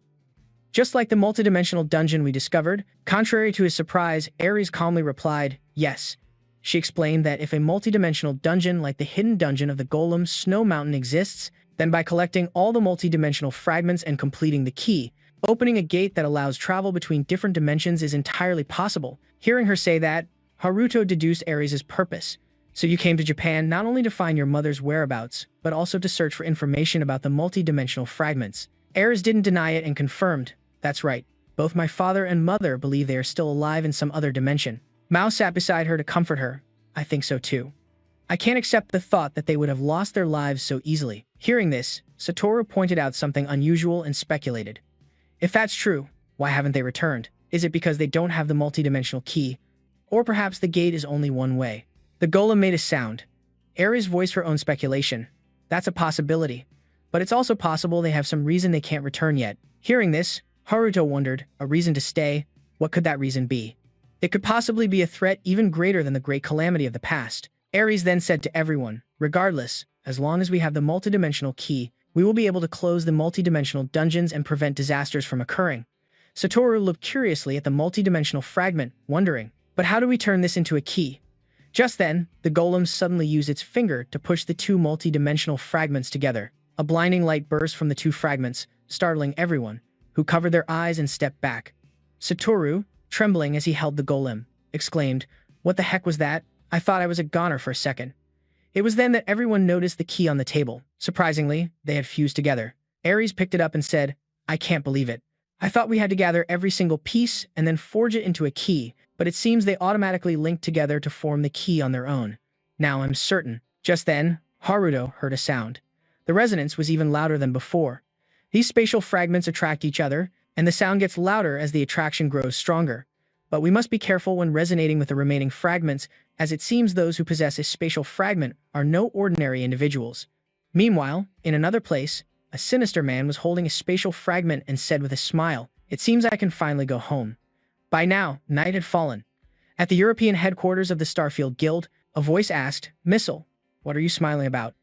"Those fools from the Blood Tower Guild seem to have failed," Missile replied. Startled, I realized Lord Michael was behind me. I then respectfully knelt and reported, "You finally received the reward for Control plus H replace. Congratulations, my lord. You are one step closer to becoming a transcendent." Michael didn't seem to care much for the congratulations and explained his current situation. "Right now, I can only move within a short distance. After all, I can only upgrade once I obtain the power of the Control plus C skill." Mel stood up, approached Michael and reassured him, "That will happen soon enough." Seeing her speak so confidently, Michael asked, "What makes you say that?" Mel recounted her discovery about the space fragments, explaining that the fragments had begun to resonate in order to merge. Two space fragments have already linked together, and the one we possess will reveal the location of the others. Seeing how well-informed she was, Michael asked suspiciously, "Are you saying that all 5 space fragments already have owners? Looks like you'll be going home soon, then." Mel didn't try to hide it and replied, "Yes." Michael continued, "Doesn't your home dimension have its own spatial key?" Mel denied it and explained the situation. "No." "Well, there was one. However, the spatial gate can now only be opened from one side. 15 years ago, it was all because of that damn mage, Nishihara Tomoka. All spatial gates connecting to Earth were sealed. On the other hand, the spatial key on Earth was split into 5 fragments and sealed in various locations," Michael surmised.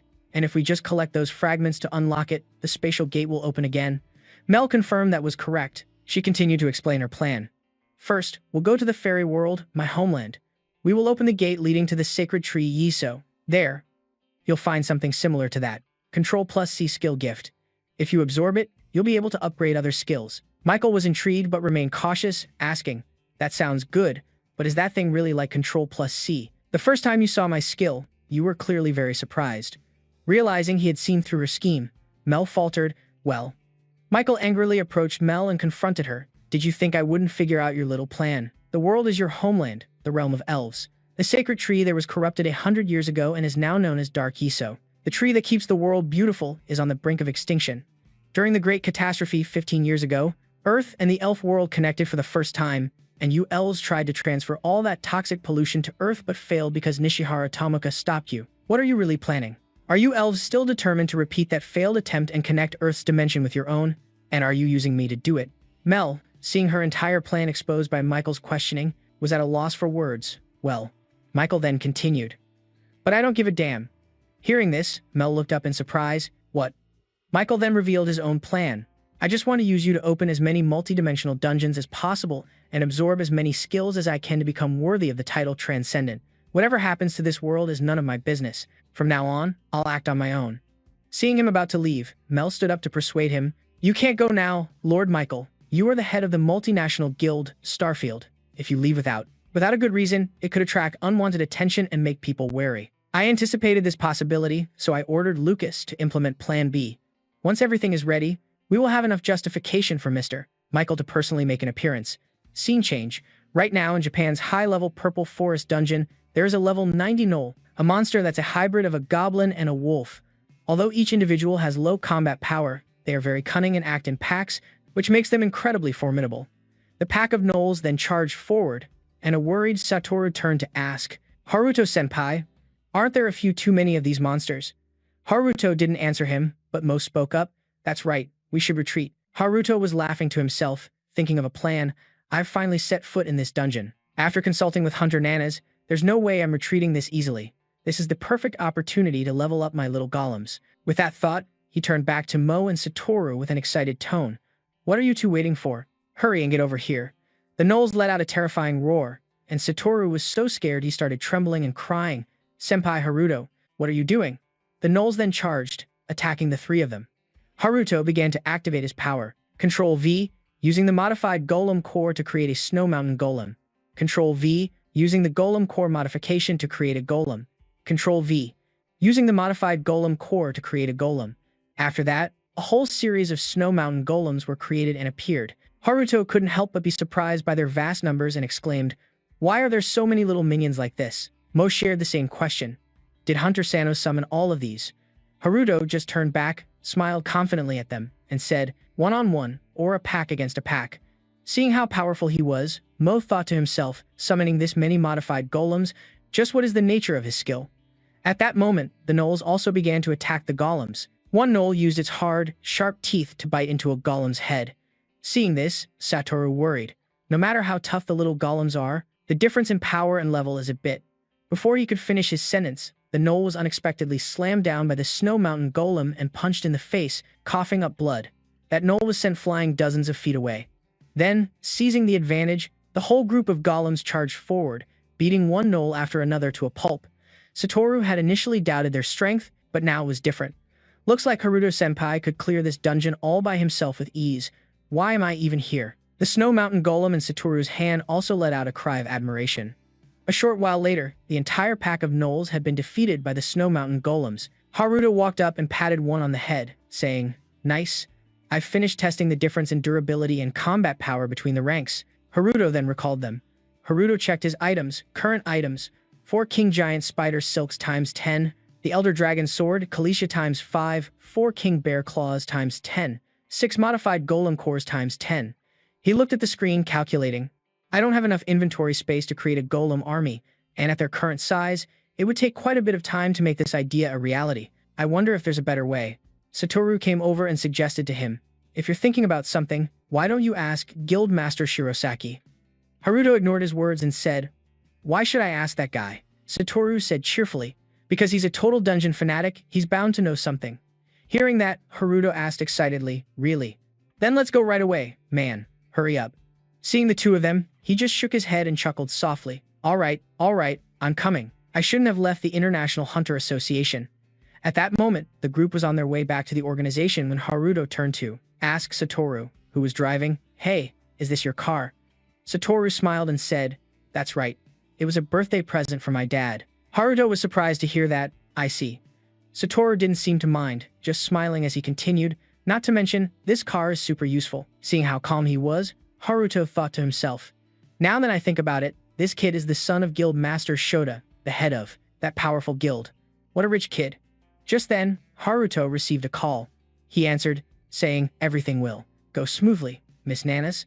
Are you heading to the association now?" "Understood. I'll be there right away." Satoru wondered. Such a sudden call. What's going on? Haruto said while looking at his phone, "I don't know either." He thought to himself, "Oh no, this is definitely about that Sarah woman, for sure. In any case, I have something I need to talk to her about." He turned to Satoru and said, "Satoru, can we speed up a bit, please?" "Sure." Scene change. At the Japan Hunter Association, in the interrogation room. Everyone was standing in the observation room, looking out. Sarah was silent, not saying a word. Nanas told Haruto, "She insists on only speaking to you. Miss Sarah hasn't eaten or drunk anything for 3 days, but she remains silent and uncooperative." Haruto turned to ask Nanas, "For a favor, can we request to have the recording turned off during our conversation?" Nanas told him, "I'm sorry, but the nature of the investigation doesn't allow it." Hearing that, Haruto sighed and calculated in his head, "Well, whatever. If the truth about my skill gets exposed, here, I can still copy her skill to reset everything back to how it was. My top priority, right now, is to copy it." After that, he entered the interrogation room, carrying a glass of water and placing it in front of Sarah. Haruto pulled out a chair, sat down, and said, "Here's some water, help yourself." Sarah stared at his face warily, then picked up the glass of water and drank it all. She said, "Now I'm no longer dehydrated." Haruto then spoke first. "You want to know about my ability, don't you?" "My ability of infinite mana regeneration." Sarah replied, "If you agree to help, I will cooperate with the investigation." Seeing that things were progressing, Haruto said, "But before that, I need to confirm a few things. Sarah, that ability of yours to reset all things, you're also suffering from that cursed skill, aren't you? Is your skill Control plus Z?" Sarah didn't deny it but confirmed, "Yes." At that moment, Haruto felt like he had figured everything out. "I knew it, I'm not the only one who's cursed. In other words, if I can copy her skill, then that means all control skills can be copied and assigned. Nanis, in the observation room, was just as surprised to hear this. That girl's skill isn't healing, but resetting. So that's why the durability of the dragon sword was fully restored, a skill that can reset everything. What an unbelievable skill. Satoru didn't understand what they were talking about and asked Nanas. Reset, what? Control plus Z? Sis, what are they talking about? Does a skill like that really exist? Nanas didn't answer him but just stood there and continued to watch. Sarah then continued her story. My parents are both in a deep coma. I hope you can help me save them. The only one who can provide the enormous amount of mana needed to save someone who is critically ill is you, Hunter Haruto. After that, Haruto stood up, reassured her, and said, I understand. I'll give you the mana you need, and in return, I can. I'm about to be a little forward, so please forgive me. Saying that, he grabbed Sarah's handcuffs, and everyone in the observation room was stunned. Satoru shouted, Haruto-senpai, what are you doing? A brilliant purple light flashed. Haruto's system announced, Control-C, copying target, Control-Z. The system screen then immediately displayed a message that it could not copy. The moment Haruto saw this text, he was horrified and yelled out in shock, Are you serious? He originally thought that this would be simple, but he never expected this skill would be too much for the system to handle. It wasn't that he'd never considered there might be an ability he couldn't copy, but he never imagined it would be this one. Haruto gripped the hand of Sarah, his whole body trembling and his face darkening. Damn it, is this for real? Seeing his strange behavior, Sarah asked suspiciously, what are you doing? Only then did Haruto realize his actions weren't exactly appropriate. He awkwardly let go, looking at her with a flustered expression. Oh, my bad. Faced with his current state, Sarah immediately gave him a sharp look. Before he could even compose himself, the system displayed another notification in front of Haruto. This was a red notification for the skill Control-Z, a special ability that cannot be copied. However, if the target is eliminated, you will absorb the skill. Once this condition is met, you will be able to copy the ability as usual. As soon as he finished reading this, Haruto's face instantly darkened. Huh? Eliminate the target means to kill them. His mind was now in a state of intense conflict. If I do that, I'll be able to copy it like normal? Are you kidding me? He looked over at Sarah, who was still staring with wide, bewildered eyes, silently cursing this damn system in his head. In short, if he wanted to copy the skill to reset everything, he would have to kill Sarah. It sounded like a sick joke, and Haruto's heart and mind were in constant conflict, but he still coveted that skill. Is there no other way? I can't just wait for her to die of old age, can I? Suddenly, Shota Satoru pointed forward and asked the girl next to him, Why do you think the window suddenly opened? Faced with this question, not only was Nane stunned, but Momo was also speechless. Nane stepped forward and picked up the microphone. She looked at the other party and saw that his expression had suddenly become unusually serious, so she asked, Hunter Haruto, is something wrong? When Haruto heard Nane's call his name, he turned around, scratched his head, and laughed it off. It's nothing. Everything's totally fine. Hearing his reply, Nanes didn't press the issue. In reality, hidden behind that goofy smile were deeper calculations. Haruto decided to bide his time and wait for an opportunity. All right, then it's time to test my patience. First, he would fulfill Sarah's wish and try to gain her trust, and then he would soon find a better solution. With that thought, he immediately turned back to propose to Sarah, Let's go see your parents right now. With tears welling in her eyes, Sarah happily replied, Okay. The moment he saw her expression, Haruto's resolve wavered, and if he really couldn't find a better way, he could just team up with her. That same afternoon, at the Central Hunter Hospital, the six of them walked down the hospital corridor, listening to Sarah tell her story. After listening, Haruto asked in shock, Mana poison? Sarah calmly replied, Yes, my parents were attacked by a mystical monster during the Great Cataclysm, and this hospital is the only place that accepts patients with mana poisoning. Haruto looked at the petite girl before him and suddenly felt a strange sense of pity. So they're being treated here?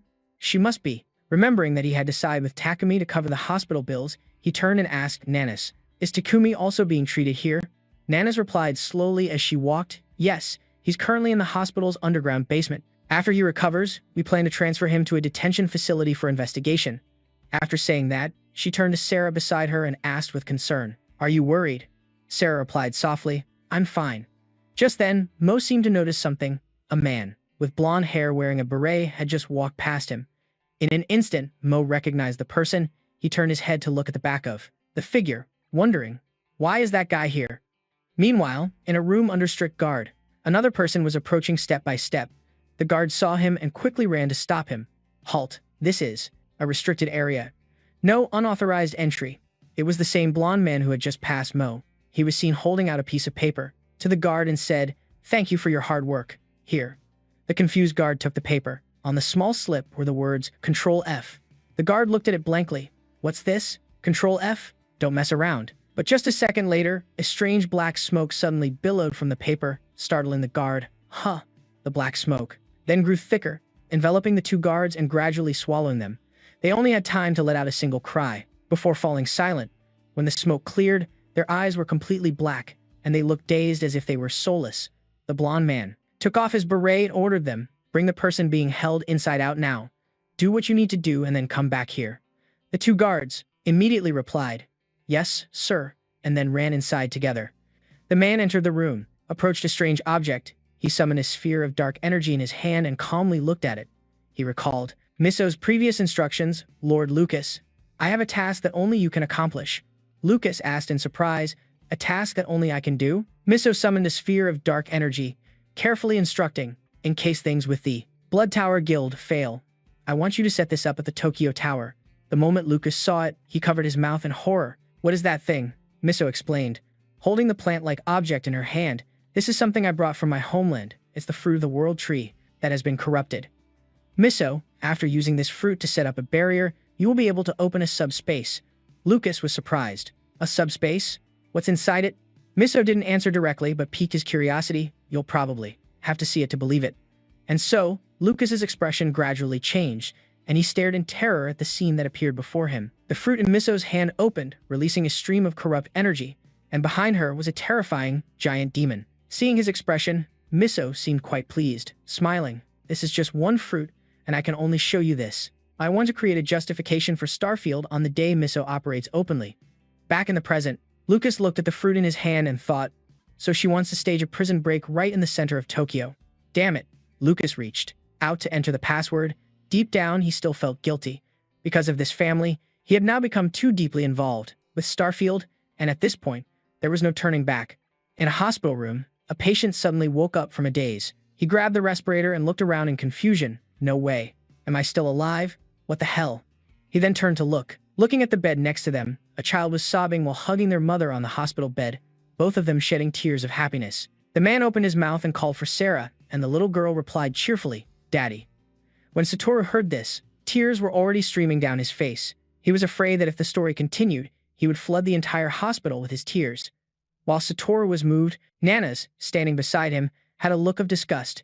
She angrily bonked her younger brother on the head. "Why are you such a crybaby?" Satoru cried out in pain while still weeping. "Ouch." Satoru wiped his tears and happily turned to Haruto. "I knew that infinite mana of yours was top tier, Senior Haruto, but I never expected it could restore someone who was in a coma." He was truly moved by Haruto, wondering if even the best healer in the world could do something like this. In contrast to Satoru, Nana's was thinking more deeply. "Recovery? This is unbelievable. Just one small mistake and she would have to force the association to detain this girl." She looked at Sarah, sobbing by the bed, and thought, "No, I have to experience it for myself." Suddenly, Haruto noticed someone was missing from the group. "Now that you mention it, hey, where's Mo?" Hearing this, Ares turned around in shock. "Huh, I just noticed now that you said it." At that moment, on the other side, Lucas was following a man, walking slowly down the hospital corridor. The man wore a hood that concealed his face, walking with a calm expression. Suddenly, a system notification appeared in front of Lucas. "A person with the control ability has been found near you." Lucas broke into a cold sweat, suspicious. "There's someone with the control ability in the hospital." The man walking in front heard that and immediately turned his head. "What?" He then remembered something. "That's right. Sarah's parents are being treated here. Don't tell me that guy is with her." At the same time, a voice came from behind them. "Lucas." Lucas glanced behind him. Mo walked over coldly, adjusting his tie and putting on a hat to hide his face. "Ha, I almost didn't recognize you, Lucas." Turning his head, Lucas was stunned when he saw him, Mo. He pointed at the two of them mockingly. "I was wondering what would bring a member of the International Hunters Association to Japan. Turns out you're following Takumi, the dog of Starfield." Lucas didn't back down, immediately retorting, "I heard you left the association. What are you doing here?" Mo drew his sword, his expression grim. "Takumi is a criminal, and you want to help him escape. That makes you an accomplice." Noticing the commotion, the surrounding patients all stopped to look at them. Lucas held out a hand, trying to de-escalate. "You're as arrogant as ever. Huh? Can't you see this is a hospital? Just then, Takumi stepped forward and said excitedly, "Hey, give me a weapon." All the items in my inventory were confiscated. "Since you've delivered yourself to me, let me teach you a lesson. What can a weakling like you possibly do?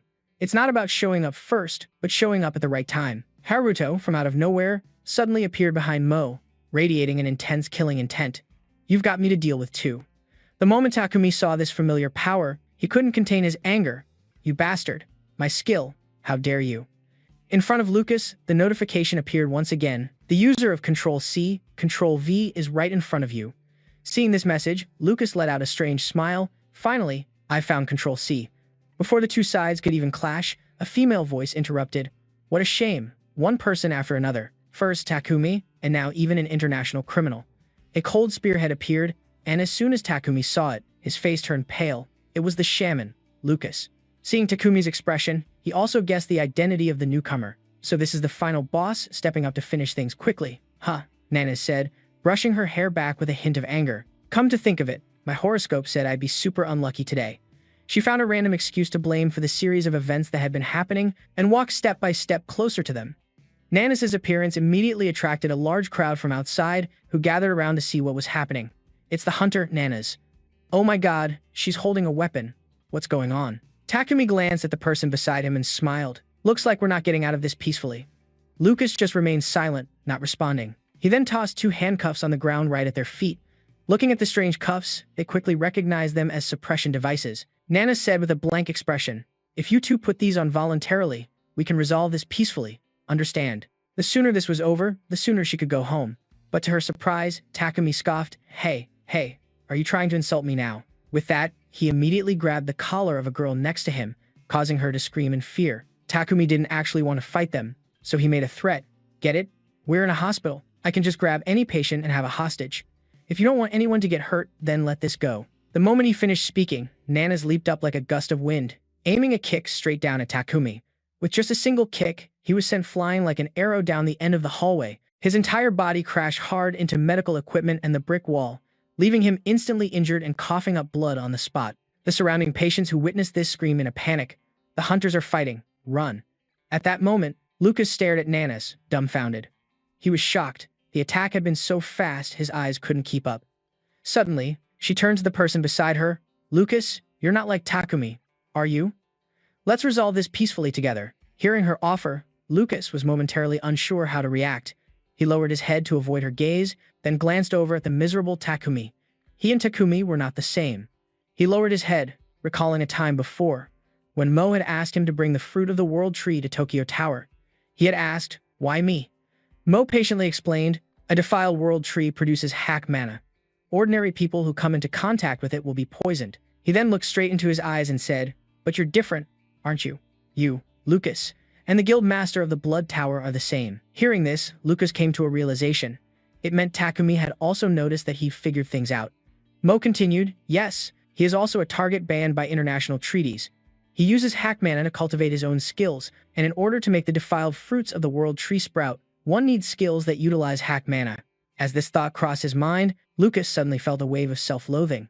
In other words, thinking about what he had done to those two guards, he sighed, letting the rest of his sentence trail off.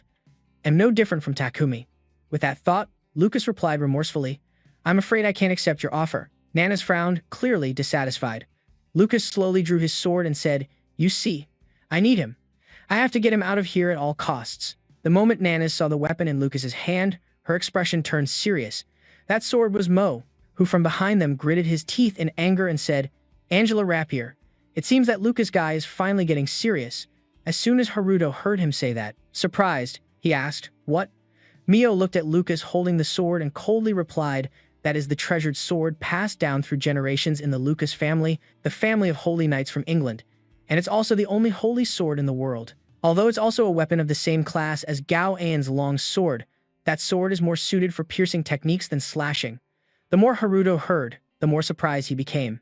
The same class as Gao An's long sword, Lucas had already charged into battle, his eyes filled with determination as he thrust towards Nanas. Mio continued to explain, "Yes, it's different from the long sword in that it doesn't increase in rank and doesn't possess offensive power, but because of that, it's also known by another name, the Heretic Judge. It can nullify all skills or weapons that it deems abnormal." Hunter Nanas, with her cursed sword, Vu Dao was at a disadvantage. The tip of Lucas's sword was already close to Nana's. She could only reluctantly use her blade to block in front of her chest. The two weapons clashed violently, but as expected, Angelo's Sapia had the upper hand. Its sharp tip actually pierced through Vu Dao, leaving Nana's momentarily stunned. She was pushed back, seemingly completely overwhelmed. Haruto, standing behind, shouted worriedly, "Hunter Nana's." Nana's used her combat skills to push the sword's blade over her head, narrowly escaping danger.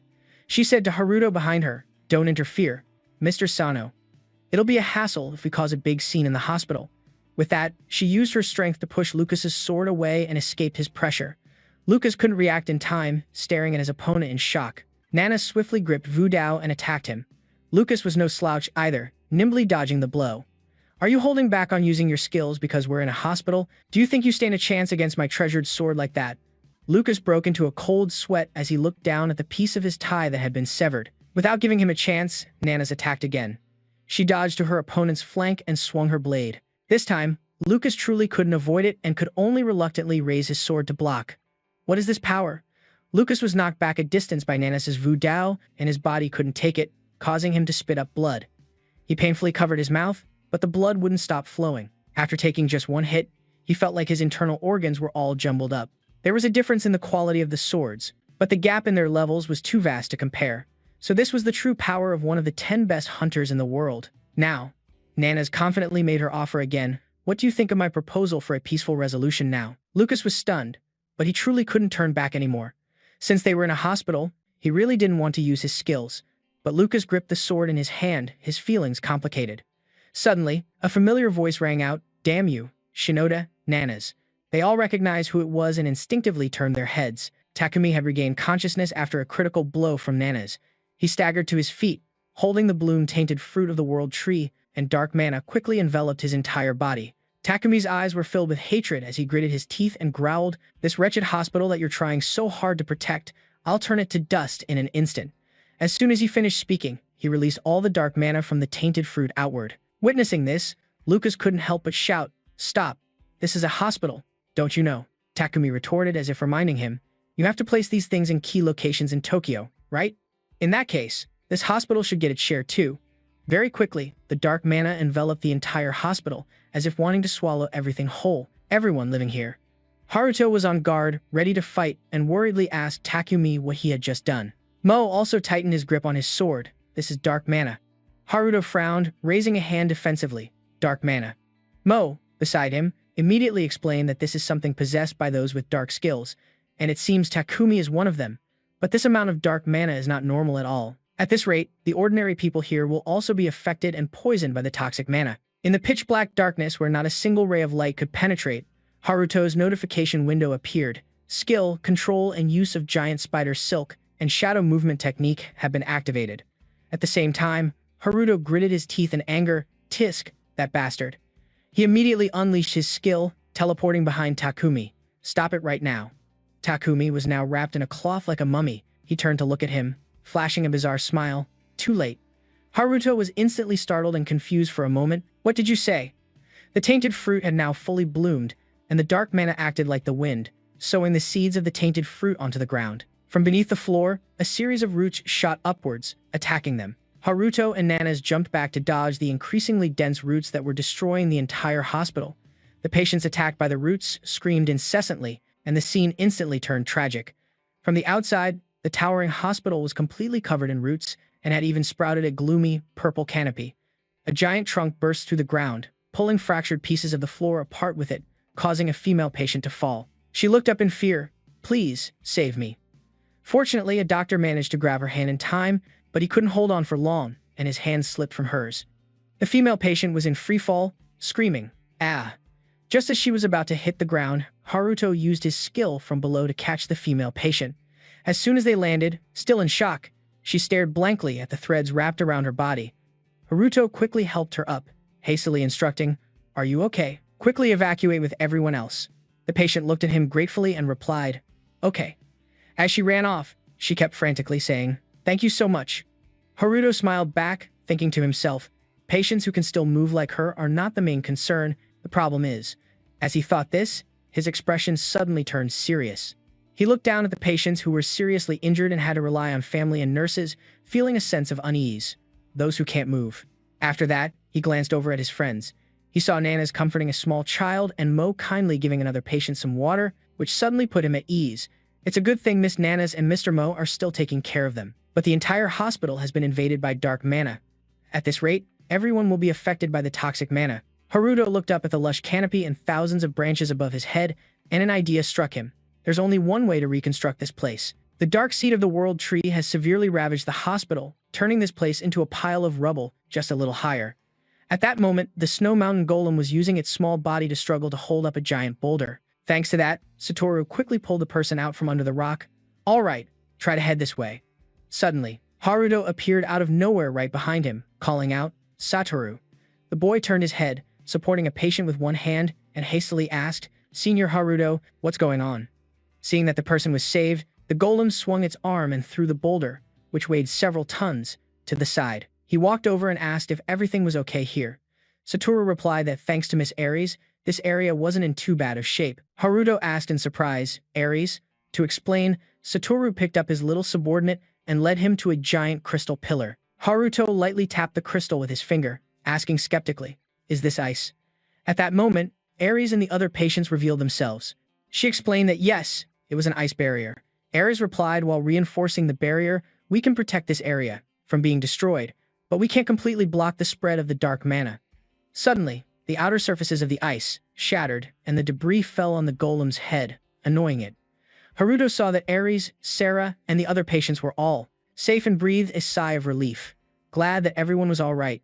Then, he approached Sarah to give her a quick rundown of the situation. The entire hospital has been devastated by that strange tree, and now dark mana is spreading at an alarming rate. The situation is critical, and the best solution I can think of is to reset the hospital to its original state. Can you do it?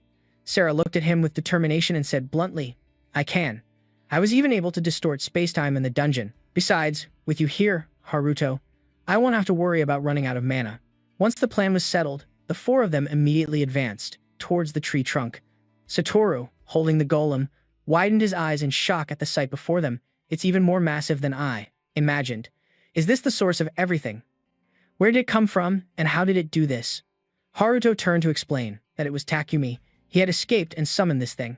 As soon as they heard the name, all three of them wore the same expression of shock and surprise. Satoru couldn't help but yell, Takumi escaped. Thinking of him, Sarah couldn't hold back her anger. Mentioning him filled her mind with nothing but hatred. He knew her parents were inside but still acted without hesitation. How could he? So he didn't care whether her parents lived or died. Mr. Aries seemed to understand how Sarah felt. She lowered her head in silence for a few seconds. Haruto approached Sarah and said softly, Let's get started. She gave a firm nod. Okay. After that, Haruto stood behind her, continuously supplying her with mana. Sarah placed her hand on the tree trunk and began to use her skill. The entire space suddenly began to fluctuate, and everything became distorted. Even Haruto was affected by this power, overwhelmed. He struggled just to stay stable. The tree seemed to sense the threat, and the roots that were burrowing into the ground suddenly pulled back. On the other side, Nanas also seemed to sense something was wrong, as did Ma. Was no exception.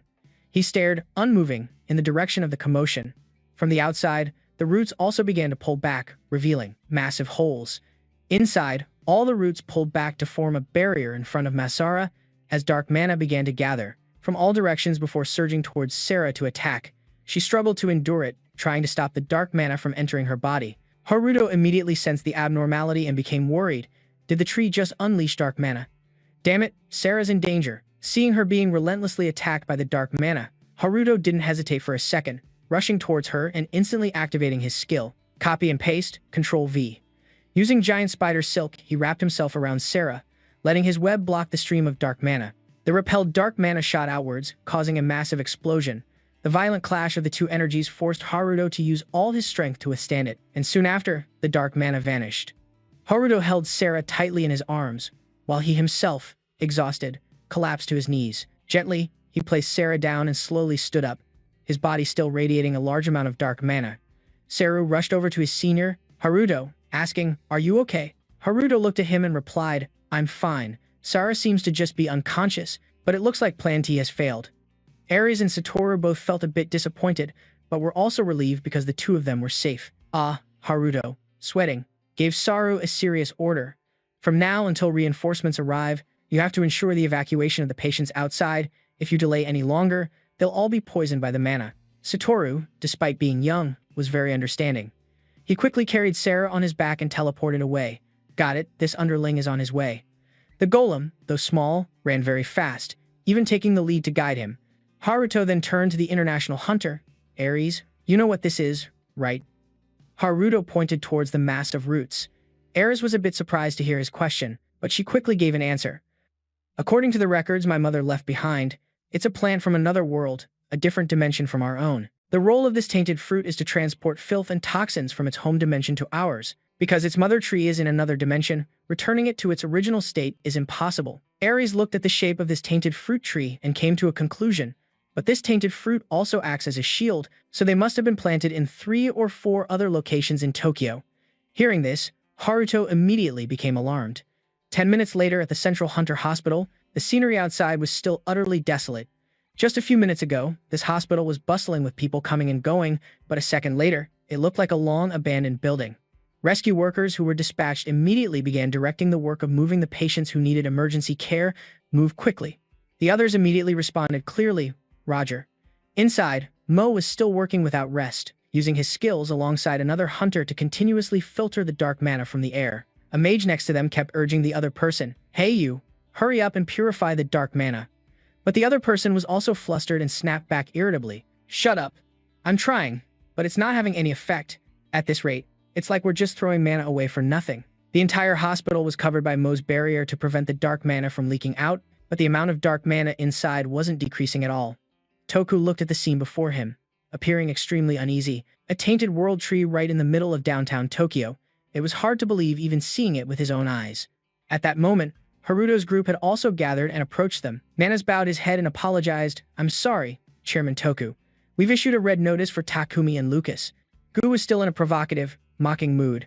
I can't believe Takumi had the guts to escape right under the nose of Hunter Nanas, who's world famous. Is this that Lucas guy's fault? Well, if he's involved, then we can directly file a complaint with Starfield or the International Hunters Association.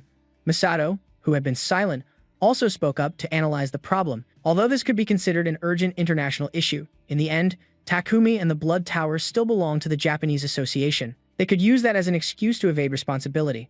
Something like, why are you questioning us about an incident caused by a Japanese hunter? Hearing him say that, Gao turned his head away in annoyance, and a second later, Masato became so angry he gritted his teeth and added, well, don't worry, I'll catch that bastard Takumi myself.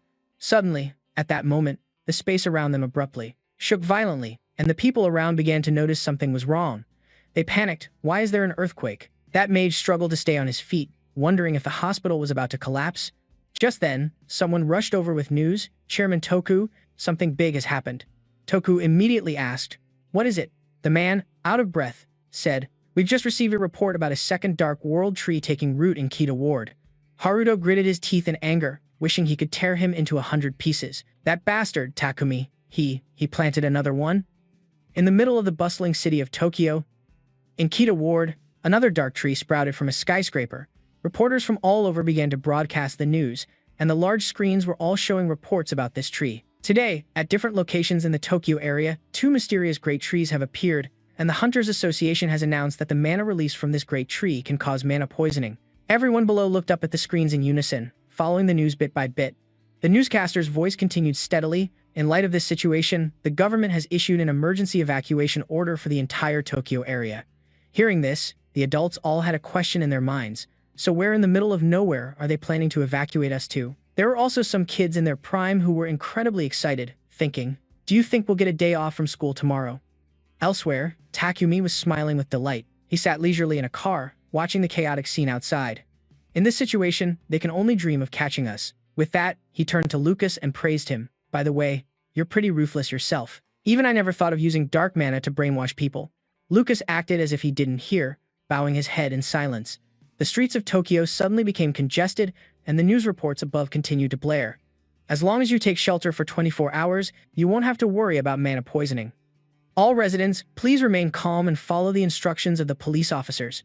Currently, the Hunters Association, the police, and the self-defense forces are working together and doing their utmost to handle this unexpected situation. Takumi looked at the driver in front, who was controlled by dark mana, and said with amusement, "I can't believe you defile someone's mind and turn them into a puppet." Lucas couldn't listen to another word. He angrily turned and shot him a furious glare. "You bastard. Stop acting like you're some kind of know-it-all."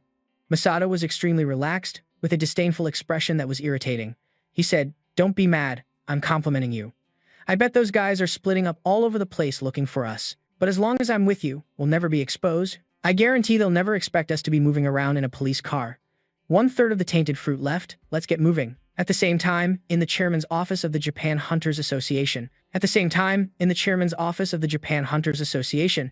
gathered everyone in the room to discuss a plan.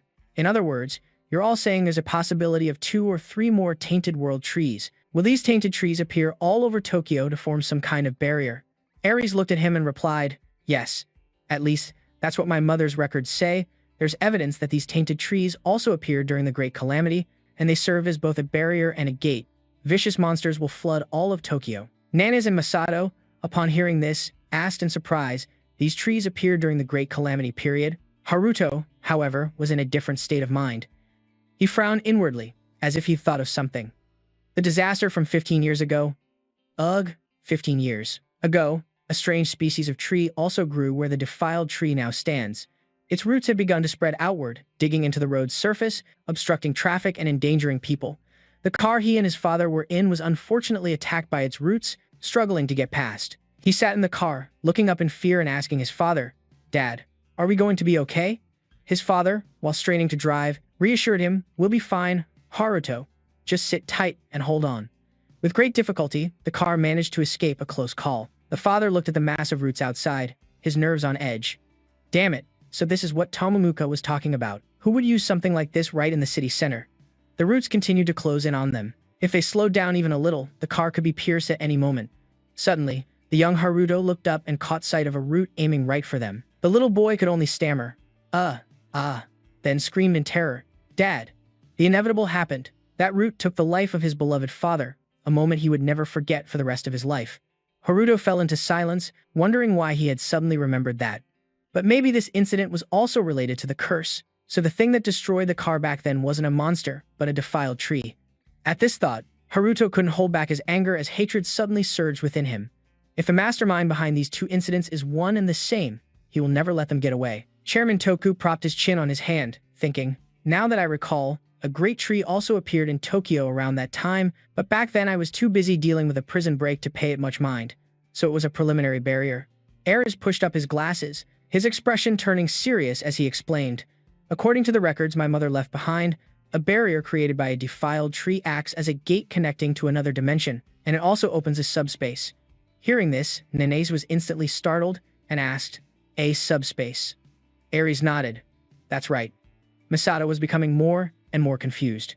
He asked doubtfully, "But if that's the goal, then why create a barrier at all? Why would they accept the drawback of using a defiled tree from another dimension anyway? Wait, don't tell me it's to open the Healing Green Mall's subspace." Nanase followed his train of thought, adding, "To open the Black Spirit's subspace, you definitely need to create a barrier of defiled trees, or at least that's what I've heard. The Spirit's subspace requires black mana, that black stinking aura, and a single defiled tree isn't potent enough." Hearing this, Ares expressed his concern. "The current situation looks like that subspace is going to open, but in the worst-case scenario, a gate to a tainted dimension will also be opened." Hearing this, contrary to everyone else's anxiety, Haruto became strangely excited, as if an idea had just struck him. "That's right. A subspace means it connects to an infinite space, right? Why didn't I think of this before? If I use it properly, I can resolve this situation with the help of my personal inventory. Then I could even create an entire army of transforming golems, couldn't I?" Haruto couldn't let this opportunity slip through his fingers. He didn't care if it was black mana or something else. He would definitely find the mastermind and seize the subspace. Suddenly, Haruto's attention was caught by Gao's voice. "Why doesn't everyone talk about something more practical?" He sighed, putting on a carefree expression. "All this time, you've just been talking about the key. Space? All that jazz? But like hell something like that actually exists? I'd never even seen one." Angered by his attitude, Haruto couldn't help but hold up 2 golden cards, asking, "Are you talking about these?" Gao was astonished the moment he saw them, suddenly jumping to his feet. "Are those really spatial keys?" Nanas was just as agitated, no less. and couldn't resist slamming the table. Ares held it in her hand, hastily explaining to them, "This is an artifact my mother left me. It's combined with the fragment that Hunter Sano retrieved from the golem Snow Mountain." Gal was so stunned he could barely stand, so it really does exist. But you can't do anything with just two fragments, right? Ares continued to share what she knew with everyone. "According to my mother's records, ever since the Great Cataclysm, a tainted spatial gate has been open in England.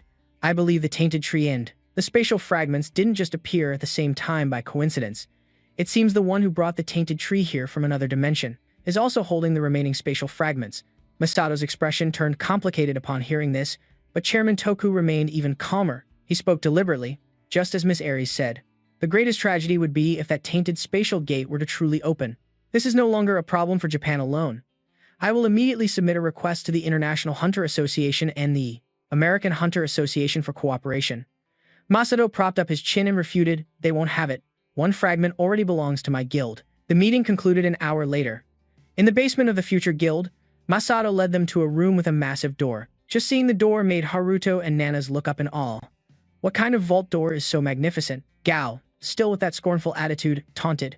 "Guildmaster Shirosaki, I knew you were a dungeon fanatic, but I never expected you'd be holding onto a spatial fragment." Haruto also wondered, "How did you get your hands on it?" Of course, Masato remained silent. Gao couldn't keep his mouth shut and added, "This silence means you got it through some shady deal, doesn't it? That's not exactly a rare occurrence. It might even be a fake for all we know." Only Haruto truly knew the truth as he opened his personal inventory and saw the change in his key fragment. "No, it's not a fake. Even though they're in my personal inventory, the spatial fragments are resonating intensely." Masato reached out to unlock the door, and the gate slowly swung open before their very eyes. The vault was vast, but inside, it held only a single pillar, atop which was an energy sphere encasing the spatial fragment. It was the fourth one. As if sensing the other fragments nearby, it began to glow brilliantly. Gao started to step forward, his mouth running nonstop. A vault this huge, just for that one item? What a waste of space. Haruto suddenly stepped in front of him, holding up a hand to block his path. "From here on, only Mr. Shirosaki and I will proceed." Hearing this, the man immediately flew into a rage, threatening, "Hey, who the hell do you think you are?" Luckily, Ares stepped forward to back him up. Combining two spatial fragments is already quite dangerous. Who knows what might happen when you add a third one to the mix? Masato agreed, turning back to add, "They're both right. From here, only Hunter Sano and I will proceed. This is my guild, so you must follow my orders." Although Gao was resentful and unwilling, he still stepped back. I've already seen it with my own two eyes, so there's nothing more to covet. If some strange space opens up, it'll be your fault, and at that point, I will kill you both, so remember my words well." Haruto glanced through the closing door, shooting the man a deathly cold glare. The door closed, and the two of them began to approach the pillar. Haruto looked at it and said, "Guildmaster Shirosaki, your fragment is number 4. Hey." Masato stood to one side with his arms crossed, looking at him, as the system displayed a notification, "Space fragment 1 out of 5. The 4th fragment." Haruto wouldn't let it go, wanting a reason. "Can you tell me where you got it?" Masato, of course, still wanted to avoid the question. So he hurriedly urged him, "Enough with the small talk and let's get this over with." Haruto looked at the other man helplessly. Then he slowly stepped closer to the space fragment. "No need to worry," he thought as he slowly reached out his hand, intending to touch it. After all, Haruto still had the giant spider, Wang, and his shadow jaunt skill, and he hadn't even taken it out of his personal inventory. But things didn't go as planned. As soon as he passed through the protective barrier, the space fragment released an unusual attack. It glowed brilliantly and immediately shook the surrounding space, destroying the ground and creating a large hole. Masato, despite being on guard, was still thrown back a considerable distance. The force of the attack was so immense that it even warped the giant door, alarming everyone outside. Nanas immediately grew anxious and wanted to rush inside. Something's happened. A long gash was carved into the ground, and even the door was visibly dented. Masato looked around and called out anxiously, "Hunter Sano." Fortunately, a few seconds later, he heard a voice from behind him. "Holy crap, I thought I was a goner for sure." Masato looked toward him in surprise. The giant spider's silk was still wrapped around that spot. Haruto looked at the 3 space fragments that had now combined in his personal inventory and broke out in a cold sweat. "I can't believe they escaped the inventory on their own and combined by themselves. Without Shadow Jaunt, I would have been a goner. That firepower is terrifying. When I combine the 4th piece, I'll have to be extremely careful." Masato stared at him, horrified. From start to finish, Hunter Seino had done nothing but shock him to his core. What was that? This guy, he just used a high-level stealth skill. Shadow Jaunt. Who on earth is he? Filled with suspicion, he shouted loudly, "Hey, you." Haruto turned his head and even joked around. "Whoa, Guildmaster Shirasaki, don't scare me like that. Are you yelling at me? Why so loud?" But unexpectedly, just as he turned around, Misato grabbed him by the neck, leaving him no time to react. He slammed Haruto straight into the ground, the force of the impact shattering the floor and sending debris flying everywhere. Caught by the surprise attack, Haruto coughed up blood from the pain, not understanding why he was being attacked. Cough. Why all of a sudden? Masato growled, his weapon in hand and ready to strike. You can't use dark-type skills without dark mana, but it's clear. You just use Shadow Jaunt, right? Explain yourself, right now. Pinned to the ground, Haruto furrowed his brows in anger. Looking helplessly at him, Haruto wondered how the hell he was supposed to explain this. Being cornered by Guildmaster Misato, Haruto planned to use Shadow Jaunt to escape, but tentacles shot up from the ground, binding him tightly. Haruto thought to himself, this is bad. As expected of a top-ranked hunter, I can't break free. He answered, his voice trembling. I can't use dark mana, but he clearly didn't believe him. Oh. Misato pinned his neck to the ground with one hand, while his other hand raised a wand, crackling with electricity. You can use Shadow Jaunt, but you can't use dark mana. The moment the words left his mouth, he struck Haruto directly with black lightning without any hesitation. Dust and debris filled the air. Haruto struggled to move after taking the full force of the attack. He was in so much pain that he coughed up blood, wondering, in confusion, damn it, why can't I activate Shadow Jaunt? As if reading his mind, Masato sneered.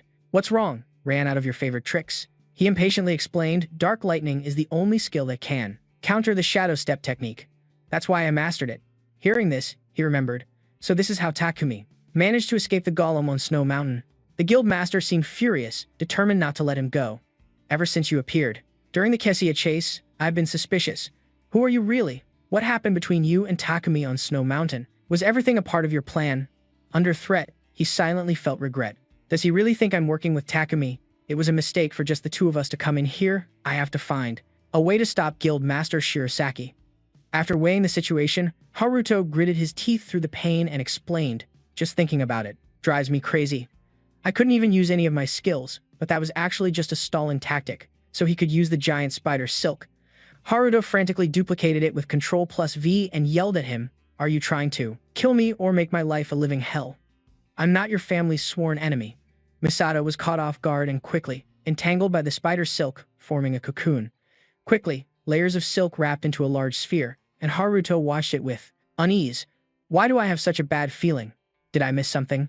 Suddenly, a crack appeared, clearly growing longer, along the sphere's radius. Then, as if erupting, the sphere caused an explosion that sent sand and rocks flying, and Haruto quickly used his hands to cover his face, helplessly watching it shatter. In the end, the spider silk sphere couldn't contain Misato as he used lightning to tear it apart. The lightning shot out towards Haruto, but luckily he used the silk as a shield just in time. The dark lightning was too powerful, piercing through the silk shield in front of him. Misato stood inside his spherical shield, coldly looking at Haruto's bleeding hand. He was even more enraged by the surprise attack. If it's something you can't talk about, then it must be Starfield, right? If that's the case, you're dead for sure. Now covered in wounds, he remained silent in fear. He's really furious. I might die here. I got used to talking and coordinating with him, so I forgot. Masato was continuously generating a fierce current of electricity, reminding Haruto of a certain fact. Guildmaster Shirasaki is a hunter above level 500, while I haven't even reached level 300. There's only one option. He quickly rummaged through his items. It's all or nothing. I don't have time. I hope the item Haruto needs appears right away. There it is. It was a super high-grade potion that heals 95% of all damage, cannot be used in combination, and has no effect on a target that is already dead. Meanwhile, Masato obviously didn't have the patience to wait for his opponent, so he threw a dark lightning spear.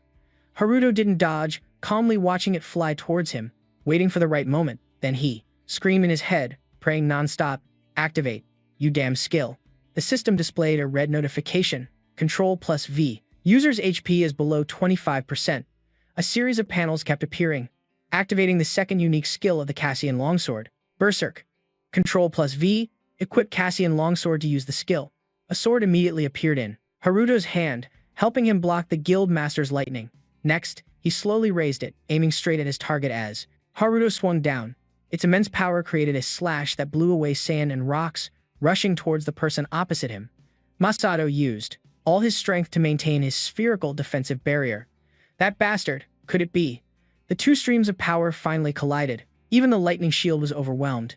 Masato watched in astonishment as the massive energy from the longsword continued to rush toward him. A deafening explosion obliterated the area around its epicenter, leaving Masato in a dire state, spitting up blood, and wounds began to appear on his face. Suddenly, a memory flooded back, a voice from the past echoing in his mind. Hey bro, our guild's name should represent our hope of becoming the strongest in the future, so let's call it the Future Guild, okay? Masato immediately agreed. I love it. Let's make our guild #1 in the world. The person he remembered was his younger brother, Shirosaki Suda.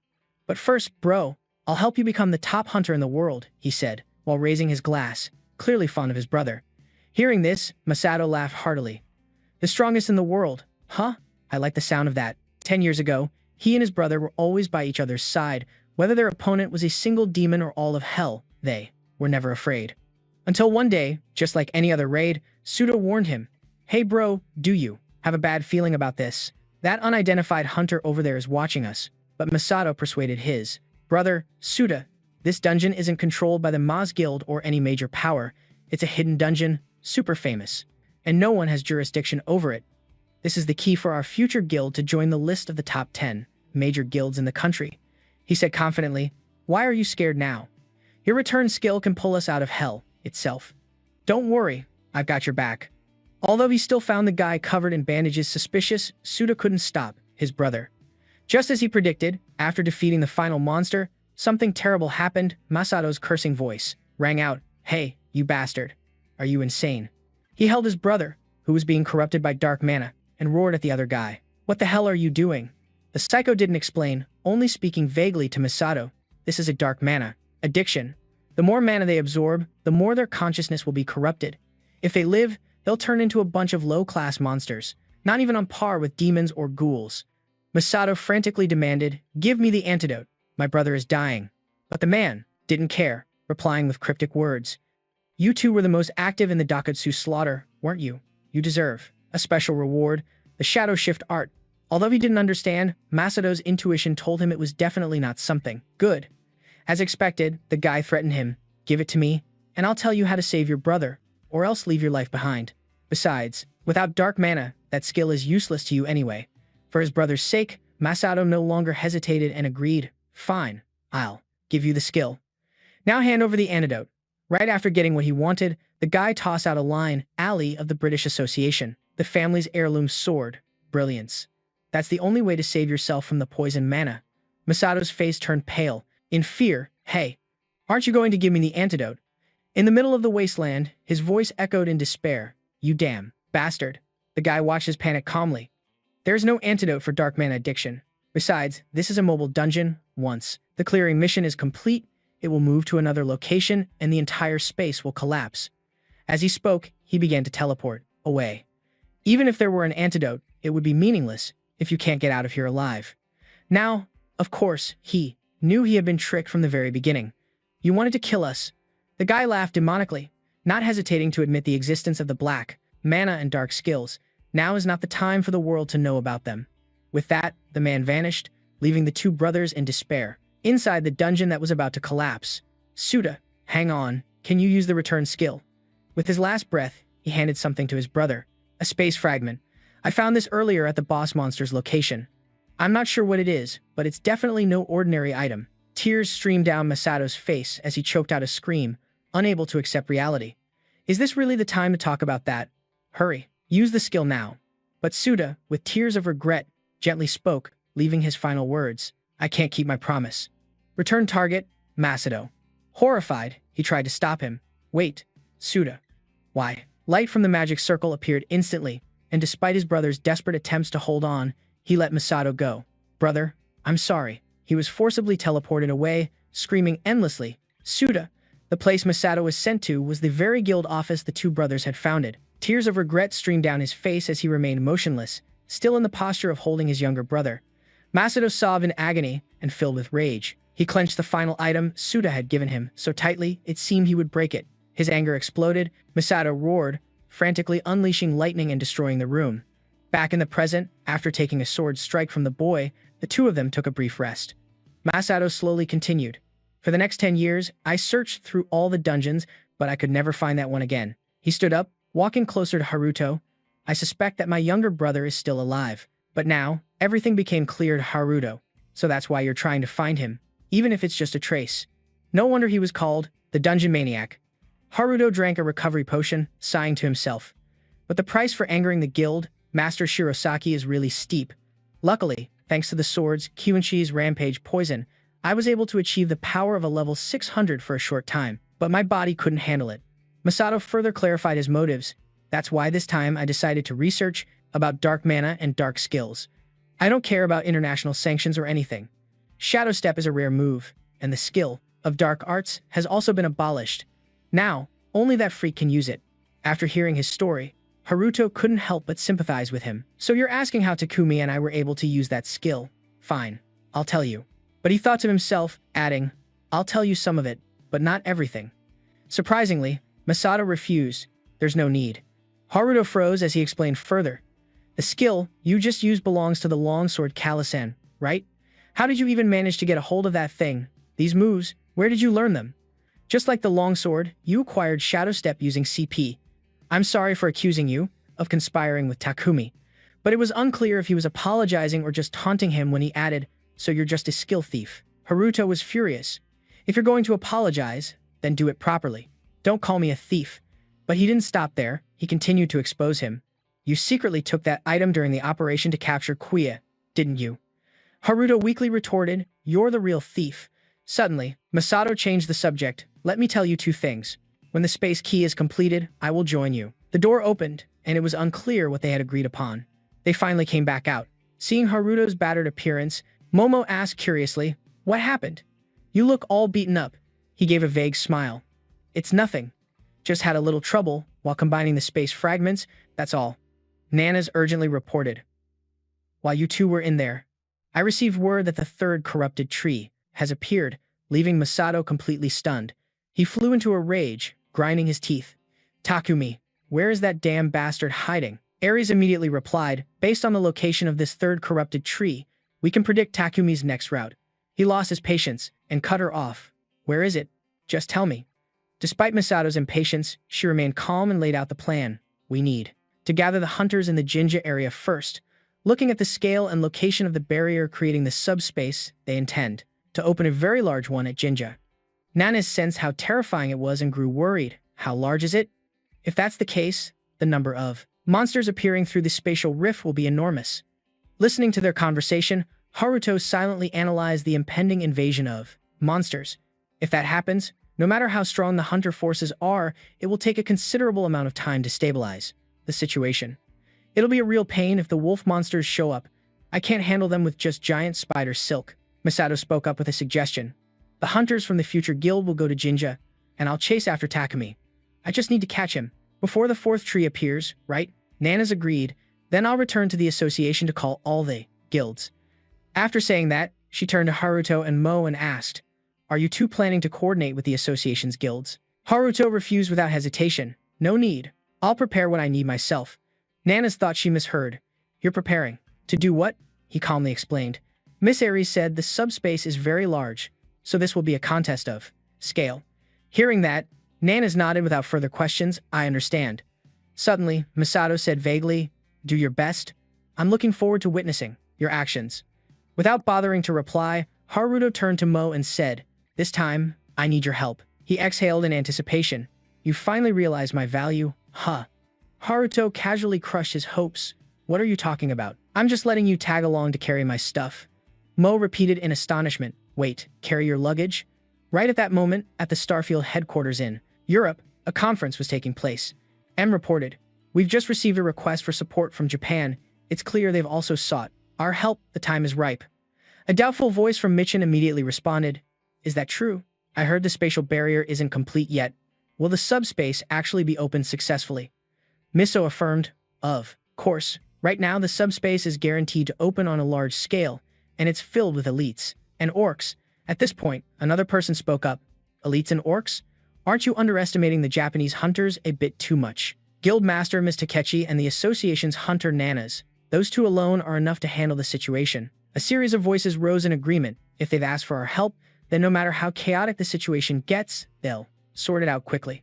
Suddenly, someone spoke up hesitantly. Besides, he might not be in a good condition tomorrow, right? I assure you, there's no need to worry. I can handle our European branch manager. That's why I paid close attention to the placement of the corrupted trees. He laughed slyly, to make this spatial gate open as wide as possible. The other guy was relieved to hear that, inside that space, are there only monsters? If that's the case, even with American aid, they won't be able to control the situation. M smiled mysteriously. If that space opens in Tokyo, it will be a heavy blow. Michael suddenly spoke up. Miso, for your homeland and for Jas, we must succeed this time. Miso assured them again, please don't worry. This isn't the first time I've opening a subspace. At the White House in the United States, the president and his confidants are holding a meeting. The U.S. President John Romeo begins. Secretary Logan, are you aware that the corrupted tree from the other space has appeared in Japan? The commander of Shia, Mr. Logan, confirms the information. That's right, it first appeared in the United Kingdom 15 years ago, and they originate from the same space as the Dark Spirit space. The president worries, so are we in danger? Logan reassures him, the space gate hasn't opened yet, so there's no direct threat, but we have received a request for aid from the Hunter Association in Japan. The president is still hesitant. How did the International Hunter Association react? Mr. Logan reports, Michael Starfield is the commander of the Japanese Hunter Association. I heard they're already on their way to the scene. The woman who had been silent until now speaks up. What reason would a world-famous hunter like him have to intervene personally? He doesn't know the answer either. Our intelligence has no information on that case, so we don't have the full picture. Suddenly, she receives a call. Wait, what? She turns to inform the president. The chairman of the Hunter Association is video calling. The president is surprised. The chairman? He then orders, put him through. She immediately brings up the screen for him. The chairman of the U.S. Hunter Association, Simon D. Frey, appears.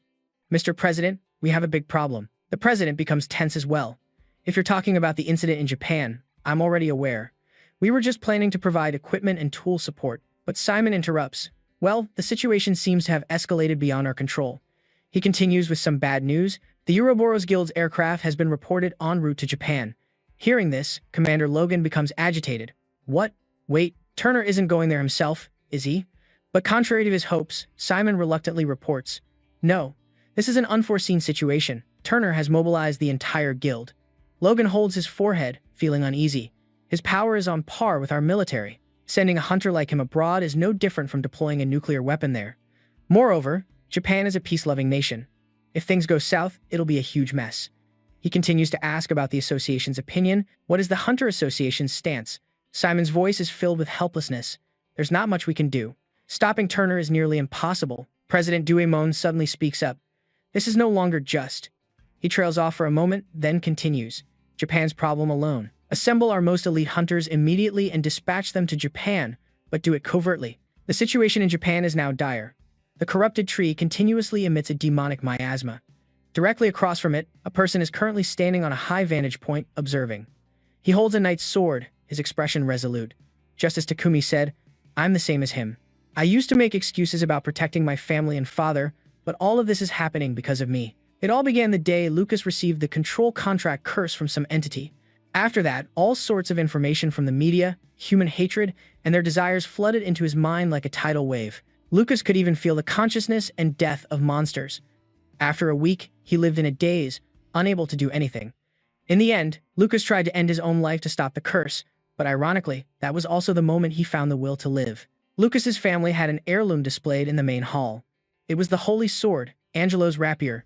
Just by holding it in his hand, the Control plus F curse would be repelled, and now he could control the curse's power. And from then on, Lucas was saved from hell, and from that day forward, he always considered the holy sword an inseparable part of him. Eventually, a gate to another dimension opened within him, and he heard that the hunter Nishihara wanted to borrow the sword. But his father didn't agree, and as expected, Lucas's country suffered a terrible loss, as did the Cooper family. They lost both their status and power, and afterward, in order to master the Control plus F curse, he tried countless possible methods. He then discovered it could be controlled with dark mana, but that easily made Lucas lose control, so he always needed the sword by his side. In the process of absorbing dark mana, he met Michael and Miso, and thanks to them, Lucas's family regained its power. But the price was too high, as when Michael learned of the Control plus F ability, he forced him to find someone. Whenever he found a target, Lucas would kill and absorb their power using Control, always using his family and his father as the reason. But in reality, he only obeyed Michael because he was terrified of being eliminated. And of course, Lucas himself saw it too. He saw himself as a coward, and standing on the rooftop, he muttered to himself, the one who possesses Control plus C. I think that person is Haruto. If that ability falls into Michael's hands, who knows what will happen? I have to see this for myself. Suddenly, Lucas raised the sword in his hand and resolved to steal the holy sword from the vault, but as soon as he spoke, a sharp pain shot through him. The burden of enduring massive amounts of information made him scream out, and Lucas now felt as if he were falling into a deep pit of endless information. And after a moment, he instantly found the information he wanted, reading something that made his eyes fly wide open in utter shock. Then Lucas spoke softly, I found Control plus C. In the blue sky, a plane flew forward, and inside the cabin, a black man covered in scars was sitting in a seat. That person was Tuner Miller, a sorcerer and tanker by profession, an American citizen, the world's #1 ranked hunter, rank unidentifiable. Richard was looking at the knife in his hand and wondering, Guild Master, if you wanted to go to Japan, why not take a detour? Was it really necessary to mobilize a private jet? Tuner frowned, his face darkening with annoyance. Richard, have you forgotten our guild's motto? Richard, flustered, quickly waved his hands to explain. How could I forget? The moment we let our guard down is when danger will strike. I understand. I'll be more careful next time. He didn't reply, silently watching the clouds through the window with a distant look in his eyes, thinking back to the past, to the great catastrophe 15 years ago, when one person stood up to protect Tuner, slaughtering all the monsters.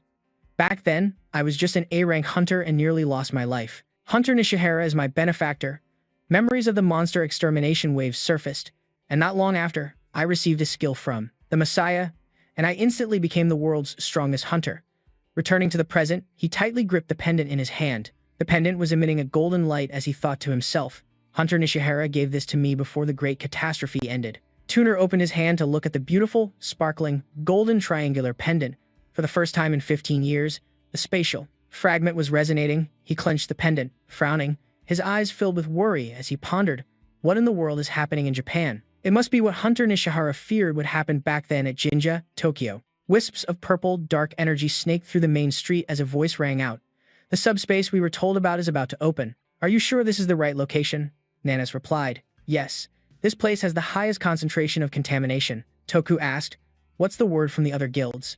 She quickly reported, Guildmaster Shinoda of the Daenon Guild is neutralizing the contamination caused by the corrupted trees at the Central Hunter Hospital. The guild members are dealing with the corrupted trees in the Northern District and searching for a solution to handle it. Nanas continued, Guildmaster Takachi of the Midas Guild has sent members to assist in all areas while he himself is waiting alone at the Dori CH in Jinja. He'll be able to handle anything that emerges from the subspace. Toku was pleased. Well, with Takachi there, we have nothing to worry about. So what are the other guilds doing? She answered, they're protecting and guiding the residents who haven't escaped yet. He suddenly remembered and asked, speaking of which, I don't see Hunter Haruto around here, do you? Nanas immediately said, Hunter Haruto is currently on a different mission. Toku rubbed his chin, wondering, why is he on a different mission? Nanas was also puzzled. I'm curious about that too. Hunter Haruto always surprises us like a skilled magician. A porter nearby was also eavesdropping. He thought to himself, Hunter Haruto? That's Sano's senior. He was surprised to hear that name and couldn't help but think, wait a minute, are they talking about Senior Sano? The bald guy next to him pointed and yelled, hey Aoi, what are you doing? Hurry up. Aoi was snapped back to reality, startled. My apologies. But his heart was still filled with worry. No way. Are those two talking about Senior Haruto? I haven't seen him since then. I'm so worried.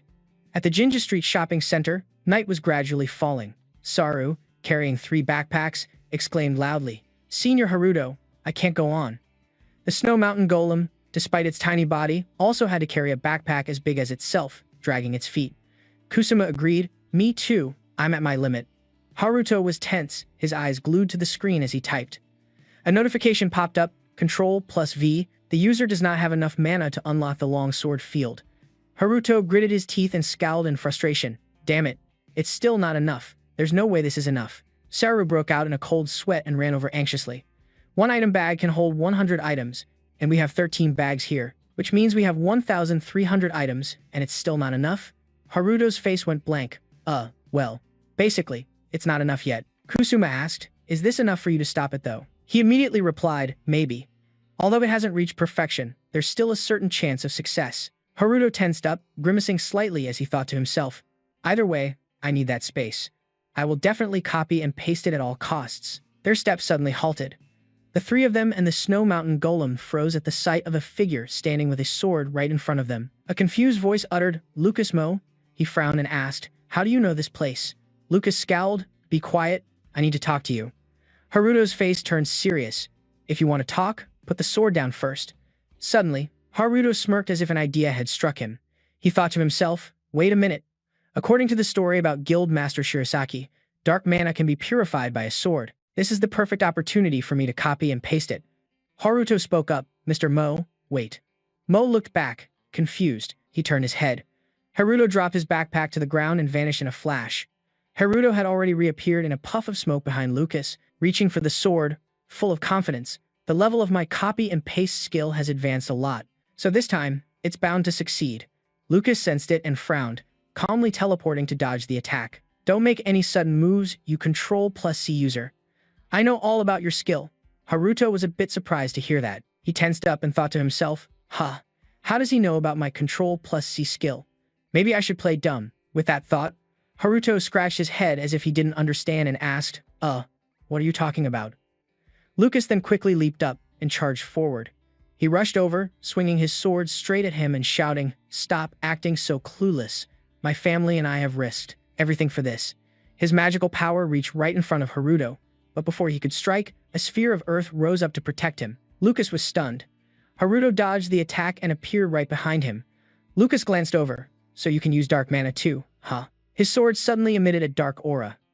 Lucas warned, but remember who you're using it against. Lucas swung his sword in anger, the dark aura flaring up even more intensely as a blinding light burst forth. Haruto raised a hand to shield his face, gritting his teeth and peeking through one eye while letting out a few groans. He was rooted to the spot, unable to do anything. What is this? It feels just like Guild Master Shirasaki's Mystic Lightning skill from before. I can't activate my Shadow Step. Over here, Satoru wondered, why isn't Senior Haruto using Shadow Step?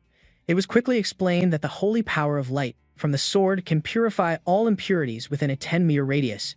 Since Shadow Step is a dark skill, it can't be used. Lucas lowered his sword and walked over, saying, you can't use your skill, which means all the skills you've copied so far are dark skills, right?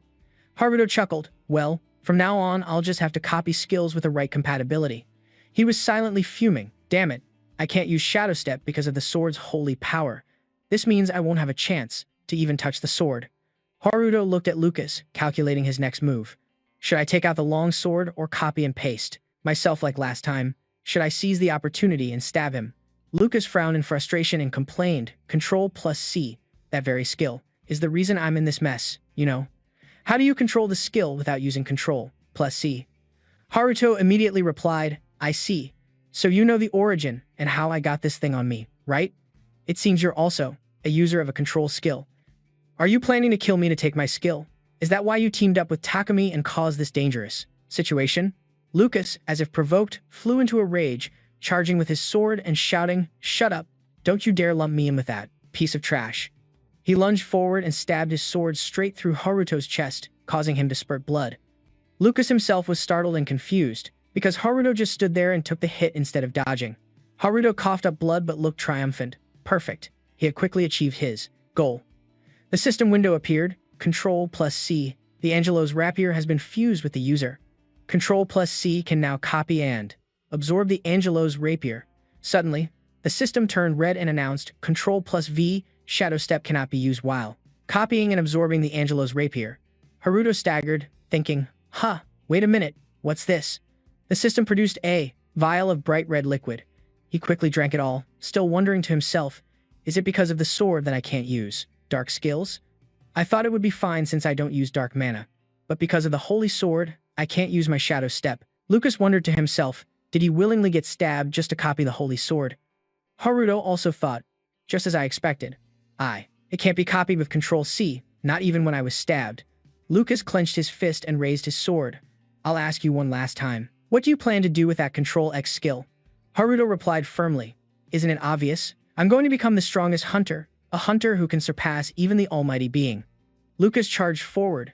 his voice tinged with sarcasm. Hey, is that all? He thrusted his sword straight at him. He easily dodged the attack. Haruto said, exactly, even before I became a hunter. Because of the curse, my time is constantly being taken away. Lucas was confused. Time? He shouted. Wait, didn't you hear that when the curse was cast? There are only 5 years left until the catastrophe happens. Lucas became even more curious. What catastrophe? He frowned and glanced at the hourglass mark on his neck, thinking to himself, I'm being hit with too much information at once. I didn't have time to pay attention to that. Does this hourglass represent the remaining time? Is it counting down to the day of the next great catastrophe? Suddenly, a screen appeared in front of Haruto, making him ask in surprise. What are you trying to do? The system announced. Control C. Copy time limit has expired. Please approach the target again. Haruto frowned, clearly showing his displeasure as he thought, Tisk. I even let myself get stabbed to copy it. One more time. Suddenly, purple magical energy gathered in the sky, and rays of light slowly descended. Haruto looked up in surprise. Satoru and Mo also looked up at him, their faces full of worry, stammering. It's starting. Lucas also looked up in confusion to observe. The red system screen appeared again with a notification. An alternate dimension, the dark spirit space, has opened in Tokyo. When the subspace opens, a contaminated zone will form within that area. Hunters' health and mana will be reduced by 30%, and there will be some restrictions on mana-based skills in the Shinagawa district. Just before the subspace opened, purple smoke spread everywhere, and massive wooden vines pierced through all the buildings, leaving them in ruins. The red system displayed a notification. The corrupted tree spatial barrier is complete. A different dimension, the dark spirit space, has opened in Tokyo. Once opened, the contaminated zone will cause the HP and MP of all hunters to decrease by 30%, while also restricting all skills that require mana. Takumi looked at the screen with a satisfied expression. Once this space fully opens, Tokyo will become a living hell. The elf's mission is complete. Should I go report it? Suddenly, red tendrils slowly approached as a voice rang out. I will not allow that to happen. Hearing this, Takumi jumped in fright. The red tendril weaved through the air and slammed down where he stood, terrifying him. Wherever the tendril struck, he hastily retreated. Masato and Ares stood safely inside a protective sphere, as he said. Because you will die right here, Takumi replied. Masato, it must have been a hassle chasing me all the way here. He gave a sinister smile, but it's too late. The barrier created by the corrupted tree is complete. Tokyo is doomed. Masato angrily split the protective sphere in two, startling Ares slightly. He shouted, So what? My target is you, Takumi. Masato's crimson mana tendrils were gradually spreading out as he yelled, It seems the dark mana has no effect on me. Takumi was not to be outdone, pulling out a sword from a portal in mid-air and smirking. You think you're the only exception. A purple dark aura also began to radiate intensely from him, his eyes turning pitch black as he sneered. Let me show you the true nature of dark mana. Elsewhere, somewhere in the city, all the hunters saw notification screens appear before them. They kept whispering amongst themselves. I've never seen a control skill this powerful. It restricts all mana-based abilities. It's clearly forcing us to fight with our bare hands. A bald guy with glasses also raised his hand to try and cast a spell, but it failed, and he replied, You're right, none of my mana skills can be activated. A short-haired girl in a hat also tried to cast a spell and then said, No way, even my healing spell won't work. Another guy explained, In this situation, even potions are useless. Our stamina and mana are leaking out. Just taking one hit could be fatal. Over with Nana's. She looked up at the sky, stunned. Chairman, this is. Toku also looked up with a serious expression. This is completely unexpected. We have to deal with the bigger monsters. A powerful tornado swept through a major city, destroying countless buildings, with smoke and dust clouding everything. The atmosphere grew even more chaotic as a purple spatial gate appeared, slowly opening in the sky. A voice shouted, Out! Look over there! A foot stepped out of the gate. Nana's was a bit stunned by the sight, and Toku was no exception, startled, his eyes widening. A figure with blonde hair flickered into view, their magical power radiating out to form a vast space in the sky, growing stronger and stronger. The people below couldn't help but wonder, What is that? Mito slowly stepped out, and the people there started murmuring again. A goblin? They kept looking up. Only one goblin appeared from a chaotic space like this. Another person fearfully pointed forward and said, I was wrong, look down there. Goblins slowly began to emerge in all shapes and sizes, some big, some small, flying types, crawling types, humanoid, and beast-like. There were all kinds. They had red eyes, blazing with rage. The hunters saw this and backed away in fear. Are you kidding me? Damn it, there are so many of them. Mito glared and smiled smugly. It's been a while, hasn't it? These past 15 years must have been boring, right? Well then, today, let's live. Wildly, the goblins below, as if unleashed from a cage, growled as their predatory eyes gleamed. The goblins ferociously leaped straight towards the seated Gao. He gritted his teeth in fury. So you're the one who caused the control effect and are trying to overwhelm us with numbers. You look down on us too much, the system announced. Stone armor activated. Gao's eyes were filled with rage as his entire body was slowly covered by a layer of sturdy armor. A few goblins lunged forward, opening their mouths wide to bite. Suddenly, a large hole appeared in front of the goblin, and it cried out in fear. Swish. With just a swing of his arm, Gao had already killed 2 of them, and they fell to the ground with a thud in front of their kin. Gao seemed to be at the peak of his fury, his eyes flashing as he clenched his fists. Too bad for you, my stone armor skill doesn't require mana to activate. The other goblins saw this and roared. Then, the whole horde charged towards him. Gao didn't hold back, shouting without a hint of fear, killing you one by one like this is too troublesome. Come at me all at once. With that, the space became chaotic, and Gao leaped so fast that he vanished from sight, but the goblins were taken down one after another, some cut in half, others decapitated. Gradually, more and more goblins fell, leaving only the sight of slash marks and flying debris. The hunters protecting the city couldn't help but exclaim. As expected of Guildmaster Takechi, another person also spoke up, "We'll handle the remaining small fry." Another hunter stabbed a goblin with his sword, making it scream in pain. The guy cursed, "You bastard, getting. With our skills locked, even these goblins are terrifying." A hunter defending the city shouted a warning to be careful. These creatures are emitting a corrupting energy, so watch your stamina bar. One wrong move and it's game over. That person swung their sword, slashing a small goblin and making it scream. Ananas didn't just stand by, she charged forward, her hands moving like lightning. With a single slash of her blade, she took down 2 flying goblins.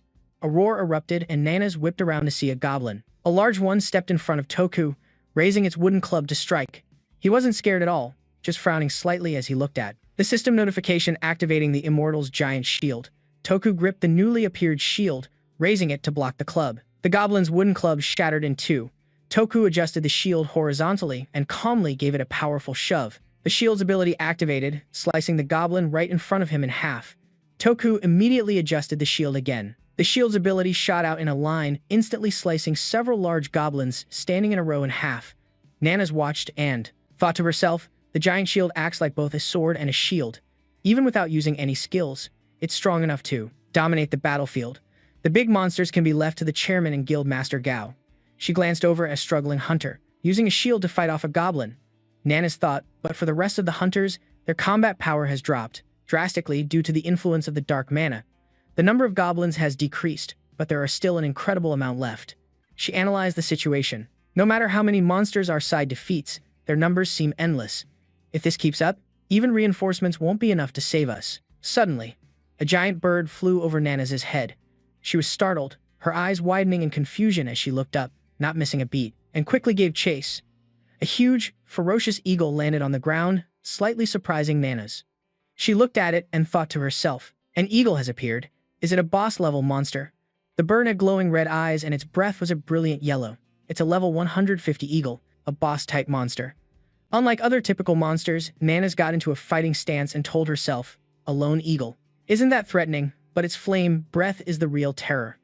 The eagle breathed a scorching fire, and she thought, it won't stop until its target is completely incinerated. Without hesitation or fear, Nanas leaped up, swinging her blade and charging straight at it while calculating. With recovery skills locked, if it targets any of the hunters, they'll die in a single hit. I have to stop it before it starts using its flame breath. The eagle saw her leap up and immediately unleashed its brutal fire breath at her. A massive fireball spread out, blazing fiercely all around. Nanas was nowhere to be seen. Haruto looked up and saw that the sky had turned completely black. Satoru cried out in panic, while Mo gritted his teeth. It's starting. Lucas also stared worriedly at the sky. The notification window flashed red continuously. Another spatial skill, Dark Spirit Space, has opened in Tokyo. Once opened, the area of corruption will cause all hunters' HP and MP to decrease by 30%, and it will also restrict all skills that require mana. Satoru stared blankly at the new notification. Huh? A restriction? This isn't even a real dungeon. Mo remarked softly, well, this isn't entirely impossible. It can happen within the territory of a dungeon boss monster, however. The probability is extremely rare. He gritted his teeth, feeling extremely frustrated, But why specifically target usable skills? Mana. What a dirty trick. Where did that guy Takumi get such a bizarre idea? Just then, Haruto snatched the bag back and said, I don't have time to mess around with you, Lucas. He wasn't having it and tried to stop him. Hey, I'm still. Suddenly, there was the sound of flapping wings from some creature echoing from the sky, and countless dragons appeared, flying straight down to the ground, wreaking havoc all around. Satoru, loaded down with gear, said as he fled, Whoa, are those wyverns this time? Someone calmly replied, They start to spread out. That's when it'll be a real nightmare. Seriously, we don't have any more time to waste. Meanwhile, Haruto was sternly reminding Lucas, Do you get it?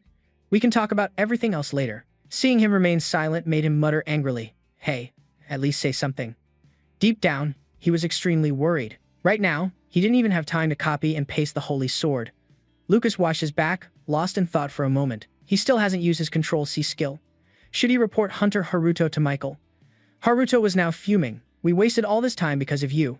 Lucas asked him, a bit curious. I don't know what you've prepared, but what would happen if you used it right now? Haruto yelled, I want to, but this thing has a specific procedure. As he ran, he thought to himself that initially, he wanted to upgrade based on monsters from simpler lands. As for Nana's, she was currently charging straight into the blazing fire. Thoughts kept racing through her mind. Nana's is too slow, it's already used its flame breath. But at this level, she could push through it and would only take minor damage. But with Hellfire, Nana's will win. Surprisingly, a figure dashed past Nana's, startling her.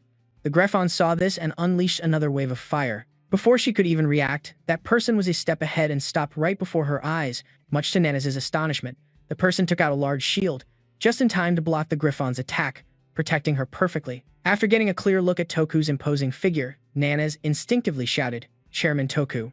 He turned his head to look back and sternly ordered, Hunter Nana's, cut off its head to stop the flame breath. Her gaze immediately sharpened as she replied, Understood. She dashed forward, quickly closing the distance to the Griffon. It once again used its flame breath to attack Nana's and prevent her from getting close. The flames from its mouth came in waves, each stronger than the last, and the fire it spewed completely engulfed Nana's field of vision. However, she tapped her toes on the ground, and from there, Nana's launched herself high into the air unexpectedly. She swung the weapon in her hand straight down, but it only grazed the Griffon's head. Seeing the blood fly through the air, she was slightly surprised. To avoid being decapitated, it had intentionally redirected the slash to another part of its body. Before Nana's had time to attack again, the Griffon thrust its claws out in front of her. Nana's quickly brought her spearhead up to block it, creating a piercing clang. She gritted her teeth, trying to push its claws away, but it opened its mouth to breathe fire again, intending to defeat her. However, an unexpected event occurred that made it a little wary. A spinning wave suddenly cut between Nana's and the Griffon, forcing it to retreat. The wave had just been created by Toku's shield. Nana's recognized it immediately. He landed on the ground from the air and calmly asked, Are you all right? She replied softly, Thank you, Chairman Toku. He didn't reply, simply. Jian remarked, I meant to help, but it seems I've just made things worse, haven't I? He tilted his head back to look at the Griffon, saying calmly, It's entered a state of high alert, so it probably won't land on the ground anymore. If I throw the Jigen shield and it dodges, we're screwed. Suddenly, the Griffon opened its mouth and spewed a massive fireball. Damn. Toku said in a low voice, Get down, and remarked, It's in the air. That means it'll only attack with its flame breath. Hunter Nana's was hiding behind me, but she rushed forward, leaving him with a single sentence, Don't worry, just throw the Gigan shield.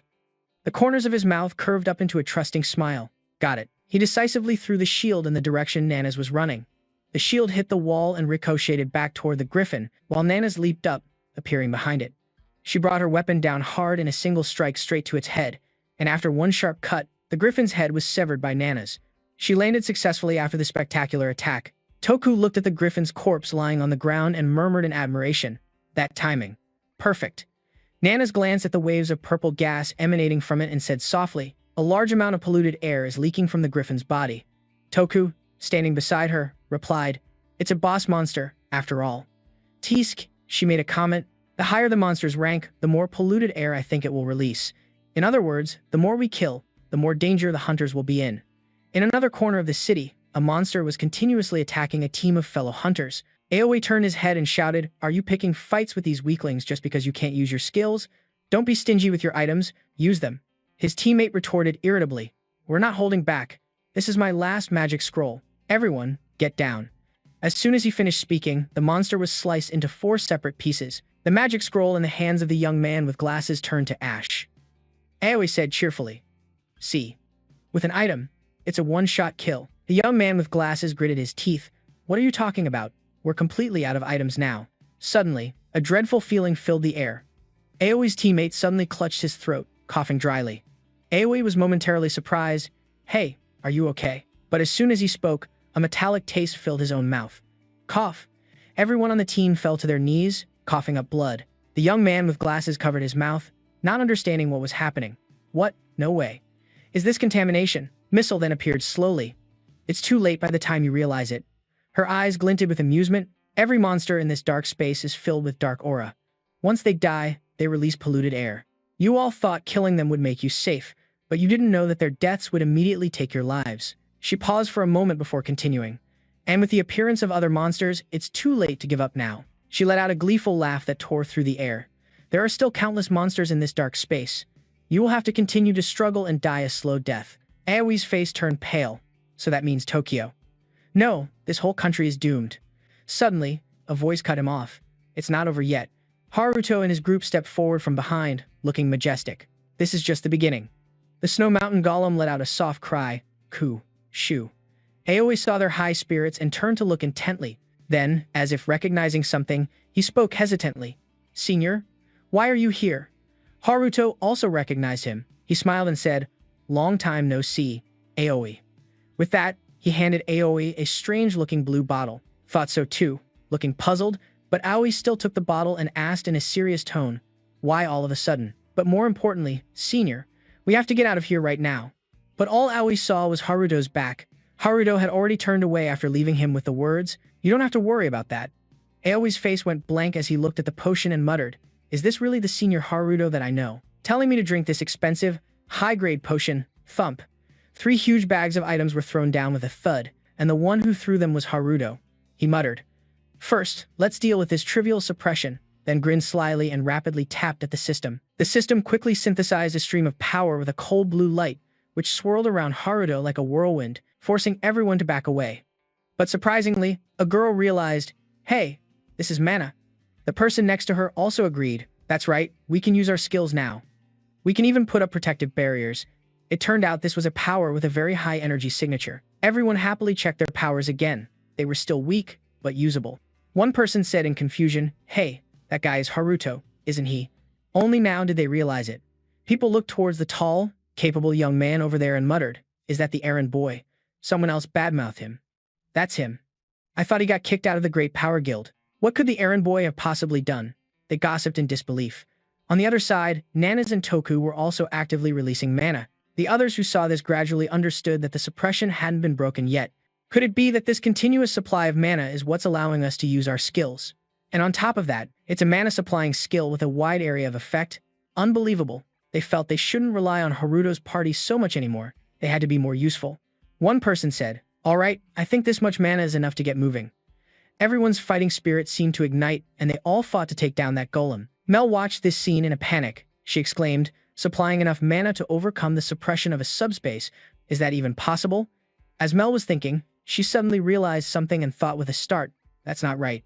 She looked towards Haruto, who was running like crazy, and was shocked to realize he was the crowd control. This golem was like it was on steroids. It was unexpectedly strong, continuously attacking with high speed. Even with a mana boost, no one could fight it, saying helplessly, "We can use mana now, but why are there so many monsters?" The guy who had just been injured by the golem's punch said angrily, "At this rate, we're going to lose." Suddenly, he heard something and turned to look. He was surprised to see Haruto's party, Lucas, and Mo still enthusiastically running around to distribute mana. It was as if they were tireless, charging straight at the golem.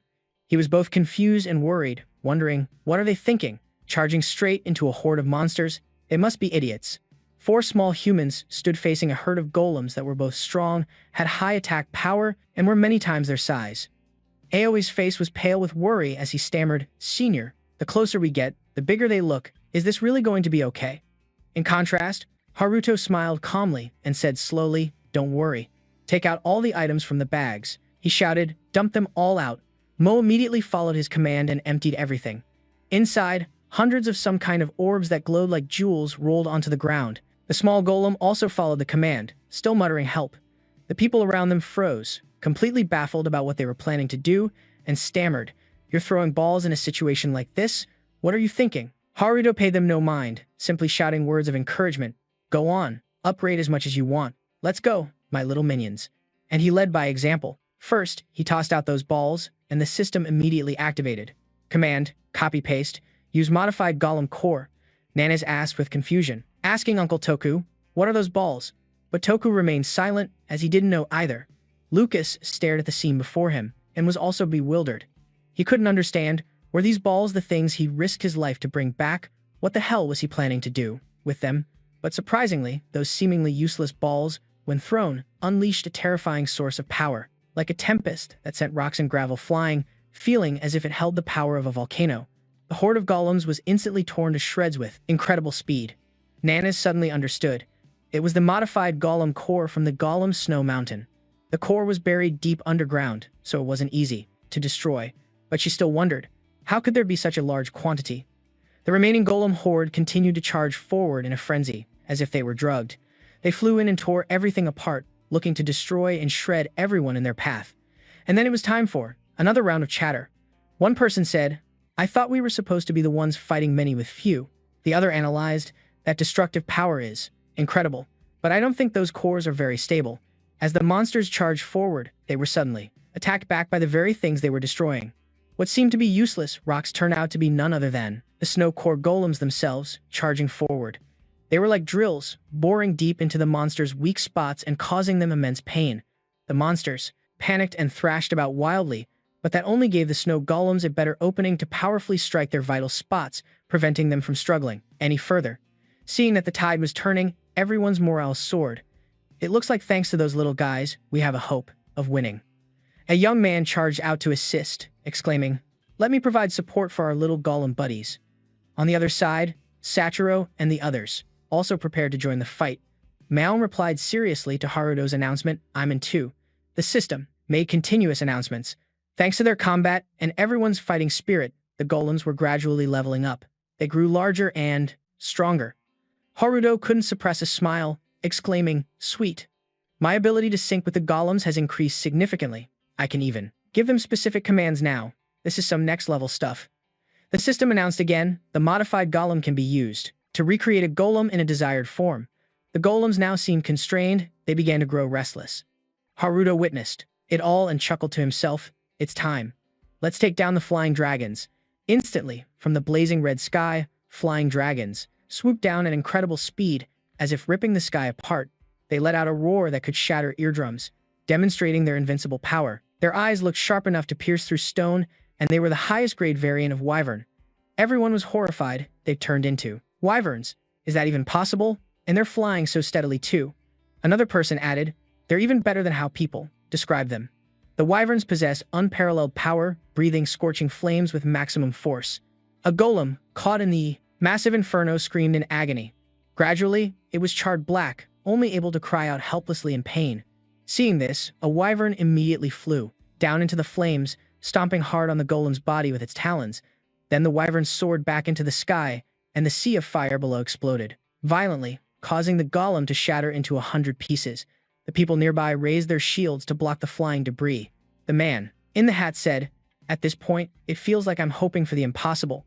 The other person also worried, can it withstand that flame breath, or not? Haruto suddenly realized something and pulled up his screen to check. Just as he thought, facing a wyvern head-on is impossible. Time to move on to the next plan. The notification panel immediately showed a Ctrl+C+V button to revive the sprites. The broken fragments move and piece themselves back together, forming sharp golem birds.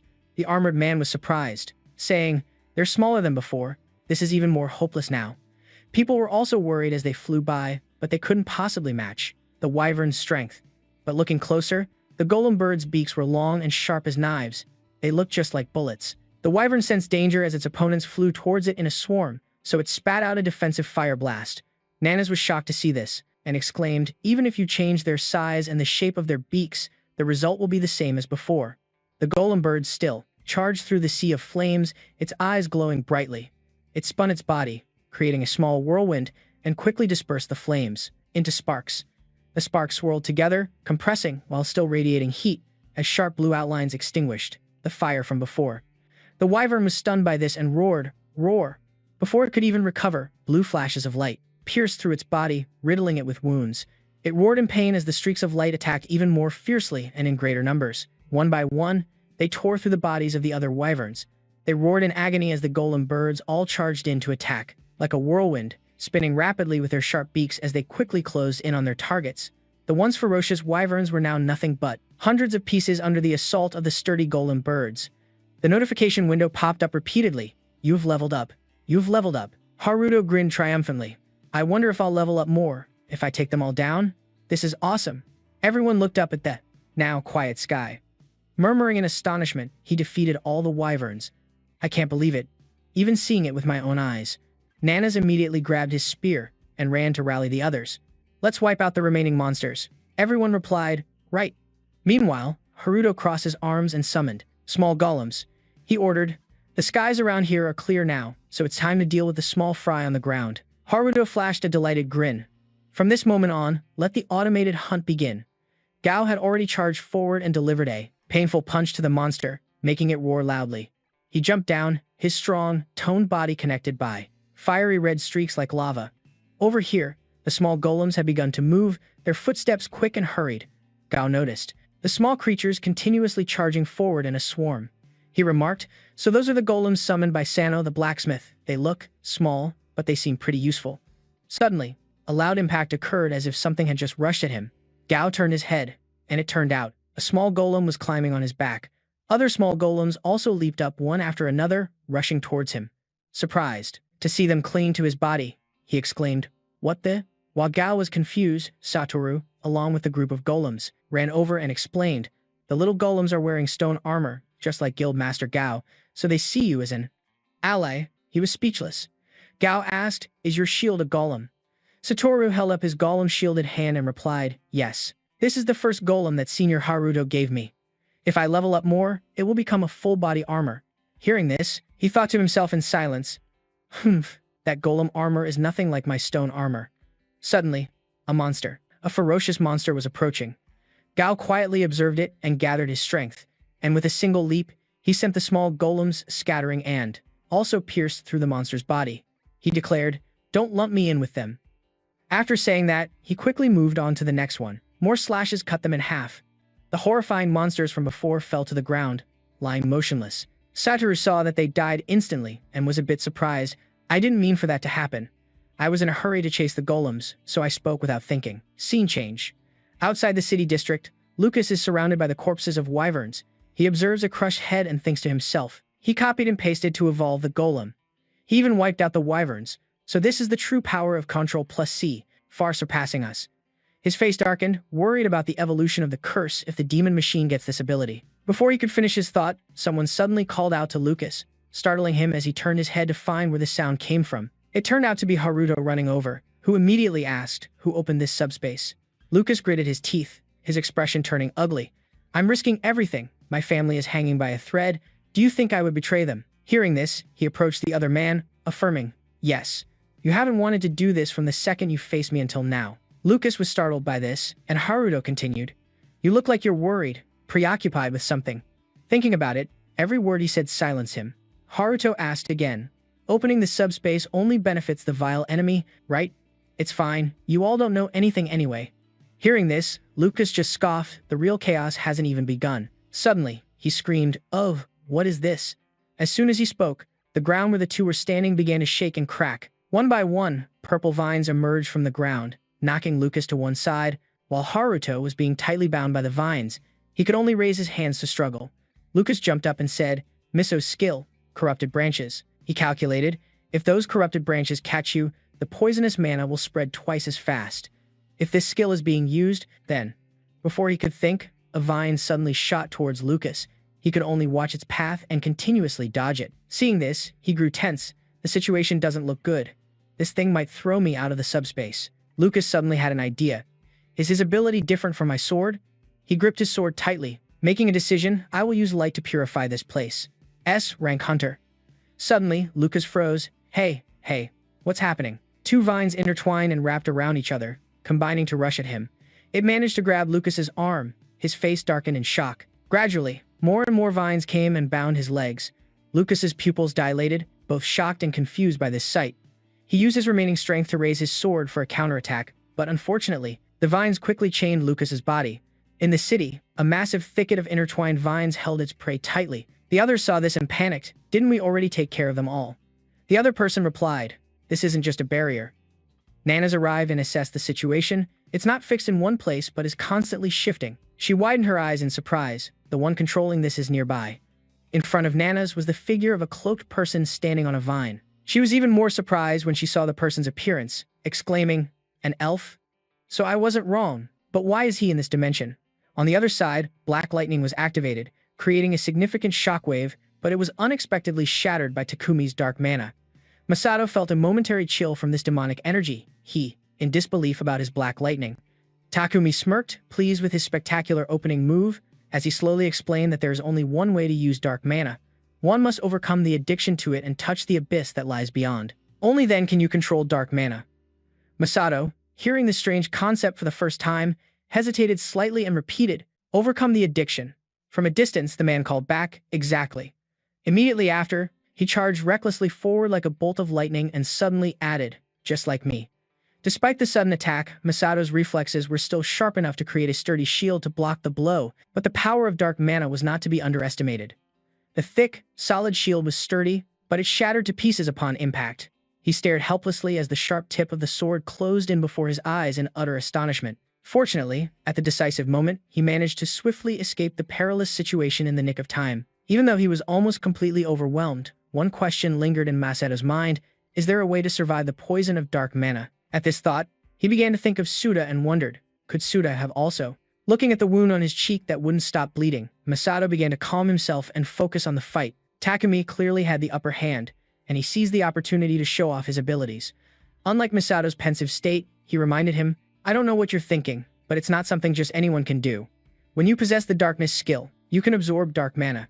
After saying that, he suddenly fell silent and focused on unleashing all the demonic power within him. Seeing his desperate stance, it looked like he was ready for a fight to the death. Eris also rushed in to provide timely support, not forgetting to activate her shield for protection. She turned to Masato nervously and asked, this immense amount of dark mana, it's impossible. He had already gone through the same shock she was feeling, so he appeared calmer and replied, my black lightning was probably absorbed. Takumi pressed his advantage, rampaging wildly everywhere and creating a chaotic battlefield. He charged forward furiously like a storm, forcing the two of them to temporarily defend with their shields. Masato yelled, dodge. Seeing the blade release a shockwave as powerful as a cannonball, the two of them instinctively dodged to either side. The sound of collapsing rocks and gravel affected the surroundings and created a thick cloud of dust, making it extremely difficult to see. Masato skillfully weaved through the boulders, his eyes constantly scanning the area for any sign of the enemy. The more Takumi fought, the more frenzied he became, unleashing a sudden surge of power that caused both his eye and hair color to change.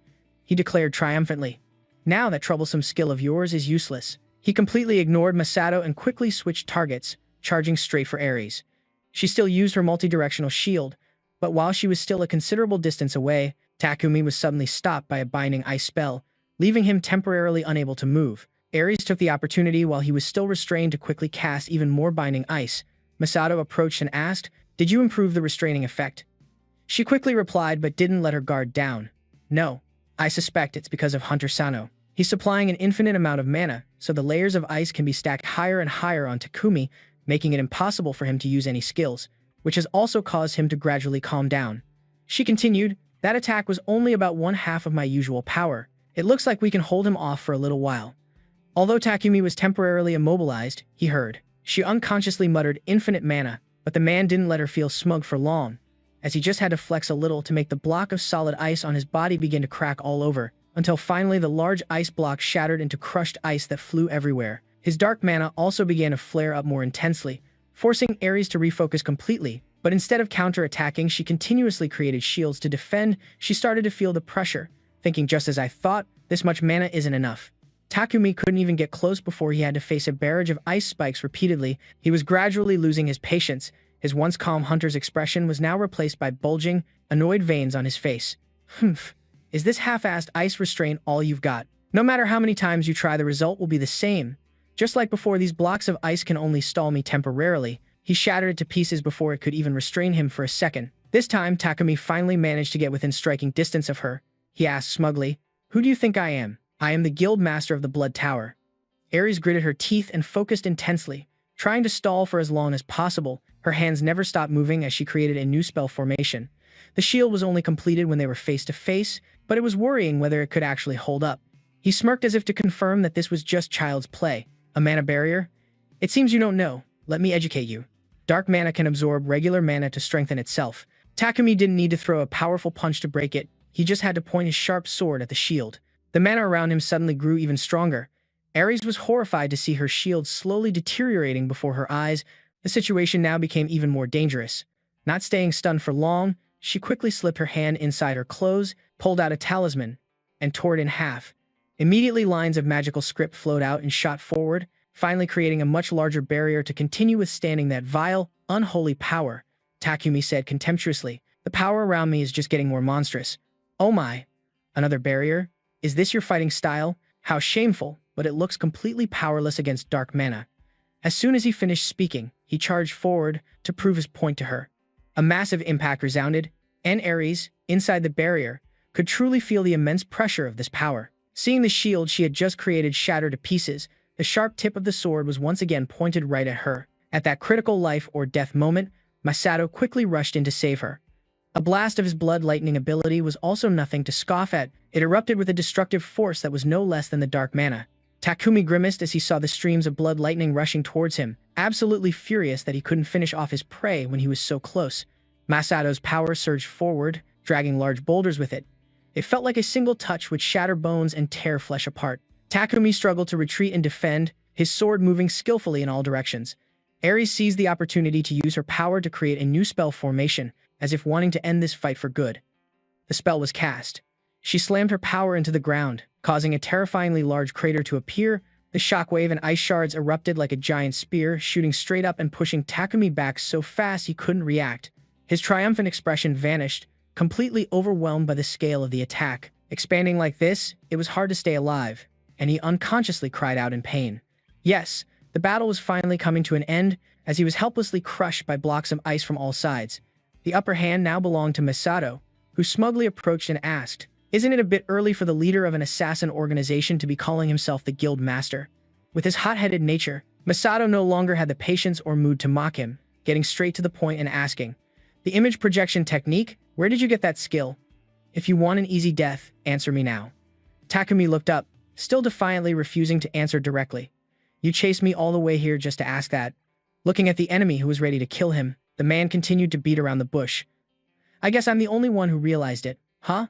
This sarcastic attitude truly enraged Masato completely, who gritted his teeth and threatened, "I told you to answer me now. Where did you get that skill? Who taught it to you, huh? Answer me now." The man leisurely began his story. "You know, I heard some interesting things from Lucas." Hearing him mention that name, Masato was surprised and asked, "Why are you suddenly?" Before he could even finish his sentence, Takumi seemed to have bought enough time, looking at him cunningly as dark mana flared up all around him. Without a word, he unleashed the mana straight at Masato, catching him off guard. He grew dazed and gradually sank into an illusion. After that spell, Masato suddenly found himself in another place, and below him was the figure of a familiar boy lying motionless. He recognized him the moment he glanced down, and the sight of the boy left him utterly shocked and speechless. It was none other than Sua, paralyzed and dying below him. He was struggling to breathe, and his consciousness seemed to be fading, evident in his vacant gaze. In his mind, Masato was screaming, "Sua." Elsewhere, in a different scene, Mel walked slowly through the intricate magic circles she had laid everywhere, her eyes fixed directly on Lucas, before suddenly closing the distance without a word. After a thunderous attack, Mel smiled and crudely asked him, "Lucas, I didn't realize it at first, but you've teamed up with that Control-C fellow, haven't you?" Lucas thought in shock. She knows about Control-C's existence. Seeing that he wasn't answering, Mel decisively snatched the holy sword from his hand. Mel admired the gleaming blade, which shone as if forged from moonlight, and said with satisfaction, "I thought it would be a long time before I could get my hands on this sword." Lucas finally spoke, "Did you approach me from the very beginning just for the holy sword?" Looking at the helpless young man amidst the strange plants, she, having achieved her goal, slowly explained, "The power of Control-F is strong enough to find Control-C." Watching the sword gradually synchronize with her power, Mel continued with even more satisfaction, "If this sword and Control-C are combined, we will be able to save the mother planet, securing both victory and the spoils of war in our hands." Mel looked sinisterly at Lucas. Now that I have the holy sword, let me tell you some good news. In the elf dimension, a few of us were afflicted by the curse.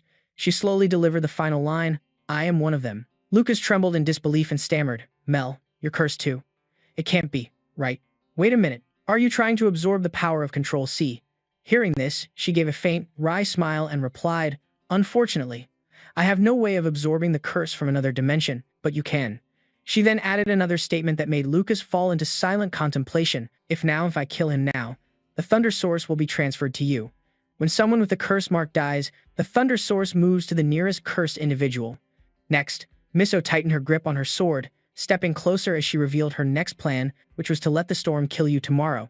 That way, she killed two birds with one stone, getting two powers at once. It was then that Lucas finally realized the truth, gritting his teeth as he thought, so that means from the very beginning, my family and I were nothing more than disposable pawns.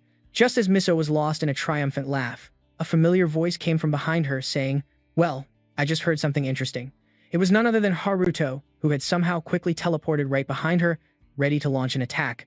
However, Miso's expression showed not a hint of panic. She just slightly tilted her head to glance back. And yet, when he swung his arm to attack, it felt as if she wasn't harmed in the slightest. Miso had already figured out Haruto's method of movement. She smirked coldly. Oh, so you've even copied the shadow step technique, huh? In that situation, only one question echoed in his mind, and he asked directly, Was it you, the one who opened the subdimension and threw all of Tokyo into chaos? After that, Haruto didn't even wait for her answer and immediately deployed his skill. Control plus V, Giant Spider Silk. He calmly sat down, and then countless strands of giant silk suddenly appeared behind him, enveloping the area towards Miso. Miso barely even considered him an opponent, sneering sarcastically, Is this the skill you copy after being cursed? Is this all you've got? After saying that, she swung her arm once, destroying his formation and laughing mockingly. Even so, Haruto refused to give up, continuing to create another encirclement, but she just looked at him like he was an idiot, pouting as she said, This little trick is nothing to me. This time, he retorted, refusing to be outdone, Oh, these little things. Even if I'm just using some cheap tricks, I can still put up a good fight. At this point, he stopped talking and immediately activated two skills simultaneously. Control plus V, activate Giant Nature and King Bear Claw, and Control plus V, use Poison K Longsword Vampiric Caliburn. Very quickly, Haruto's encirclement seemed to be empowered, making it even more formidable than before. Not only that, the fangs and claws that sprouted grew even more ferocious as they directly confronted the dark energy source of Miso. Seeing her own aura being gradually eroded, Miso was suddenly thrown into a state of shocked confusion, because not in a million years could she have anticipated this. Finally, Miso quietly realized, so he can not only merge techniques, but also enhance them. Truly worthy of being called the most powerful curse. Just as she was deep in thought, he charged forward again, sneering mockingly, You were talking big just a moment ago. Why so quiet now? Did my skill blow your mind? Miso, who already looked down on him, let out an even more contemptuous chuckle. How could this be? You doing this only makes me want that power even more. However, Haruto suddenly rushed forward and grabbed her shoulder tightly, laughing a sinister laugh and said, I should be the one saying that. The reason he did this was because he was secretly planning, I'm going to take her space. Then, he proceeded to activate his Control plus C skill, searching for the keyword subdimension from the target, but the system reported an error. Control plus C could not find a copyable target. And here Haruto thought everything was already in the palm of his hand, but the result left him stunned in disbelief, thinking to himself, What the heck? Just then, Miso grabbed his wrist tightly, warning, You can't copy anything from me. Then, she used immense force to shove him backward. That simple push created a massive tremor, causing the ground to erupt violently. Lucas, standing to the side, was also shocked by this tremor and quickly covered his head. He thought in astonishment, thanks to the Control C skill, I got lucky, but now the sword has been stolen. I can't control the power of Control C. In his mind, a series of strange images suddenly appeared to Lucas. Hallucinations made it impossible for him to withstand the powerful flashes of light continuously flashing within his panicked eyes. For some reason, it felt as if thousands of questions were appearing in his mind. Control C and Miso? How could this thing be connected to Miso? One thing after another continuously flooded his mind as if invading it, and Lucas felt like his head was about to explode. In that moment, a thought flashed through his mind. Could it be Miso's subspace? But how are they connected, and why? Even though I can see its skills and stats, I still can't get a clear visual due to the influence of the curse. The image of the sword also rushed back, making him ponder even more. If it's considered an existing entity, then an item like the Holy Sword would never. This made Lucas even more suspicious, and he wondered, does that mean Miso's subspace is an item? Finally, he seemed to understand. The craftsman Sanseno must have tried to copy Miso's skill, so the way to do that was to have only one single option. On the other side, Takumi appeared with pitch-black eyes and a mystical aura of power, causing everything to seemingly explode. Ares was also shocked by his sudden appearance, her eyes widening in amazement. He looked at her and smirked. Unless I finish this, Masato, you're doomed to be stuck forever in that state, as if in an abyss. I'll deal with this annoying witch first, and then I'll come kill you. After saying that, he suddenly lunged forward, growling as he asked, You're the daughter of Nihara Tomoka, aren't you? Then he swung his sword, his eyes filled with malice, and sneered sarcastically. You must have inherited some of your parents' talent, huh? But that attitude of yours will get you killed before you even get a chance to show it. The very moment his sword was about to strike, Ares quickly erected a barrier just in time to block it. That single impact made everything seem to completely explode and shatter. Takumi never would have expected it, exclaiming in surprise, Another barrier? Fine, I'll change my approach then. As soon as he finished speaking, a ferocious, raging power suddenly surged around him, as if it wanted to swallow Ares whole. Faced with this sudden attack, she also moved nimbly to dodge in time. Takumi, seeing her reaction, sneered mockingly. Running is useless, just hurry up and die. Despite his constant taunts, Ares kept trying to put up barriers to defend herself. Just like that, the more he increased the force of his attacks, the more she stubbornly defended without yielding. As it happened, Takumi noticed her actions, which made him unable to resist mocking her. Your dedication is so touching, it brings a tear to my eye. Finally, Ares couldn't take it anymore and retorted scornfully, One-dimensional thinkers like you are the most disgusting people in the world. Only those who master a single craft could become a true powerhouse. Next, she once again demonstrated her abilities, fiercely declaring, and it seemed Erisco was the only one who could do it. At that moment, Takumi could hardly believe what was happening before his very eyes, because he couldn't believe she possessed such incredible power. Her strength had seemingly created a sphere of ice that was slowly descending on Takumi, making him tremble and exclaim, I didn't realize. Shortly after, that sphere created a terrifying shockwave, making everything look like it would explode in an instant. Takumi was also stunned by the impact, trying to raise his hands to block it. It was unbelievable that Ares' power had such a massive area of effect. Faced with such immense power, he had to scramble to get up, all while cursing nonstop. Damn it. He struggled to his feet and said with difficulty, Hey, are you insane? Dropping something like that in the middle of the city? We let them live for a reason. Everything that was happening was beyond Takumi's control, leaving him wide-eyed in astonishment time and time again. Ares then spoke calmly. Everyone has already been evacuated, so there won't be any casualties. Guildmaster Masato is also just like you. He's also the best of the four. Faced with one surprise after another, Takumi couldn't believe his ears and blurted out in shock, Huh, what are you saying? He then looked up at the seemingly corrupted Masato and shook his head in denial. It's impossible. Never in a million years would he have expected this. He spoke in shock. There's no way you could have escaped from there. But the man's gaze only grew colder and sharper, his killing intent rising significantly. Takumi suddenly froze as he realized, wait a second, did he absorb the inner demon? Hearing that, Masato didn't bother to deny it and simply declared coldly, I promised I would finish you with my own two hands. The moment he finished speaking, a massive shockwave erupted, plunging the surroundings into Masato's own dark power. After taking a heavy hit from Masato, Takumi was sent sprawling, landing face down on the ground, blood pouring from his mouth and head. Even after landing the attack, Masato's rage hadn't subsided. The killing intent radiating from his body was like a raging, mystical blue storm, and his eyes were bright red, blazing the fury. Seeing him remain silent for a long moment, Ares spoke up to break the tension. Don't you have something you wanted to ask Takumi? He replied in a cold tone filled with killing intent. It's fine. I already have the information I need. Pushing me into the inner demon was a grave mistake. At that moment, Masato's body began to emit a purple glow. He seemed to have discovered the truth, thinking to himself he had found a clue within the inner demon on how to escape the black mana addiction. Masato deduced that the key was the dark skill and how to master it. In the past, Shirosaki held a book of dark magic and said to his older brother, Masato, bro, I'm going to start practicing this skill. What do you think?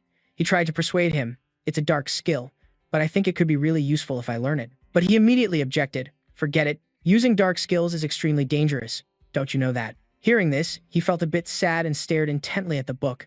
It seemed to emit a strange allure, as if compelling him to learn and discover its contents. Suda quietly retorted, but I don't see what's so bad about learning it. How can you use the skill without black mana? That's a question I think is worth considering. Masato pondered this, silently evaluating his younger brother, whom he trusted and was very proud of. Suda was very intelligent, so he was certain that his brother had already acquired a few dark skills for himself by then. It must be. The kid has learned a lot. Perhaps after being brought back, he figured out a way to overcome the thirst for dark mana. Masato's body was enveloped in a red circle, and he turned to Ares, saying, "Miss Ares, go regroup with the hunters. Haruto, let's go. We need to end this as soon as possible." She curiously asked him, "What did you see in your inner demon?" Masato gave a mysterious smile, his eyes full of hidden meaning as he said, "I'll tell you later." Suddenly, in a moment when it seemed like everything was about to end, Masato shot up into the air, his body ascending, his cold eyes below becoming razor-sharp, like two blades, mercilessly reflecting the light, with no trace of his previous anger, replaced instead by a clear-headedness and a strange, surging aura.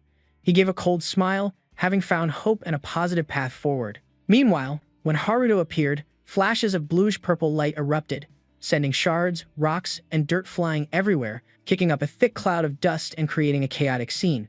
He gripped his sword tightly, his eyes filled with hatred, using all his strength to unleash a powerful, merciless blow at Miso, but his opponent didn't just stand there, quickly launching a counterattack, with neither willing to back down. Miso was fearless and unflinching, instead taunting Haruto with a scornful tone. "That annoying skill of yours, let me seal it for you."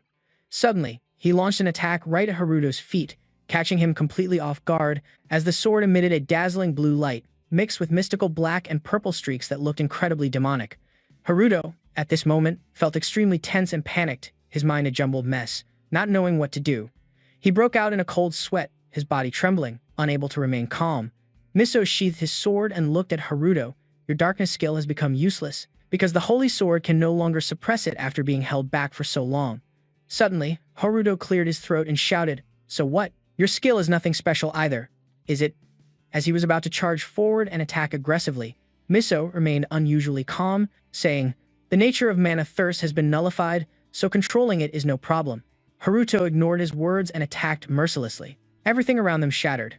Miso also launched a powerful, venomous strike, suddenly overwhelming Haruto before he could react. He could only desperately hold his sword firm to defend against the slashes that came like a raging, turbulent wave. Unexpectedly, the sword suddenly shattered into 100 pieces, to his utter astonishment. As expected, a normal sword is no match for a holy sword. The system displayed Ctrl plus V, with the content being Use Longsword Kalasen. At that moment, the sword in his hand instantly transformed into the Kalasen, a black sword with red stripes that looked incredibly powerful. Miso's eyes widened in shock as he stared at the sword. "That's a replica of Frederick's sword." Haruto stood there, his gaze cold and confident, as if he had anticipated everything. A slight, arrogant, and satisfied smile played on his lips. He raised his hand and in just a moment, a brilliant golden light flashed through the air, creating a streak like a bolt of lightning. That's it. Instantly, the gloomy and dark space around them was shattered as a dazzling light erupted from the sword, illuminating a vast area brilliantly. Miso stood his ground, wielding his sword powerfully. With every swing, the ground cracked, and the blue light from his blade flared like a challenge. Miso gave a cunning smile, his steely gaze fixed on Haruto as he said, "The long sword is really something else. Its power is incredible. Without this holy sword, I would have been in big trouble." Haruto, filled with rage, shouted, "Don't think that just. This is it." Haruto lunged forward, determined to finish his opponent at all costs, but it seemed his strength and his sword were no match, so Mito just watched and smiled nonchalantly. Her entire body was suddenly enveloped in a fiery barrier, and Haruto stood stunned for a moment, confused by the scene unfolding before his eyes. Haruto's recent attack had only impacted the area around her, on the outside, leaving Mito completely unharmed within. From that mysterious fiery barrier, a sword shot back out, instantly piercing straight and deep into Haruto's left chest. Blood gushed from the wound, and he clutched his chest as he collapsed to the ground. The elf Mito looked down at the pained Haruto with a cruel expression, saying scornfully, "Even if your level has advanced thanks to the Dragon Sword School, you still lack real combat experience." Then, suddenly, he shot back up, as if he remembered something. Haruto thought to himself, space can be used as a teleportation gate. He was starting to covet it more and more. What the hell do I have to do to copy and replicate that ability? And then, Haruto pulled out a mysterious blue potion, adorned with an aquamarine bead. Ignoring his bleeding wound, Haruto brought the potion to his lips and chugged it down. The system then displayed a message. Using a high-grade potion will heal 100% of all injuries. At that moment, a strange, blue smoke began to rise from the wound, but Haruto's expression didn't look good. His brows furrowed in immense pain. Watching this, Mito asserted, That potion was made from holy power, so it can't heal 100% of the damage dealt by a holy sword. That's what makes the holy sword so formidable. Seeing Haruto in a weakened state, the elf Mito sees the opportunity to attack. What can you copy now? Mito laughed cunningly, looking at him with contempt as she probed. Could it be? You're out of options. Haruto replied confidently. Not yet, but it looks like that time is coming soon. Suddenly, from out of nowhere, a sharp blade strike shot straight towards Mito. The elf Mito was stunned, unable to dodge the sudden attack in time. The strike, a powerful slash, moved like lightning, quickly knocking Mito to the ground. The sword was swung, but in a surprising moment, it was sent flying far away, soaring through the air and landing a great distance from Mito. Mito could only stand there, frozen, staring up at the fiercely blazing blue flames. Debris flew everywhere, looking like a fiery inferno. With no weapon in hand, Mito was helpless, becoming vulnerable in an instant. Those ferocious monsters were squirming, twisting their bodies as they prepared to strike, forcing the small Mito to just cover herself defensively with her hands. Seeing that this power was too strong, Mito thought to herself, as expected, I'm outmatched. The blue light from the flames instantly engulfed a corner of the city block. From within, Nana emerged, holding a sharp blade with a powerful expression and gait. She turned to Haruto and asked, Are you okay? He replied, Yeah, thanks a lot. She raised her blade and said to Haruto, Thanks to the golems, most of the monsters have been purged. Guildmaster Takuchi and the chairman will be here soon. Haruto had already guessed as much, thinking to himself that he knew it because his experience points were constantly increasing. Lucas also appeared, wielding a powerful sword with a green gem that emitted an eerie light. He glared with a murderous aura, full of rage, vowing to himself, Mito, I'll make you pay for using my entire family as pawns. The darkness, engraving power of Mito radiated throughout the space. When she witnessed Nana's power, she couldn't help but exclaim, As expected of Hellfire, its power is truly astonishing. But let's see how long you can keep it up. After that, Mito launched a counterattack. Nanaz, from Haruto's group, blocked her attack, boasting that her Hellfire would have no problem destroying the corrupted trees. Seeing her confidence, Mito became intrigued. Is that so? Nanaz then realized something was wrong, but before she could react, she was ensnared by Mito's corrupted trees. The corrupted trees then completely covered Nanaz's protective barrier. Mito watched from the outside, smugly. Can you use your Hellfire now? Just when it seemed Nanaz was easily defeated, a light began to shine from within the mass of corrupted trees. Nanaz emerged, having sliced through all the roots with her witch blade. She declared that she had more than just Hellfire. Mel was quite angry to see that Nanaz hadn't been defeated. Haruto then rushed up from behind Mito, shouting, Don't forget about me. He landed a powerful blow, right where she was standing. Both Haruto and Nanaz remained vigilant, knowing that Mito couldn't be defeated so easily, and they were right. Mito emerged from the dust and smoke through a spatial gate. Mito then waved her hand and said, Enough playing around, this is the end. The ground around where Haruto and Nanaz stood began to crack and shatter. From beneath the earth, giant corrupted flowers sprouted up, surrounding the two of them. They were now encircled by many of these corrupted flowers. Nanaz tried to break through the encirclement but couldn't, so she leaped into the air and unleashed a decisive Hellfire attack. The attack was so powerful that with just one move, the corrupted flowers began to disappear. However, some of the corrupted flowers resisted the attack and began to bloom. They bloomed, releasing a dark pollen into the air. Nanaz and Haruto sensed the danger and cautiously covered their noses. Mito gloated. The amount of dark mana released by the corrupted flowers is 10 times greater than the corrupted trees. If you touch it, you'll be instantly cursed. The more you attack, the more the spores will spread. Hearing this, Haruto grew worried and thought, This is bad. Damn it. I should have copied the holy sword, even if it meant giving up the image projection art. Just then, from the sky, a pillar of light shone down on the ground, and Lucas appeared. He used his ability, Radiant Light. From that power, a radiance spread out, neutralizing much of Mito's pollen in the air. Haruto and Nanaz were able to move again and turn to Lucas. Haruto was quite surprised to see him, calling out uncertainly, Lucas. Mito saw Lucas and became enraged. Lucas, what the hell? She screamed, What the hell do you think you're doing? Mito then summoned corrupted trees to attack him. Lucas didn't back down and charged towards her. You were the one who betrayed me first, so what does it matter what I do now, right? He stepped on the corrupted trees and rushed forward. Seeing Lucas's determination to destroy her, Mito threatened, Don't you care what will happen to your family? Lucas remained unfazed and questioned Mito from the very beginning. With the holy sword and the curse, wasn't I just a tool in your hands? He was now close to Mito. Lucas used his holy sword to execute the divine spear technique, thrusting repeatedly at Mito, but she dodged every strike. She then used a corrupted tree to block Lucas's attack. Seeing this, Mito taunted him smugly. How sad. Even the power of the holy sword can't even scratch me. Lucas didn't get angry but taunted Mito back. A scratch. That's true. But you said that subspace, the dark spirit, is a part of Grema. I'm really looking forward to seeing what happens when I stab you with a holy sword. Only then did Mito realize something was wrong. Lucas's holy sword grazed Mito's face, surprising her slightly. You're so annoying. Then, Mito counterattacked, using a corrupted tree to strike Lucas unexpectedly. He couldn't react in time and was impaled by the corrupted tree, which sent him flying. The space behind Miso was now cracking, and she angrily yelled, "You worthless trash." Nana still had the strength to charge at Miso. Looks like you have nowhere left to run, huh? This is your end. Miso was surprised to see Nanas, thinking to herself, damn it, if I get hit by a hellfire attack now, it's all over. Nanas then attacked with hellfire, but Miso refused to back down, resisting until the very end. Right now, both Nanas and Miso were using all their strength to attack each other. Haruto and Lucas stood on the sidelines, watching their fight. Just then, Lucas spoke up. Hunter, you can't copy the space of Miso, can you? Haruto was surprised to hear this. Lucas explained that it was because her subspace wasn't a skill. It was an item, just like the Holy Sword.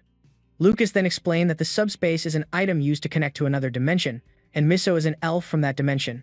Just then, Nana stepped forward and asked, so, specifically, how is she able to stay in this dimension? Even if she takes advantage of dungeon breaks to cross dimensions, staying would still consume a massive amount of mana. Lucas agreed with her, saying, exactly, she must be paying a huge price for this. And that's why I think she converted her skill into an item for easier use. I don't know how she did it, but just using the item won't cost her any mana at all. Hearing this, Haruto had his own calculations, smirking to himself, thinking, I see.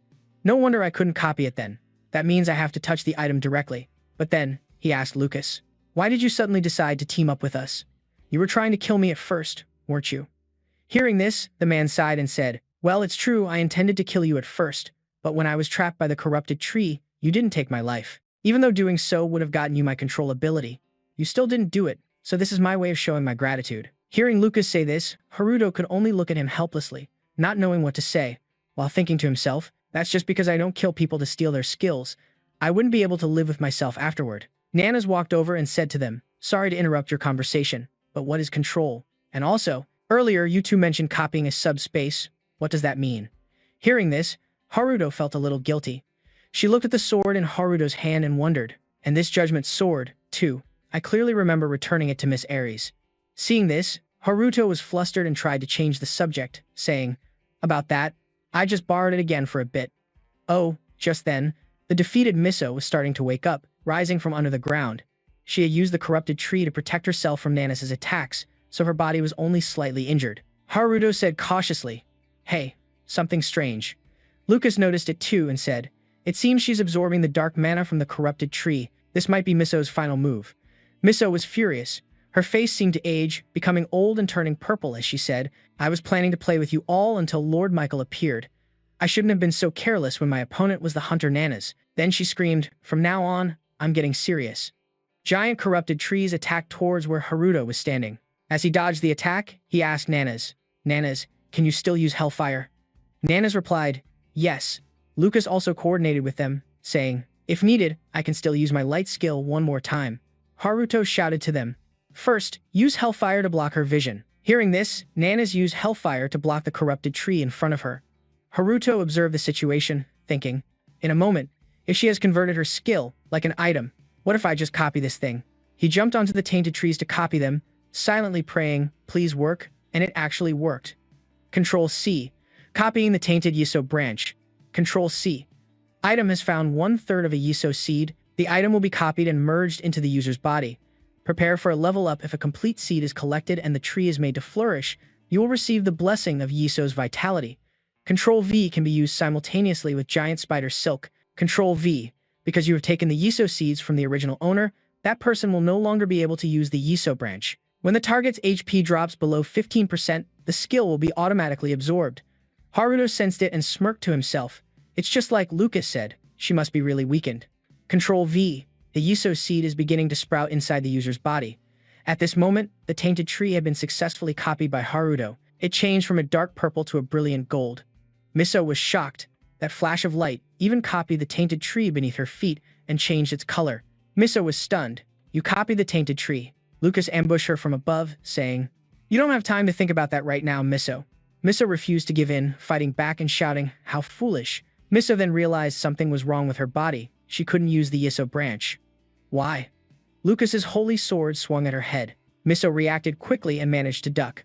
Lucas didn't stop, continuously attacking Miso, and this time the holy sword managed to strike Miso's body, wounding her in the chest. Miso cursed, "Damn it." Lucas then called out to Haruto Tsano. She's trying to escape into the spatial branch. Haruto touched the Yiso branch, activating Control C. Activating Yiso's branch and giant spider silk. The spider silk bound Miso's legs, and the Yiso branch also appeared to imprison her. Miso now realized she couldn't fight Haruto, saying, "Once we elves jump to another dimension, we are unlike any monster, and my duty is to handle monsters to protect the people. Yet you treat me like a monster." Nanas ignored her words. She said, "Please stop resisting. I have no interest in torturing monsters." She struck once with her hellfire, the flames engulfing Miso and making her scream in pain. Nanas said to her, "You're still alive after that. You're quite stubborn." Miso just laughed and said, "No, my time has come. It's a pity I couldn't purify my homeland with my own hands." But in return, Miso let out a terrifying roar, saying, "I will make your world just like mine. Let me give you a taste of despair." Lucas suddenly realized something. Miso was summoning a dark power. It descended from the sky onto Miso, pushing back Nanas' hellfire. Lucas tried to stop Miso. "Stop. Not even Michael could bear that responsibility.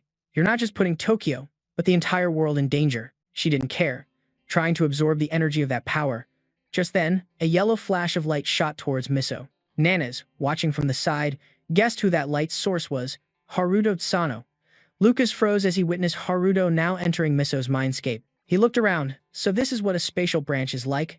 And you turned it into an item." Haruto then touched it. "I should probably just copy it now." Under Haruto's control, the system then displayed in sequence. Control C, Dark Spirit space has been copied. Control V, a spatial key is required to open the space branch of another dimension. Continuing the Control V command, the display showed, synchronizing the user's inventory with subspace. Items stored in the inventory can be retrieved from the space using Control plus V. A notification is inserting the 3/5 space fragment into the subspace. After completing the operation, Haruto chuckled to himself, thinking he could really use it just like an item inventory. The system then announced two commands, Control plus V, level 3, and Control plus V, level 5. All copy items and skills are now stored in the subspace, regardless of durability. Haruto cheerfully assessed. Awesome. He busily copied and thought to himself, if he copies Lucas's holy sword and puts it in the space, then he won't have to give up his shadow step technique. But a voice suddenly rang out from behind, startling Haruto and putting him on guard. Control plus C is truly beyond my expectations. The elf, Mito, said with his head lowered in a slightly surprised tone. I never expected it could even copy items from another dimension. Haruto replied pensively, yes, even if it's just a small part of the object. Mito retorted bluntly, his face darkening. What else did you expect? Initially, only a part of the subspace was brought here, and you thought that was too much trouble and said, why bother with all that? Mito glared sharply at Haruto. It doesn't belong to me. As I said, it was brought to this dimension, stolen by the one who pushed my homeland to the brink of annihilation, the fallen spirit king, Jima. Haruto asked in confusion. So to end this, I have to defeat that guy first. Mito scoffed at Haruto's foolish question and replied, defeat him? You want to defeat the one who single-handedly brought my homeland to its knees? I was just incredibly lucky that a dimensional gate opened right before he was about to take my life, allowing me to escape to this dimension. I had to sacrifice everything to bring a part of the subspace with me. Hearing this, Haruto felt something was off. Wait a minute, then how were you able to turn it into an item? Mito answered confidently, by the power of the curse I received in my own dimension. At that moment, Haruto's mind was completely blown.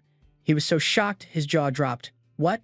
Curses exist in other dimensions too? Mito gave a sinister smile, his steely gaze conveying, the power of the curse I receive is conversion. On the outside the space, Nanas and Lucas stood stunned, blade and sword in hand, before the powerfully swirling vortex. From that so-called subspace, a giant foot with thick, sharp claws emerged. Gao stepped out, brimming with killing intent. Arcs of electricity crackled along its body from head to toe. Following behind it was a horde of limping snow mountain golems. Shinoda Satoru appeared from out of nowhere, smiling and waving as he called out, "Isn't that Hunter? Nana's?" Hearing her name, Nana's turned. Seeing it was Shinoda, she offered a slight smile in greeting. Over there was Chairman Fu. He was approaching, holding a sturdy shield. Nana's ran up to him, and he expressed his gratitude. "Thank you for your hard work." The chairman waved off the thanks, simply reassuring her. All the monsters in this area have been taken care of.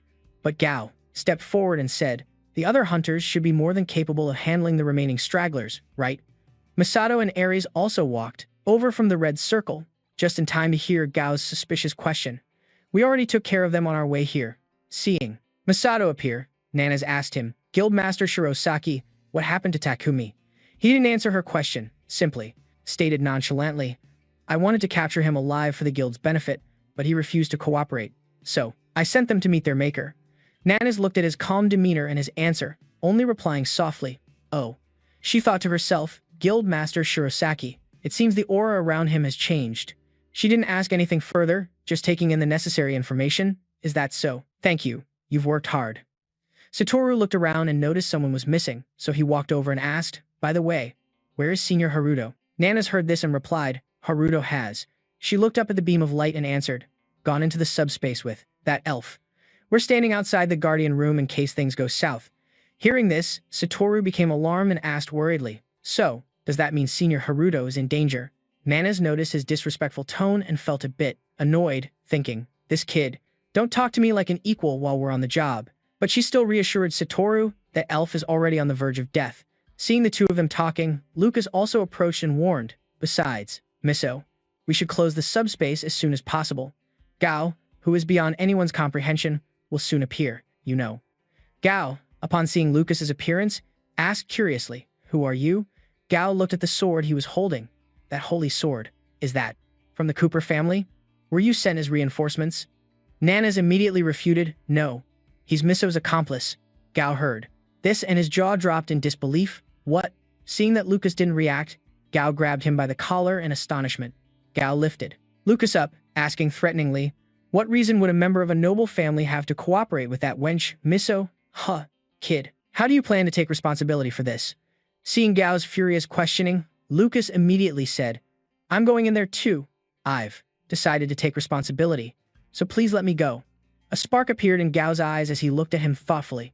With a slam, Gao didn't hold back, directly throwing Lucas to the ground. Gao turned his back, ignoring him, and said confidently, "Do whatever the hell you want. When this is over, I will hold you and your family responsible. I swear on the honor of the Mao's Guild." Lucas heard Gao's firm declaration but said nothing, only thinking to himself, "Even so, that's only if Lucas is still alive." Then, he suddenly dashed off somewhere, his expression extremely tense. "If that thing gets out of the subspace, it'll be a disaster." Lucas had to close it before that happens. Inside the subspace, Haruto was still astonished, so curses also exist in other dimensions. Miso, with a vicious expression, propped herself up on the ground, her entire body emitting a blue glow, as she said, "I was shocked when I found out too. However, I realized that I cannot absorb the curses from the cursed beings of this dimension. At least not through conversion." "Ah," she then told Haruto, "but if it's your control plus C, perhaps I could even copy the curses of other dimensions."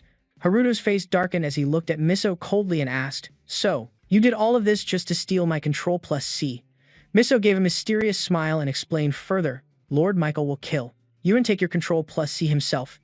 If I open the dimensional gate and link it to our home planet, he will definitely come to this Earth."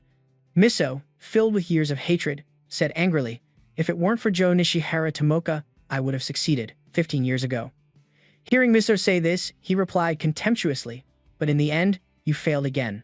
Are you sure it's okay to spill everything to me like this?" Miso laughed loudly and replied, "You're going to die anyway."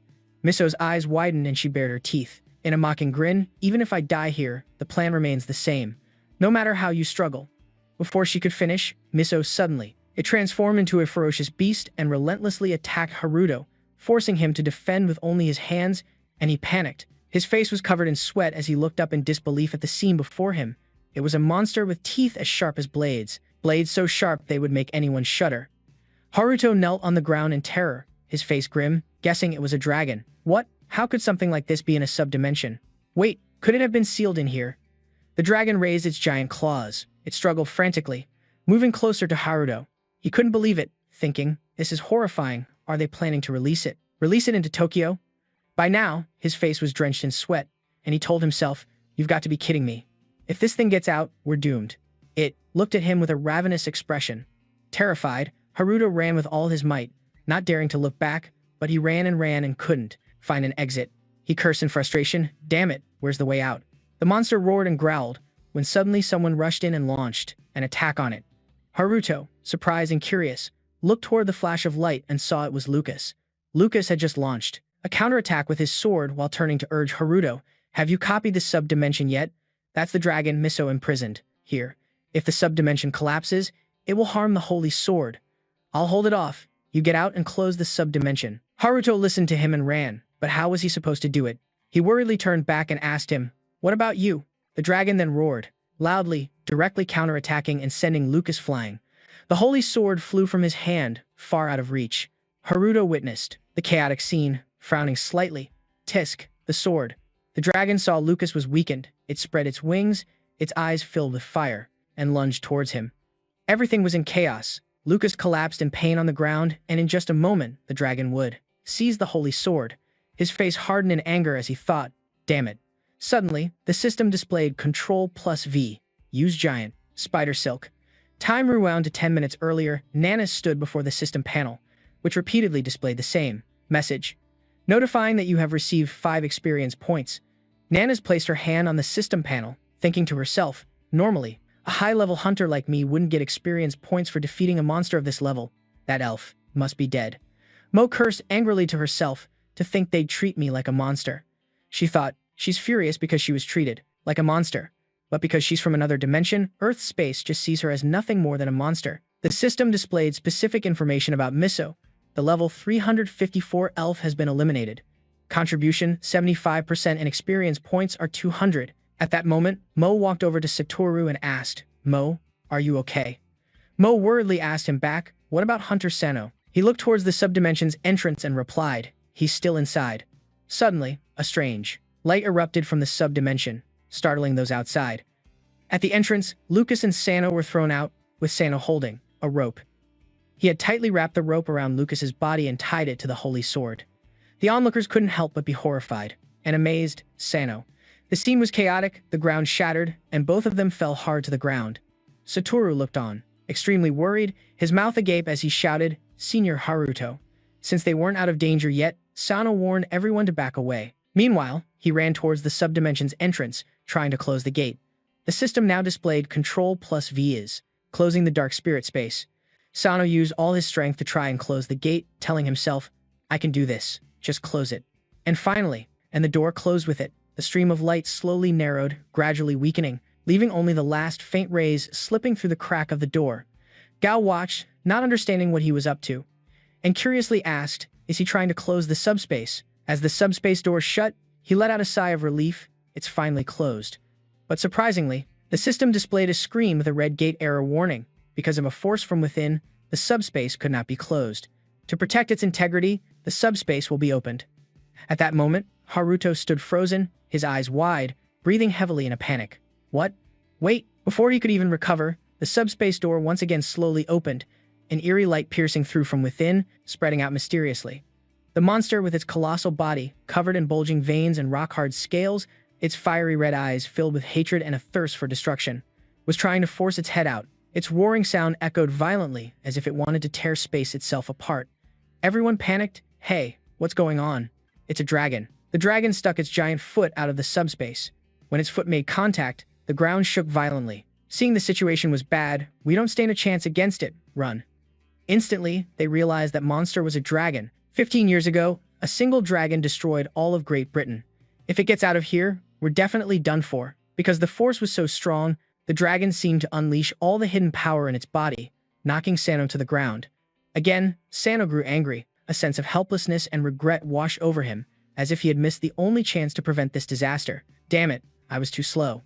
Just a little more, and the dragon will be out of the subspace. Haruto tried to stay calm and focus, telling himself he had to find a way to stop it. Then he placed one hand on the ground, and the system announced, Control V, using a branch of Yggdrasil. As expected, it was truly effective. The Yggdrasil branch slowly began to glow, wrapping around the dragon, restricting its movement and actions. Everyone who witnessed it couldn't believe their eyes. What the heck? The Yggdrasil branches wrapped tighter and tighter around the dragon. The branches seemed to come alive, intertwining as if controlled by an invisible force. They slithered and shot towards the dragon. The branches began to double, then triple, and soon they had completely covered and bound the dragon tightly, preventing it from moving. Haruto let out a soft sigh, a sense of relief spreading through his chest. It worked. Satoru was full of admiration for him, cheering nonstop. Wow, Senior Haruto.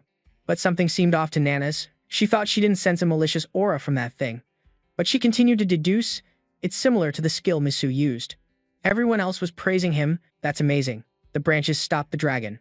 Not just Nana's, but Mo also felt something was wrong. It's not that the dragon isn't a monster, but how could a single branch stop it like that? As expected, it was a surprise. Mo's face filled with horror as he looked up to see the dragon had bitten through the branches, breaking free from its restraints. Its entire body revealed a terrifying power, every muscle bulging like hard rock, and when it roared, its whole body trembled, furiously breathing fire. Haruto was shocked, not expecting this. He looked at it. Damn it. It's about to use its flame breath. Everyone, get back. At that moment, Fu Hoa held up a shield, a protective circle emanating from around him, telling everyone, there's no time, get behind me. Over with Masato, he also shouted, the rest of you, over here.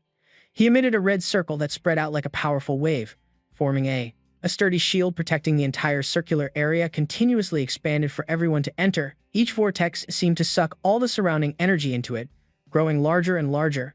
But just as everyone was hiding inside the protective circle, a crack echoed like thunder. The dragon roared fiercely, its sharp teeth piercing into the branches that were tightening around it. Now the dragon shrieked, its giant head twisting, its eyes bloodshot and filled with fury. Some people were still trembling in fear as a terrifying mythical creature stood right before their eyes. I can't believe it, a girl said. We're saved. A young man looked at the scene and asked, is this the green shield that's protecting hundreds of people from that evil force? Standing behind it, behind the shield, feeling safe, the young man rejoiced. A section of the Jinja was blown away but were still unharmed, another person said, as expected of the chairman and guild master Shirosaki. At that moment, Satoru suddenly remembered Haruto. What about Senior Haruto? Haruto was sitting dazedly amidst the burning trees, brushing off the layers of scorch marks still clinging to his clothes, the black patches from the dragon's hot sparks, and sighed softly in disappointment. I couldn't stop it completely. Suddenly, a voice rang out, startling Haruto. But you still managed to block that flame breath. That's pretty impressive. Looking over, he saw it was Lucas, and he said angrily, Lucas, who said you could come in here? Lucas replied innocently, I just happened to be lying nearby. His mood was just as bad as Haruto's, and he said, it still got out in the end. We need to evacuate the regular hunters first. Even S-rank hunters won't have an easy time dealing with it. Its scales are as hard as a real dragon's, so weapons or magic are useless. He shot to his feet and said with frustration, that damn Miso. She intended to destroy this place from the very beginning, didn't she? Lucas replied, he has a plan. Michael's curse can erase that thing. Not understanding, he blankly asked, Michael, erase. Lucas explained to him, he's under the same control curse as us and is the guild master of Starfield. Moreover, he's someone you should never cross paths with. Haruto recalled memories, like a gun, or how he had overheard a conversation between mysterious people in black masks on the subway saying it was a dragon. Should we take care of it now? No, not yet. Or should we act when the resonance of the spatial fragment is stronger? In another place, Michael silently looked at the spatial fragment floating in his hand. Missile said hesitantly, I will give it to you, sir. Sir Michael looked at the constantly glowing spatial fragment in his hand, rested his chin on his hand, and asked coldly, what are you planning to do? Immediately, Missile knelt and reported, this way, you will be the only one who can open the spatial gate. Without waiting for Michael to ask further, Missile quickly analyzed, I'm afraid Nishihara Tomoka has done something to prevent that gate from being opened again. She tried to link this dimension with the dimension of love because she discovered what I had done. Hearing what Miso said seemed reasonable, so he replied, fine, it's just a part of the plan anyway. With that said, he handed the spatial fragment to Miso. Miso bowed respectfully and took it. Thank you, sir. Then, Miso presented him with a sparkling purple crystal and said, and this is the talisman stone passed down among the elves of our tribe. When I die, it will glow and inform you who the killer was. She thought to herself, that will be the perfect time for you. Michael launches his plan in another location. The ground is ablaze everywhere, with thick smoke billowing high into the sky. Kuya, the strongest monster of the Rainbow Dungeon with blazing red eyes, is relentlessly spewing fiery breaths. In the sky, a battle fleet is flying, and inside sits Masato, his face dark, holding a purple crystal in his hand. From that crystal, a beam of light projects the image of Japan's top 5 hunter, nanas. A thought flashes through his mind. I'll make sure this plan includes revenge for you. On the other side, Kuya is now attacking relentlessly. Its roars echo, shattering the ground, as the sword-wielding hunters scream in panic and flee. One of them suddenly exclaims, "Damn, that thing's a beast. We can't do anything to it." Suddenly, crackling sounds are heard as black lightning bolts appear and gather in one spot. It's black lightning.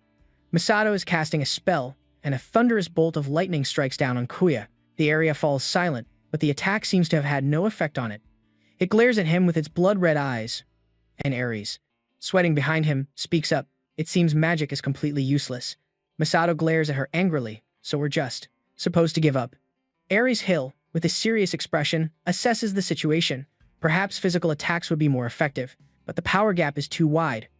At this moment, the monster seems to have gone berserk, roaring as it raises its sharp fangs to attack the small, armed figures on the ground. Faced with this stalemate, Masato feels enraged. If the regular hunters try to force it, the casualties will be immense. Damn it. If Guildmaster Gao were here, he would have a way to control it. Where did he go? With that, he turns his head, searching for any sign of him. One of the hunters speaks up. "Hey, over there," he says, looking at a black, gooey pile. The Guildmaster was just standing there, right? Another replies, "I thought so too." "No way. Did he melt? It can't be possible."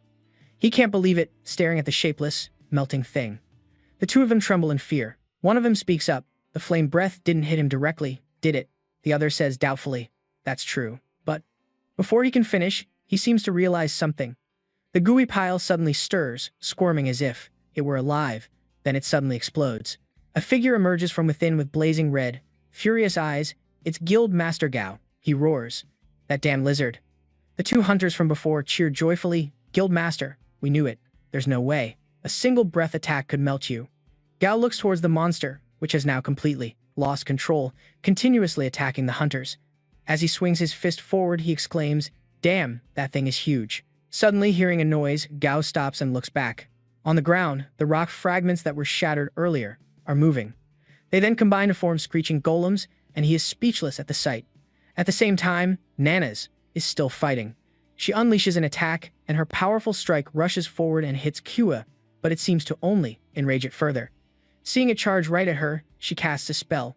Using Yiso's branch, Ctrl+V. Immediately, countless giant tree branches sprout from the ground, tightly binding the monster. It roars and struggles, using its teeth to snap the branches, breaking free in an instant. Haruto watches and remarks, "The branches aren't strong enough to hold it back." Its HP had already dropped by 25%.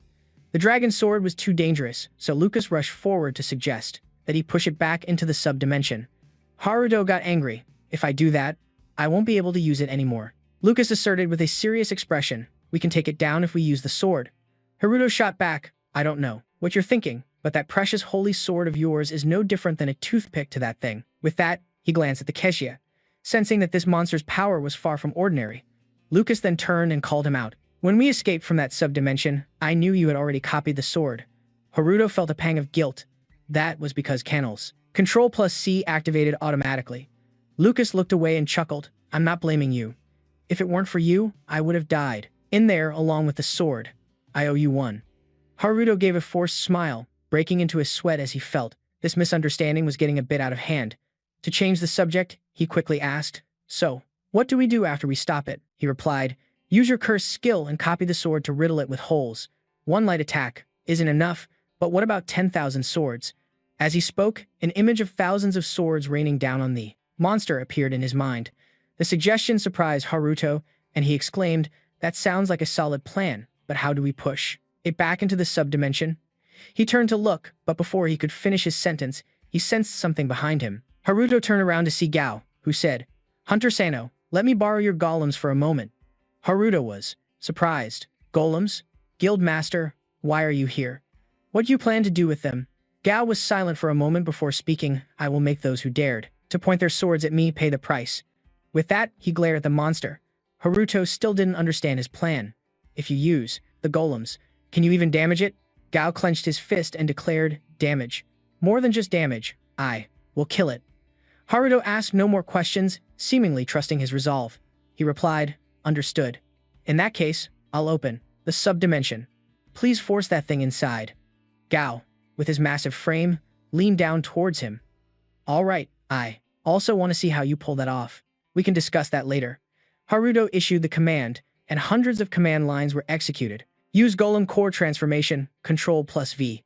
Instantly, countless red stones appeared, and the shattered rocks on the ground began to move. They combined in an instant, creating a horde of golems. Gao slammed a powerful blow into the ground, causing the ground to erupt and send boulders flying into the air.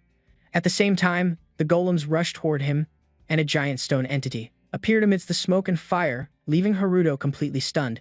The fierce battle between Gao and the monster rat was still raging on. While the Snow Mountain golems were gathering in a circle, busily collecting stones, Gao was also preparing to use his massive hand to trap Rat. The monster quickly noticed, let out a roar, and dodged the attack.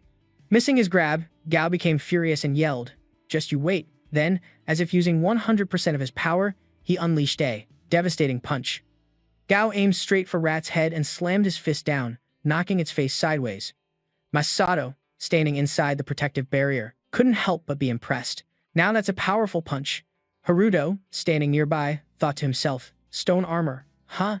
It's a perfect match. For the golems, I'm definitely copying that skill later." Rat recovered quickly and glared angrily at the one who had punched it. Gao felt. He sighed to himself, so one punch wasn't enough, huh? Then he decided to throw another one. Haruto smirked, thinking everything was going according to his plan. Then, he immediately gave the signal to act, and the pile of rocks in front of Wrath instantly exploded, startling it, while at the same time a swarm of Snow Mountain golems descended from the sky. They roared and then flew towards Wrath's mouth. Wrath was furious, chomping down and shattering the golems. Haruto gritted his teeth and said, "I'm counting on you guys, my little minions." The golems inside Wrath's mouth struggled violently, and they actually created a massive explosion inside its mouth. Wrath was seen roaring as stone dust from the golems poured out of its mouth, and the area was covered in a layer of white dust. With a loud thud, it collapsed and passed out. Seeing this, the soldiers below cheered with joy, their faces filled with elation. "Those are Hunter Sano's golems. We have to thank them." Hearing these words, Gao gave an unfriendly look towards Haruto, Hunter Sano, so he easily handed over those little golems for this purpose. Haruto was still oblivious, he was lost in thought, but an attack of this level isn't enough to cause any real damage. Suddenly, he dashed forward. "I need to get it into the subspace immediately." Next to Wrath now were the soldiers. They encouraged each other. "Now we can defeat it. Keep attacking." Haruto got closer. He created a circle of his own, and his hands immediately performed the technique using the Dark Spirit's subspace. Behind Wrath, a dimensional gate opened with a purple glow and terrifying sparks of electricity. The soldiers looked at each other in panic. Why did this space open up? Is another monster about to appear? Haruto reassured them, "Don't worry. I just opened the space to send the dragon inside." The soldier nodded. "Is that so?" Haruto looked towards Gao and asked, "Guildmaster, can I ask you to land one more punch?" Perhaps a bit surprised by the question, he answered honestly, "All the golems have already self-destructed, so it's difficult for me to achieve the same damage as before." On Haruto's face, a worried and wary expression appeared.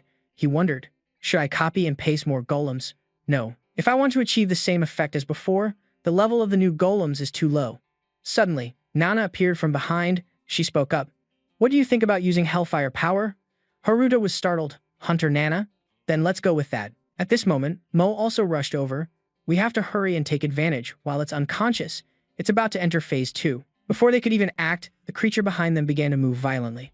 Wrath stood up after being stunned. It angrily swept its fiery gaze over the soldiers.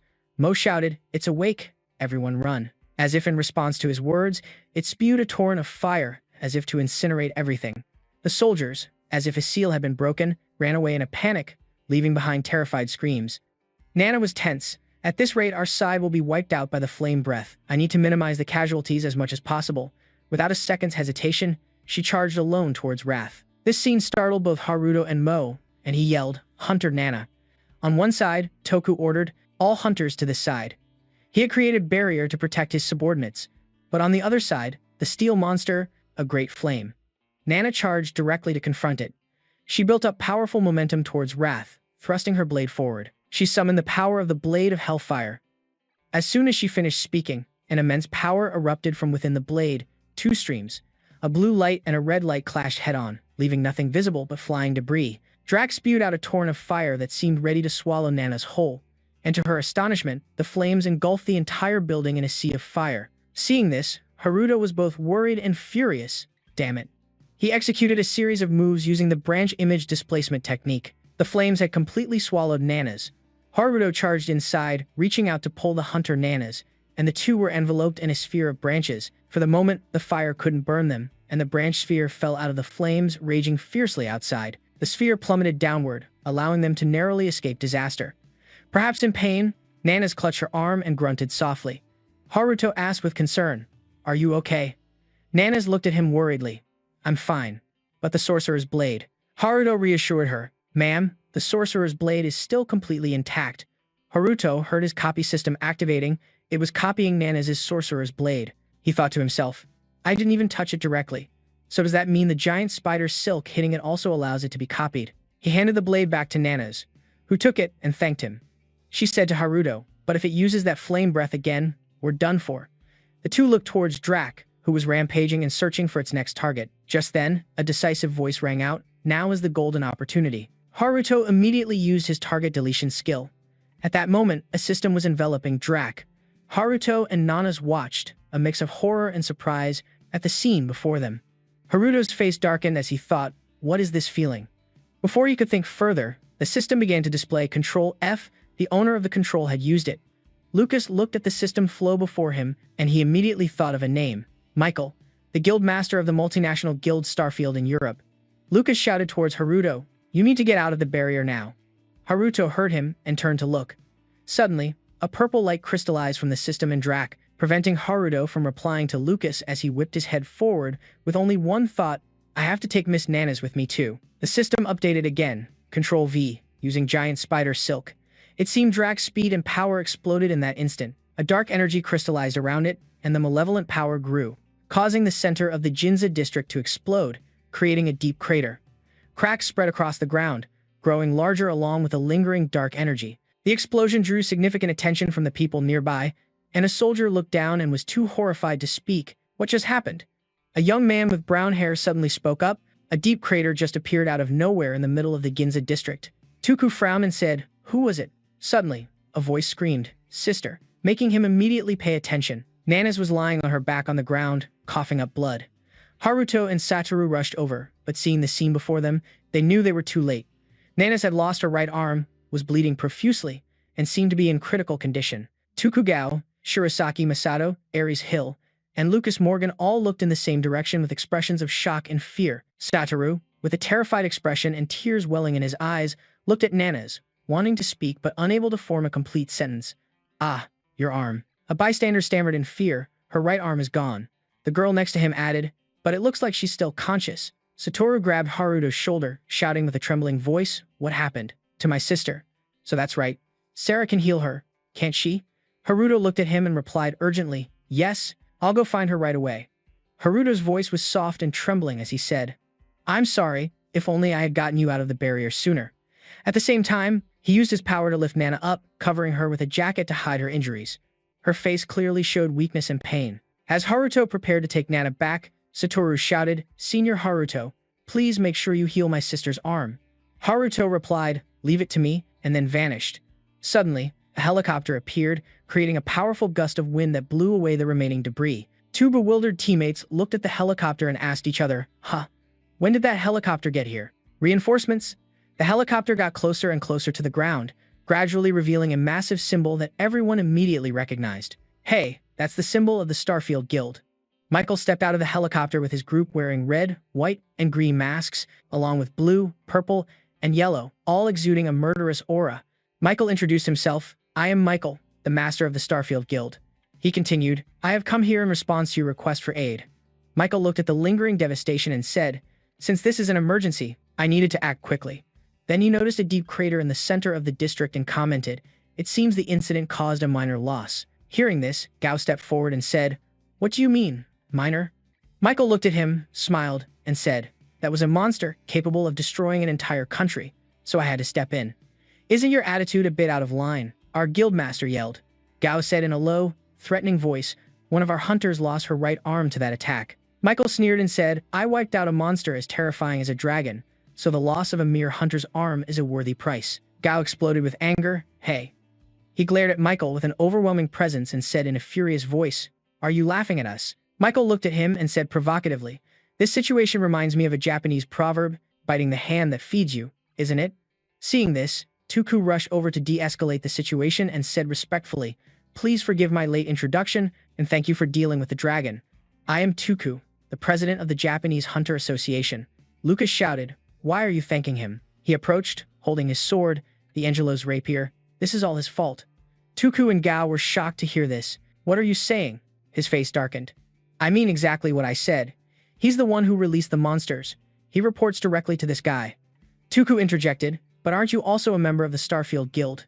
We can't just believe you." Lucas denied it, "Not anymore." He looked at Michael and said, "I was ruthlessly discarded because I was no longer useful." Michael, of course, heard this and gave a strange smile, saying, "Lucas, you're spouting unnecessary nonsense. Is this really the time for idle chatter?" Gao, full of fighting spirit, said, "I don't believe Lucas, but I find Starfield suspicious as well. So what's going on? Explain yourself." Michael waved his hand dismissively. "I have no reason to explain anything to you." Michael laughed arrogantly and mysteriously said to him, "Because all of you are about to be erased by me."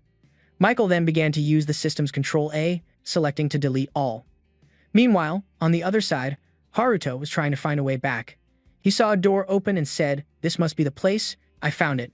The door immediately swung wide open, revealing hospital rooms inside.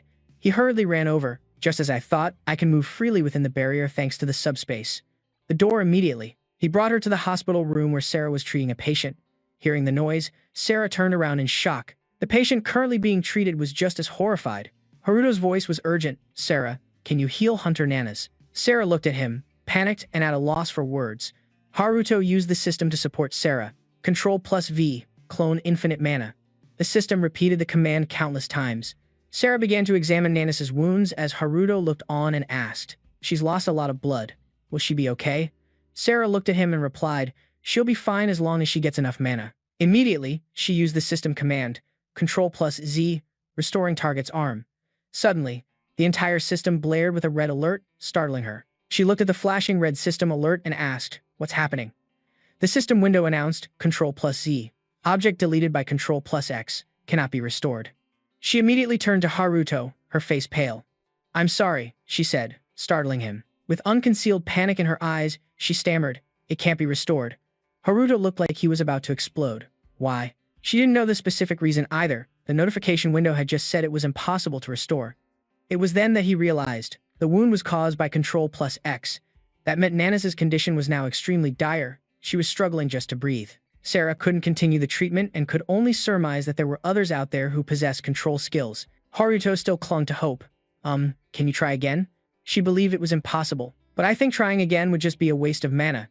He gritted his teeth, frustrated and refusing to accept the reality. He began to analyze how the Control+X command worked.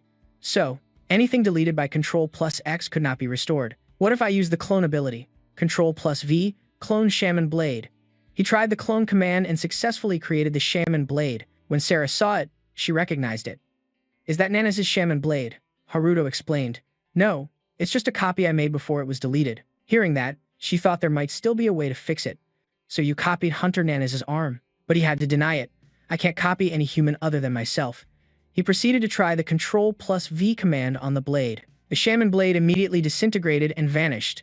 The system once again displayed a red alert. Control+V, object deleted by Control+X cannot be pasted. He had thought he could counter the Control+X command, but reality was cruel. The fact that the copied item vanished was a terrible sign. Frustrated and unwilling to give up, Haruto said, "But this was copied before it was deleted." He continuously made more copies, 3 Shaman Blades. The copy command still worked perfectly. 3 cloned Shaman Blades appeared in an instant, but when he tried the paste command again, each blade instantly vanished. The system relentlessly warned, Control+V, object deleted by Control+X, cannot be pasted. Haruto lost control of his emotions, furiously commanding the system to clone the Shaman Blade 100 times. Damn it all. "So you want to fight this to the end? Is that it?" The system was forced to continuously execute the copy command, releasing waves of energy. The force was so strong, Sarah felt like she was about to be blown away. 100 cloned Shaman Blades appeared at once, but when he tried the paste command, the system continued to flash its red alert. He went into a frenzy, spamming the clone and paste commands. The pile of shaman blades repeatedly vanished and reappeared. The scene was utter chaos. Haruto had no intention of stopping. The other patients in the hospital watched him go berserk. Error, error, error. But in the end, a blade was actually successfully copied and pasted, and the system displayed another notification. Canon V has encountered an unknown error. Item deleted by Control-X, now available for copy and paste. Haruto walked over and slowly picked up the complete void blade. He was drenched in sweat, but holding the blade in his hand, he felt a bit more relaxed. Alright, I just need to give this to Nenes when she wakes up. Having successfully glitched the system, he turned and shouted, "Sarah, try it again." She understood him and immediately agreed. Okay. Elsewhere, the air was buzzing with discussion about an arrow mark that had suddenly appeared above everyone's heads.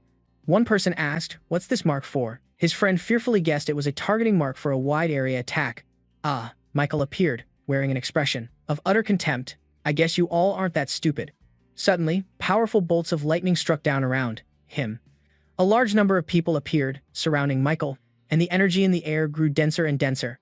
The system displayed a notification. Control-H, move target closer. A wave of pressure sending bricks and stones flying shot straight at him. Michael calmly used a teleportation spell, effortlessly dodging the debris.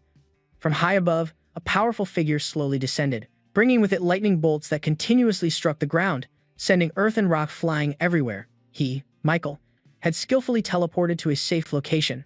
Masato appeared with a ferocious expression, growling, "Wide-area attacks are my specialty. I don't know what your ambition is, but stop right now." Hearing this, Michael scoffed. Shirosaki of the future Black Lightning Guild is something else. As soon as he finished speaking, he snapped his fingers without hesitation. "I'll delete you first." Masato was completely caught off guard, unable to react to Michael's sudden attack. Black vortexes began to appear like bullets, hurtling towards him at incredible speed. Seeing this, Masato hurriedly tried to dodge, but was quickly cornered. In the end, under the terrifying destructive power, his limbs were completely severed. Surely, no one could withstand such a brutal attack. He quickly went into a free fall towards the ground. The people around were horrified and began to murmur in shock, even Guildmaster Shirosaki. What kind of skill was that? Gao saw this and completely exploded with rage, screaming furiously, "You bastard!" He charged forward, aiming a punch straight at Michael. A loud crash echoed out. The ground and rocks were blown away like mere dust. Michael remained calm, not even blinking, as he looked at Gao with a mocking smile.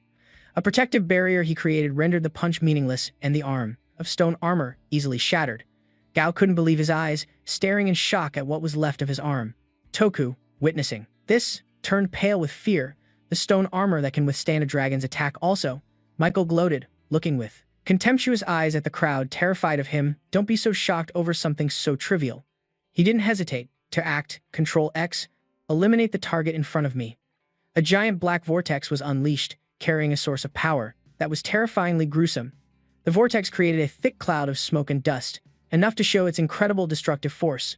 The smoke cleared, revealing a deep crater in the ground, the aftermath of the recent attack.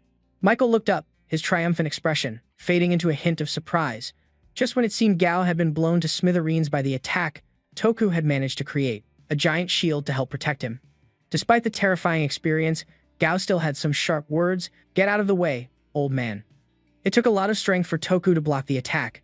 "That skill is nothing ordinary. I can stop it." But at that moment, the seemingly indestructible shield couldn't hold and began to crack. The giant shield was breaking apart. Seeing this, Gao was truly terrified of his power. Michael grew even more smug and taunted. "It can't be destroyed by any weapon or skill. The shield is made from the bones of a legendary giant monster. A colossal shield, just as its name implies." Toku was panicking inside but tried to remain calm and reason with him. "If you know that, then stop your attack. Guildmaster Michael, your actions are going too far. If the International Hunter Association finds out about this, your guild will be finished." His words fell on deaf ears as Michael continued to use his special skill, saying, "And what if there are no witnesses or evidence?" Michael's intention was clear. He wanted to destroy the giant shield. Control-A, limit search to select all. He locked onto various points scattered across the shield, and finally, he gave the command, Control-X, cut all selected targets. A barrage of vortexes shot out, hurtling towards the designated positions. Fierce, deafening explosions erupted.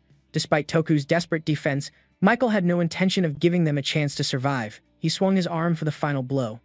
"Let's see how long you can hold out." Control-X again, cut all selected targets. A relentless barrage of attacks rained down without pause, creating a massive shockwave, and the shield could no longer withstand the assault, and it began to break apart in large chunks.